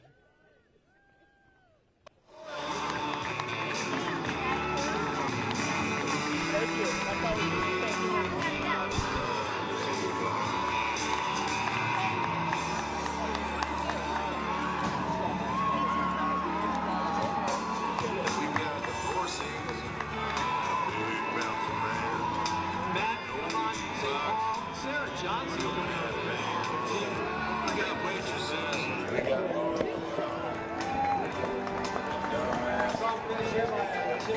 Oh, hey guys, Chelsea Brown down at the finish line still. And I needed a little Dorito break. Had to get some food in my system. We've been going since 7 a.m., which I'm sure these runners are very looking forward to just a drink of water. But this is incredible to see We're at the 3:17 mark now, and these are marathoners that are finishing. There's around 4,000 runners this year. That is slightly down just because this year's race is at half capacity. So more than 9,000 runners will be running this course today. That's incredible. And it's just so fun to see all the support that's lined up. It's okay. Oh, one of the medical personnel is joking with us that he keeps getting in our camera, but we know how important his job is here at the finish line to make sure these runners get the necessary water and recovery that everyone needs. It's always important. We know they are very important to this marathon, as well as the volunteers that help line the streets, help cheer on the runners as they are coming down the North Shore. It's incredible. We are so happy that Grandma's Marathon is just back this year, and it's back in person after a one-year hiatus in 2019. A lot of the runners that we've spoken with, they said it's just wonderful to be back to racing. It truly is. It's hard to compete against yourself. They kept saying the virtual races, they were nice.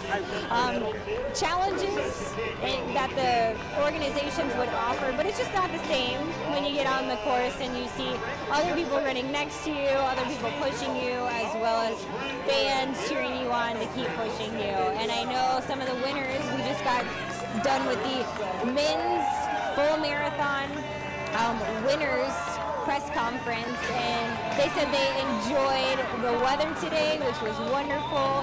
A little warm for them actually compared to the normal Duluth temperatures, but at the same time they said it was an incredible feeling just to cross the finish line with fans cheering them on, and to cross an actual finish line and not a virtual one.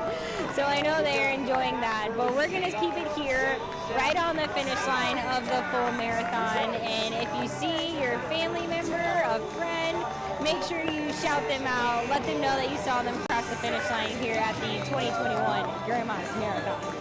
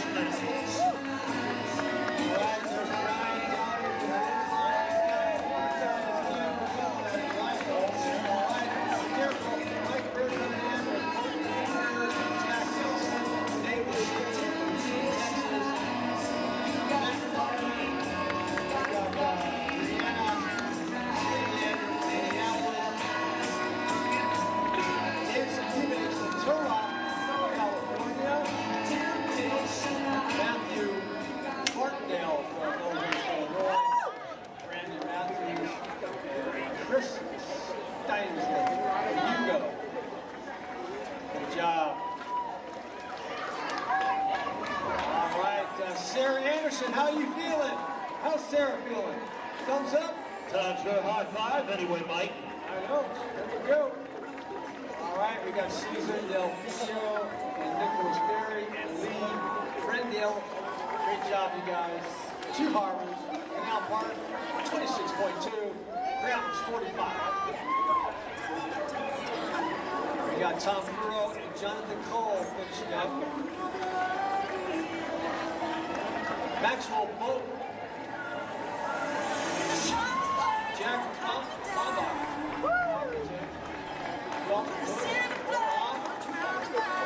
and a great song here, an inspirational song from the greatest American showman. Mary Tobin, come on down, Mary. Great job, you made it. Go, go, go! Chicago.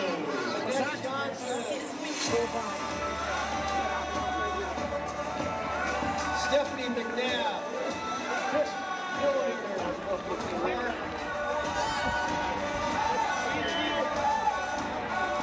John Lee. Wayne. Elena Pike. Brooklyn, New York. Dan Skellington.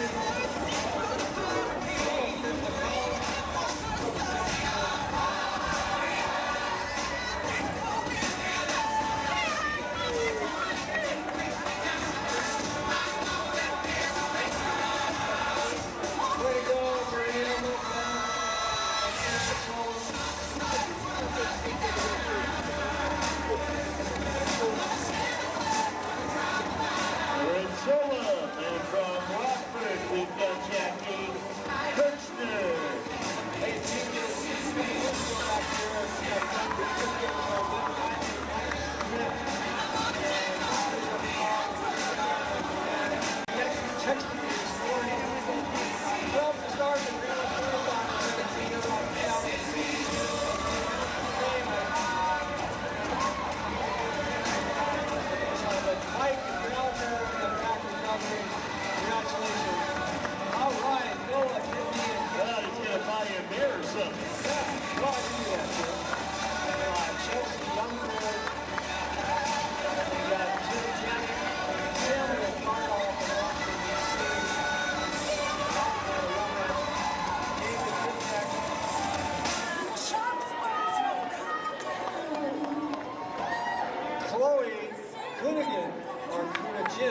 From St. Louis Park.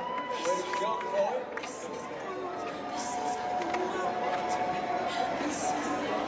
Nate Tracy of Leesburg, Virginia. Let's go, Nate. Patrick Keith from Minneapolis. There we go, Pat. This is me. Tyler Vogel.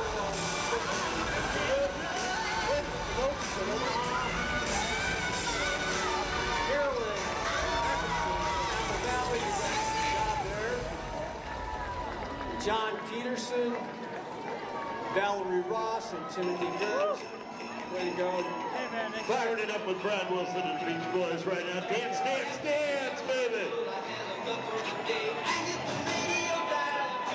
All right, Jamie, Jason, you did it. Oh, Jamie, you're feeling good, aren't you? Let's go. We got Laura Helmuth, Tom Lickup, Dan Hinton, and Sebastian Corona. Strong finish by Kelly Smith from Duluth, Illinois.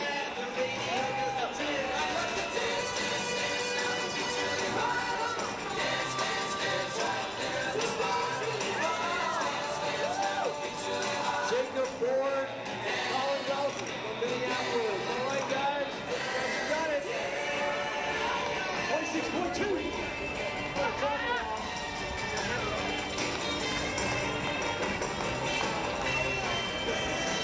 He was good. All right, we got Ray Yeager, Lindsey Kayak, Virgilio Larios, Clay Manning, Brian Tripola, Chris Johnson, Andrew Frederick. Way to go.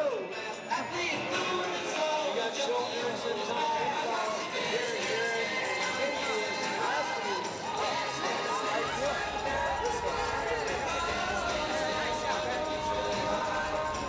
All right, Sam Miller and Sam Colombo from Duluth. High five. All right, yeah. All right,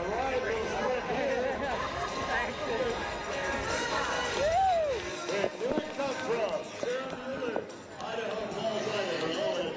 Sam Live. All right, welcome back to the finish line. As you can see over my shoulder, plenty of Grandma's Marathon finishers. Wow, we've got a really big pack coming in too right now. We're just after the 3:30 mark of Grandma's Marathon, but Grandma's, we know, is an early wake-up call for everyone, and especially for one St. Paul man. Probably wakes up earlier than most. That's because he starts here in Canal Park. He runs all the way up the North Shore to the start of the Grandma's Full Marathon in Two Harbors. That's when he reconnects with the rest of the runners and then runs the marathon the right way of the course, all the way back here to Canal Park. He's dubbed it the Grandma's Marathon Double, and this year marked his 10th time running in the race.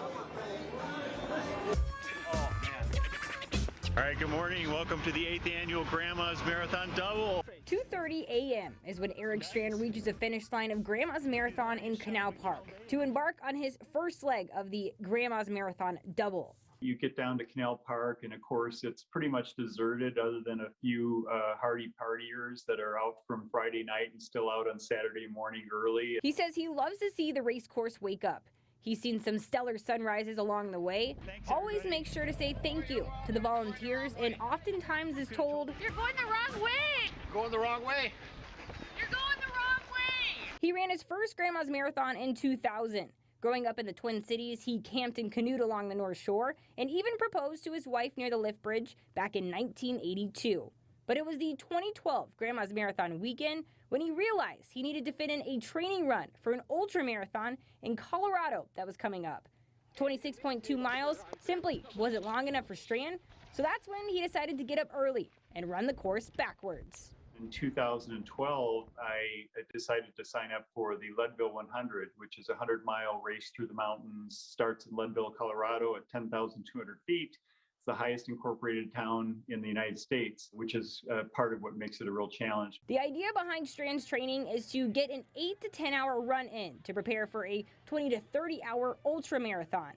He takes it easy the first leg, but when he reaches mile 40, that's when the big challenge begins. When putting one foot in front of the other becomes harder, it's the faces that line the streets throughout Duluth that get him across the finish line twice. It puts a little wind in your sails as you... All right, good morning. Welcome to the 8th annual Grandma's Marathon Double. 2:30 a.m. is when Eric Strand reaches the finish line of Grandma's Marathon in Canal Park to embark on his first leg of the Grandma's Marathon Double. You could...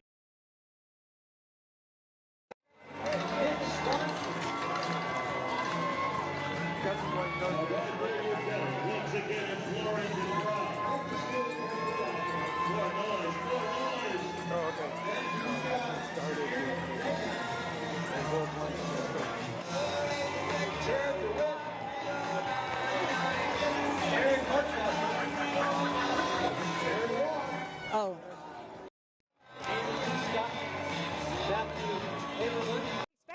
on the 12:30 time frame, but that's 2 marathons that he runs the morning of Grandma's.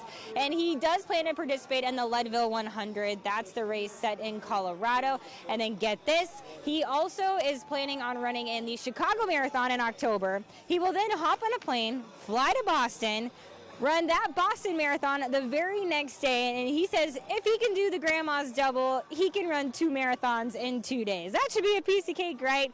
Very fun story with him. So glad he's back running in his Grandma's. He is, just like I said, a St. Paul native. However, he does live in Missouri these days. But around the 12:30 time frame is when we are expecting him. We're just after the 3-hour 34-minute mark here at the finish line of Grandma's Marathon. And let us know if you see your friend, your family. And thanks to everyone for coming out along the course today. I know the runners appreciate it, especially the volunteers. We appreciate everything that has gone into this year's race. It's been fantastic, especially because we missed out on 2019. I think I've been beaming from ear to ear the entire time at the finish line. 26 miles, but so many more smiles when it comes to the finish line. That's why it's so special to be here, and we are just grateful that this is kind of kickstarting what we hope will be a normal marathon season this year. We can only hope in 2021. But we'll go ahead and send things over now to Miriam McCarr. Miriam? Hi, Chelsea. Yeah, I'm here with one of our many Grandma's volunteers. This is Violet, and she's working with the medical tent here on Lemon Drop Hill. So, Violet, you told me this is your first time volunteering for Grandma's. What made you want to join as a volunteer? Well, our cross-country coach kind of invited us to just come out and help in any way we could, and since I just got my EMT license, I was like, why not volunteer at the medical tent? So I'm here. Yeah, congratulations on the EMT license, though. That's pretty neat. So have you seen anything crazy today at this tent, or pretty calm day so far?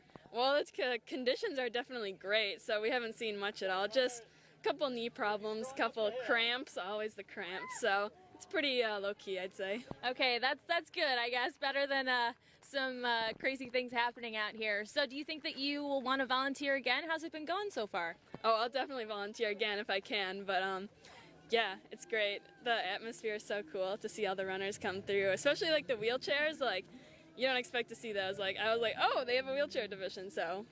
Yeah, it's pretty awesome to see him come up this hill especially. So do you like where you're stationed? Do you wish that you were stationed at a different tent, or you think this is like a good spot to be?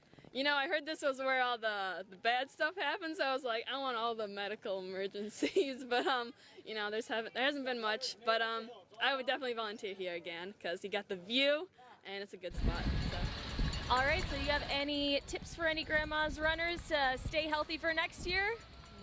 I would say make sure you start with low mileage and then increase slowly so you don't get injured before your race. That's a key thing because I'm always injured as a runner, so don't go into it too fast. All right, do you think you're going to run any Grandma's marathons, or have you run any Grandma's marathons? Well, the longest race I've done is 4 miles, but I'll start with a half marathon first. I think this would be a perfect one to do, so yeah. Yeah, well, you're already ready. You know how to keep yourself healthy, so. Yes. All right, well, thanks so much, Violet. Best of luck for the rest of the race. Hopefully you don't run into too many more medical emergencies, but I'm sure I'll see you later on this track. All right, thanks, Violet. All right, Chelsea, back to you. All right, thanks, Miriam. Thank you so much to all the volunteers today. Like I said, this Grandma's Marathon is a community race. We could not do it without the community support, as well as the volunteers, the medical staff, the organizers, the runners. It takes a team and it takes a village to make an event like this happen, and we're so glad it is back. Well, we're going to go ahead and take a quick break. We'll be right back after this.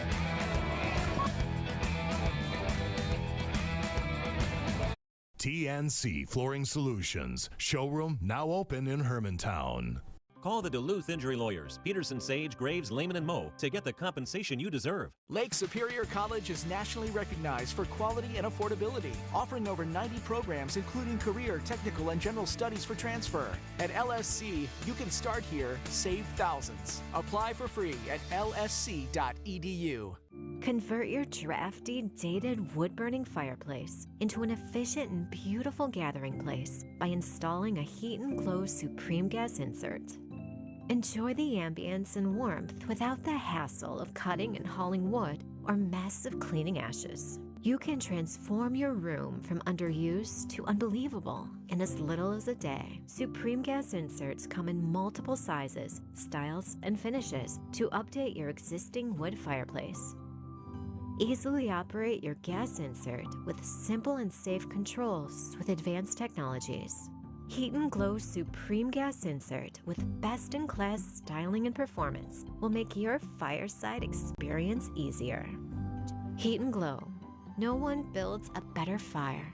Your local Heat and Glow dealer, the Fireplace Corner, has over 45 units on display to show you the best-looking flame. Come check us out today. Pike Lake Shopping Center, Duluth. Now, as the country reopens with so much hope for a brighter summer, it's time to rise and shine. We're traveling to all 50 states. Celebrate GMA's Rise and Shine Tour. Lake Superior College is nationally recognized for quality and affordability, offering over 90 programs including career, technical, and general studies for transfer. At LSC, you can start here, save thousands. Apply for free at lsc.edu.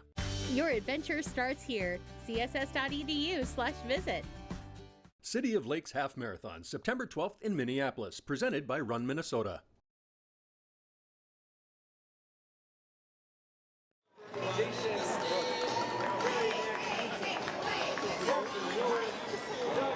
we are here at the William A. Urban route of the full marathon here. Runners are starting to come across, and it's a very exciting mood down here. And a lot of fans down here as well. I'm joined now by Steve and Nash of Pike Lake. Guys, thanks so much for taking a couple minutes here for us here. Sure, you're welcome. This is fun. So who are you guys cheering on today? Mom and wife, so Amber Hardwig, and she's running with two of her friends. I don't think they're staying together, but they started it together. So we're expecting Mom to cross the line here any minute. So you guys, being from the area, you know how big this is, how big Grandma's Marathon is. What does it mean, do you think, to be able to have it back in person this year? It's huge. Everybody loves it. Whether you're running at it or just cheering for it, it's a good time. You know, it's good to see people back out in the public and smiling and seeing people's faces again. So life's good. And also on that note, to cheer on your loved one again in person. What does that mean here for you as well? Well, we go to all her races, and she does a lot of them. So it's nice to be able to just do one at home. You know, it's not a big ordeal to pack up and go see her running and stuff like that. So it's nice and it's convenient to do it right in our own backyard. And then Nash, so your mom is running here. How what was it like for her getting ready for this race here? It was kind of a rush for her because she has to get up really early in the morning for a lot of her runs, and same with this one. So she got up at like 5:15 this morning to get ready, and I think it's really cool to be cheering her on again. So if she sees this later on, what do you want to say to her about running here today? I think she did a really good job, and I could never do this. Literally never. We're proud of her, huh? Yeah. Well, that is awesome, guys. Thanks so much for taking the time. Best of luck to your mom, and yeah, thank you very much for taking the time here, and enjoy the rest of your time here. All right, thanks a lot. And for now, we'll send it back to, actually going to go over to Tara Terragino here.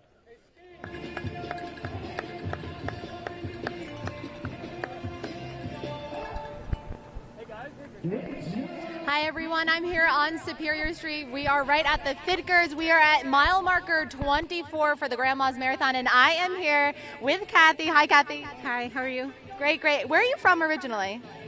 From Twin Cities, and also living in Florida. Yes, yes, and we actually just got to see Kathy's daughter pass. How did that feel to see your daughter come through? So proud of her, so proud of her.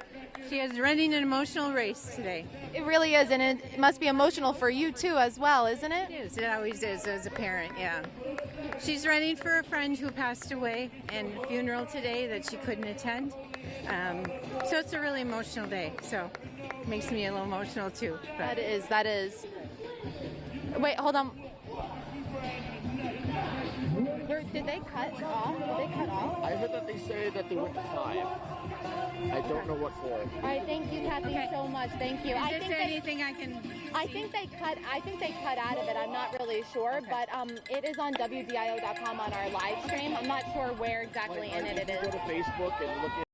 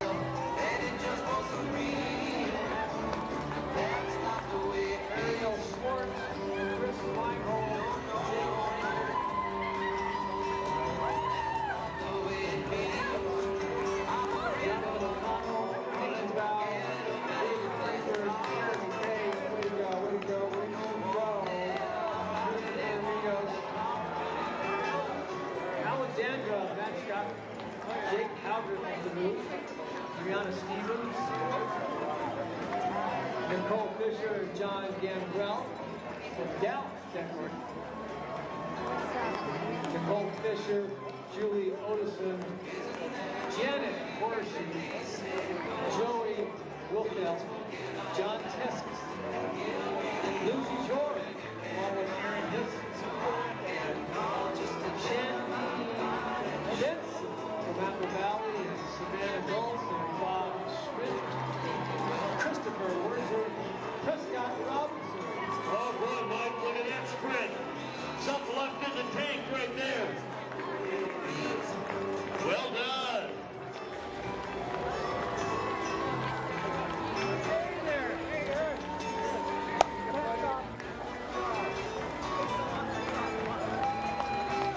All right, we got Caitlin Ward and Amanda Dewar and Mark Roberts, Jason Lanning, Luigi Vigiano, Brad Minus, Kevin Johnson. Yeah, Brad Minus from Tampa, Florida. Jamie Cross. Solo.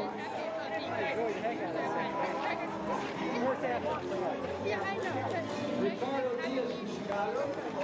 That's Thomas Lindsay from Minneapolis. You guys have done it. We applaud you. Jerry Swanson, Thomas Lazard, Stephen Burton, Crystal Culhane, Brian Crankner from Lakeville.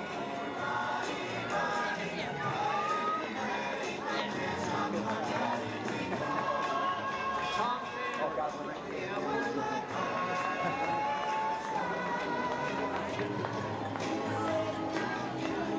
and Dan Vista Toe and Jerry Peters, along with Nathaniel Peters, Laura Cabell, Maggie Owen, Megan Cohen, Megan Tuttle from Wayzata, and Audra Quinn from Rochester, Carrie Ross from New York City, and Matt Morgan out of Northbrook, Illinois. David Pelham from Big City, Florida. All right, here comes Warren Milton, Aaron Christian, Ali Kaminsky from Springdale, Arizona.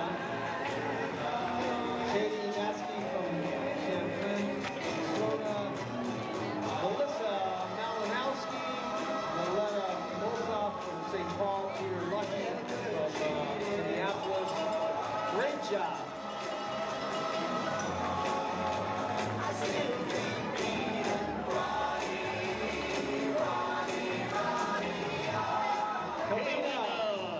Ameas and Jennifer Hansen. Welcome. And hello, Jeremy. Yuda from Duluth. There is Gary Luma, Apple Valley. And Emily Thompson, St. Peter, Minnesota. Well done, everybody. It's Nicola Fredman from the Twin Towns.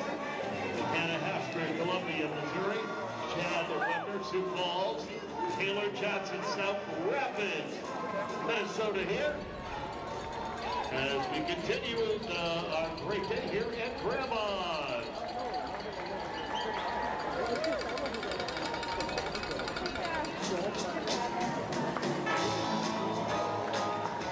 Theodore Barzo,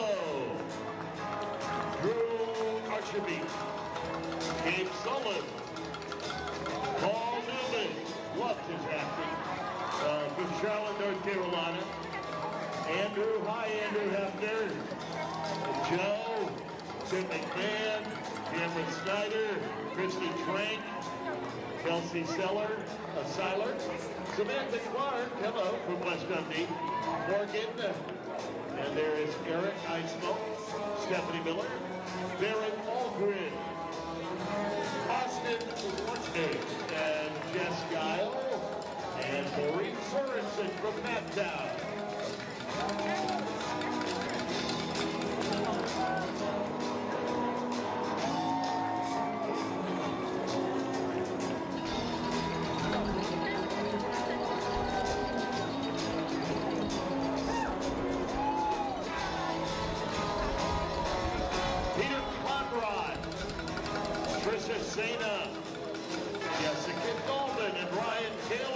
St. Louis Park. Kathy Erkin from Mora, Minnesota, home of the Mora Vassalope.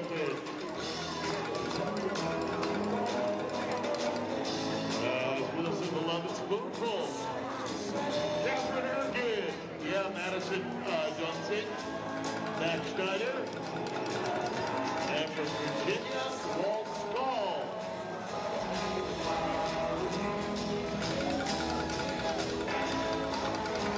Brett Greer from Green Bay. Megan Erlinson, Minneapolis. Brian Jumpling from Parkersburg, Iowa. Christian Lawler from Edina. Welcome in, Christian.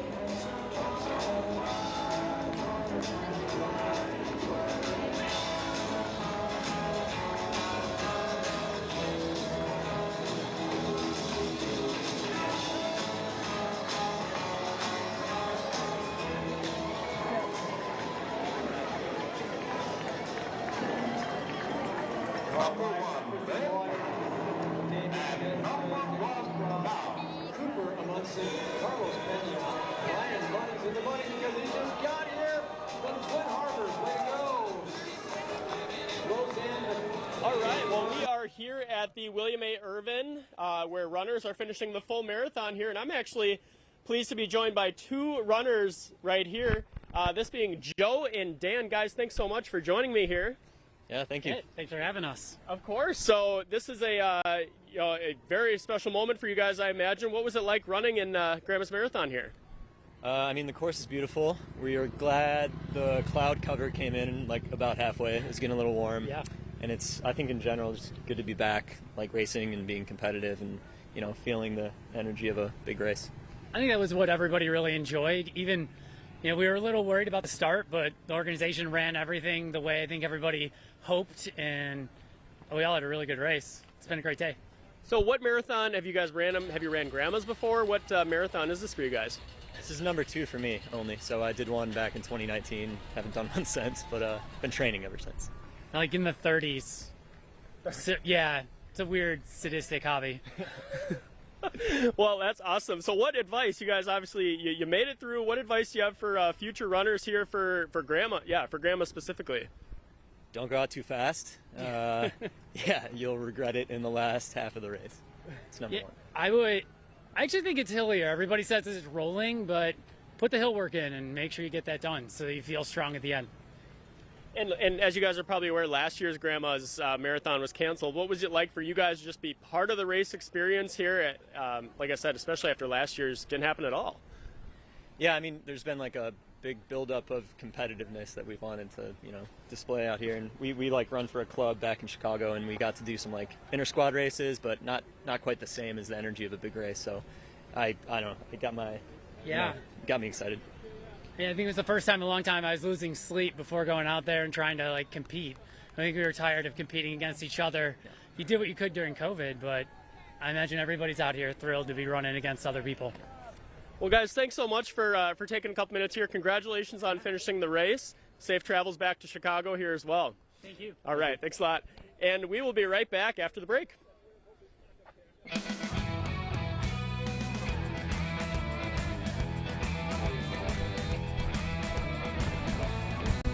City of Lakes Half Marathon, September 12th in Minneapolis, presented by Run Minnesota.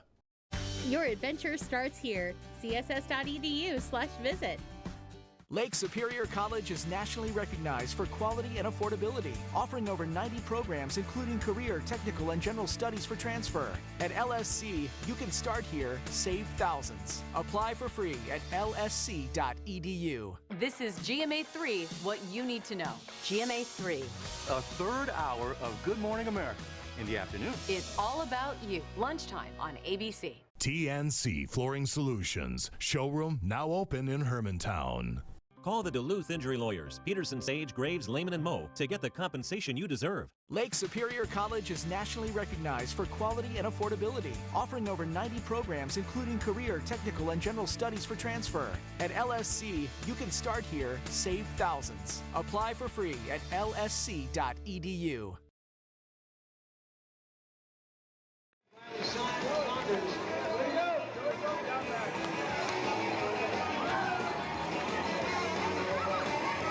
Joanna Amtel, David Hero, Ryan Sullivan, Jeff Johnston from Deer Park. Hunter Houston, Matt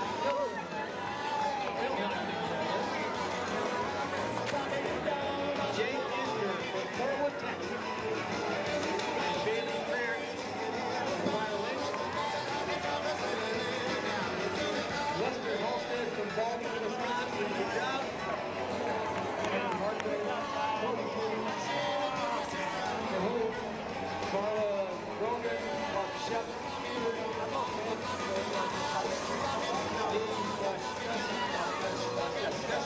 Sherlock, California.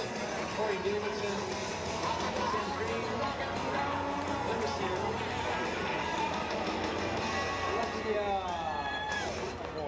Florence Thompson. Tonka. Jared Kickoff. Right here in Duluth. Goes to the north of Denver. Central Gunner. Amy Ruska. Colin Ring. Paul Miller. Sarah Aldridge. Great job. Great job. Great job.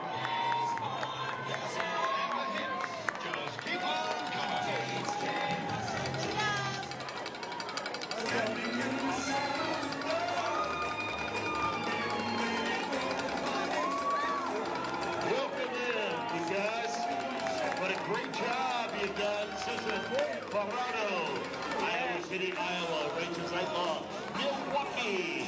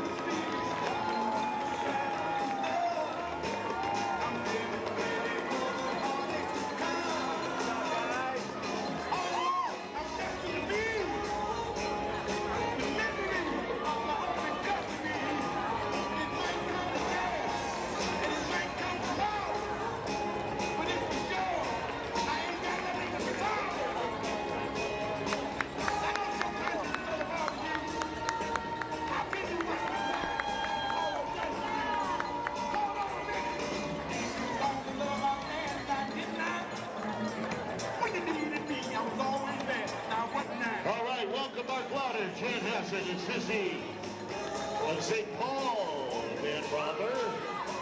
Myra Snyder of Duluth is Kevin Gerardo. Marcus Carmichael.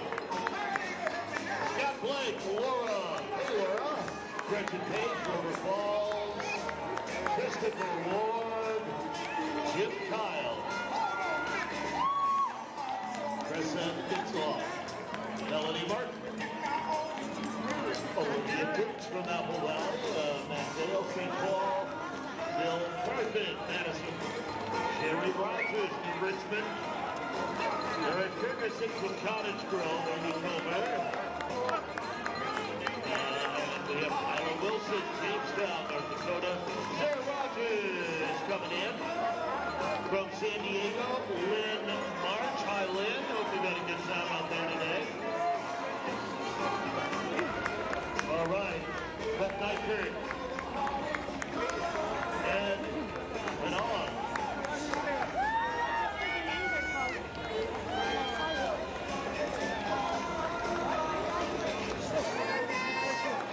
John Jordan, Kempfield, Osceola.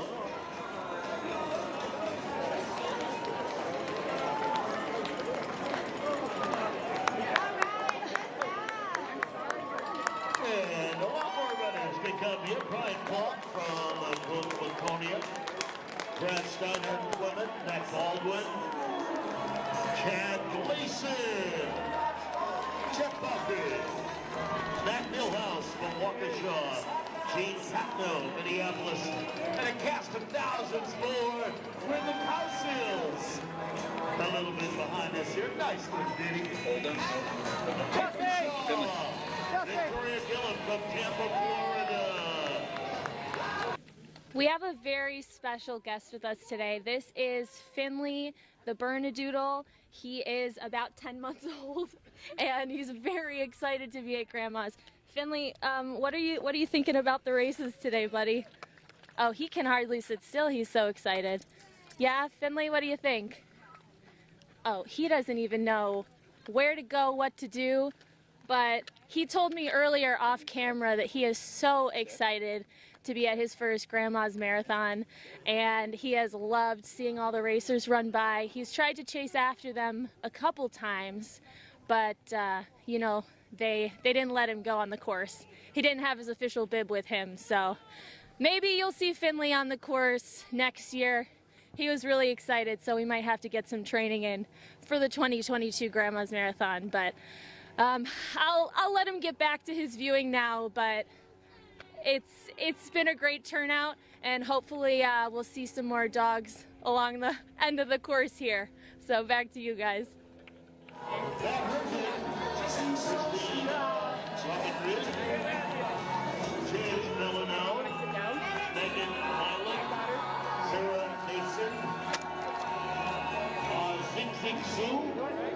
From China, living in Rochester, Melania Bridges, you know, Melissa Hubert, Bellevue, Nebraska. Kim Vicente, Greg Ferris, Kendra Erdman, Ellen Flyman, and Joe Emmerman. There's John Bluequist, Taylor Morgan, Bob Warren from St. Paul.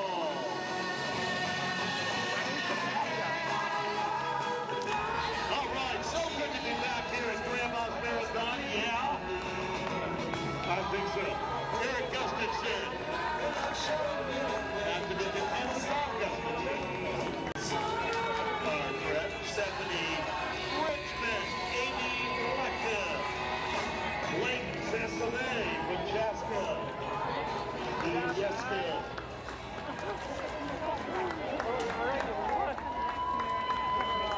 Oh, about a little touch. Just calling notes right now.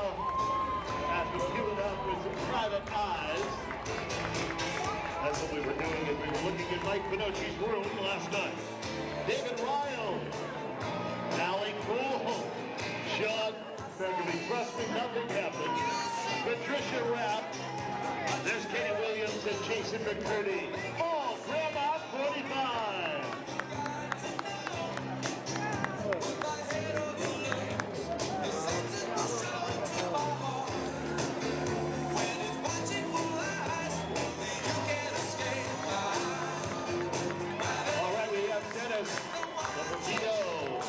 Christine Barnett and Kelly Schumacher. And all of a sudden, an enormous cheer coming up from the crowd. Is it in recognition of that incredible sprint to the finish line that we just saw just a moment ago? Live on ABC Sports with Howard Joseph. All right, Nathan, you already did it. Kathy Krause and Lisa Rippey and Parker Hewitt. Parker Hewitt, not bad, huh? Yeah, pretty good. Parker Sherman from Tulsa. Tulsa. David Sherman and Tulsa Cup.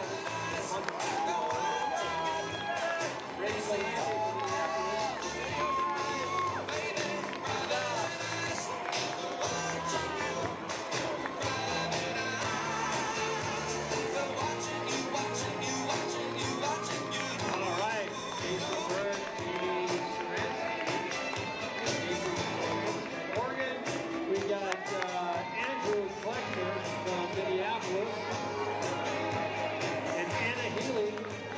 Curtis Traeger, Jimmy Jacola,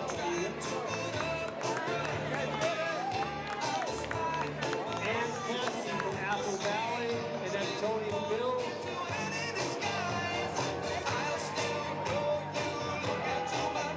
Way to go! You made it!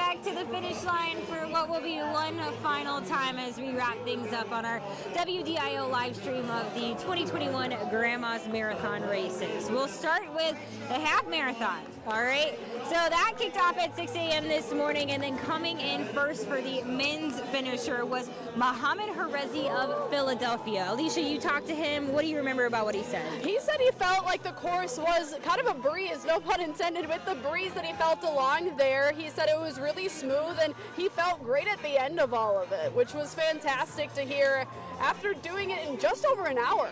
Wow. Yes, he looked strong crossing the finish line as well. On the women's side, it was Ann Sentner of Florida that came across, and she too looks very strong.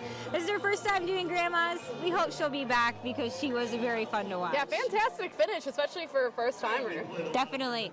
Moving to the wheelchair races, that wrapped up just after the 9 o'clock hour, and finishing first on the men's side, it was John Boy Smith. Yeah, and we actually just caught up with John Boy. He came here all the way from the United Kingdom. It was a very last-minute thing. He was able to get a visa to come here, race in this race. His first time racing in Grandma's Marathon. He said he will absolutely come back next year, try and defend his title. But he said he spent most of the race alone, which would have been difficult, but because of the course, it ended up being a lot faster thanks to a tailwind. Yeah, he was minutes ahead of the second place finisher, but so glad that we had another first timer, and hopefully he'll be back. Good. And then on the men's side, Yvonne Reyes, who is 48 years old of Mexico. She was the female finisher in the wheelchair division. Yes, fantastic. She came in, again, quite a bit ahead of the rest of the female finishers. Yvonne Reyes, she was one of three, I believe, on the women's side. And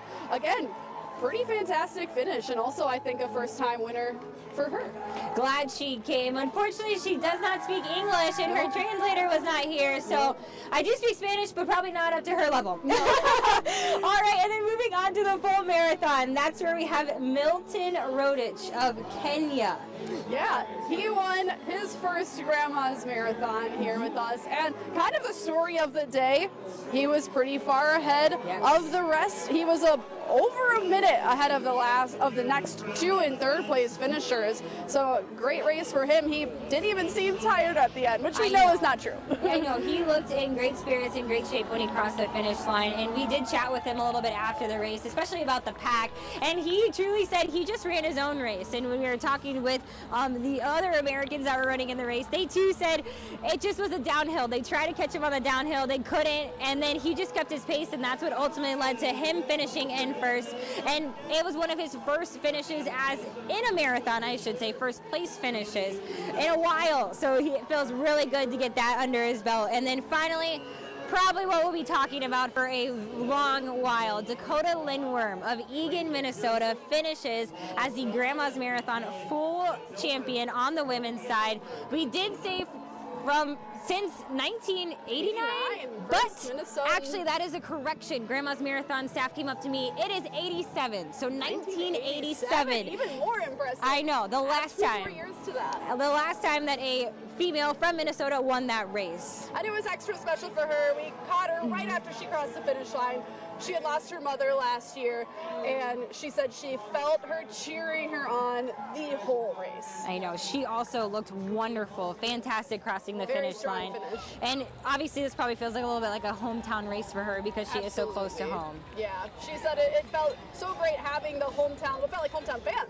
Yes. And so many people cheering her on because she was simply from Minnesota. Absolutely. And we're just so glad that we're back to racing in person. 2019 was a difficult year. 2020. Sorry, I keep going back to 2019. 2019 was awesome. 2020, difficult year, but we were so glad that Grandma's Marathon was back in person. Absolutely. 45th anniversary, the virtual one did the trick for last year, but much, much better to be here on the finish line with all these racers. And of course, our live stream could not be done without the immense help from our staff, the coordination with Grandma's Marathon, as well as our sponsors. So we can't thank you enough for helping us out, helping us have this live stream once again. We're so grateful for the support from the community, not only, but then our staff as well. Yes, I couldn't say it better than that. Just thank you to everybody, and thanks for watching. Maybe run it next year.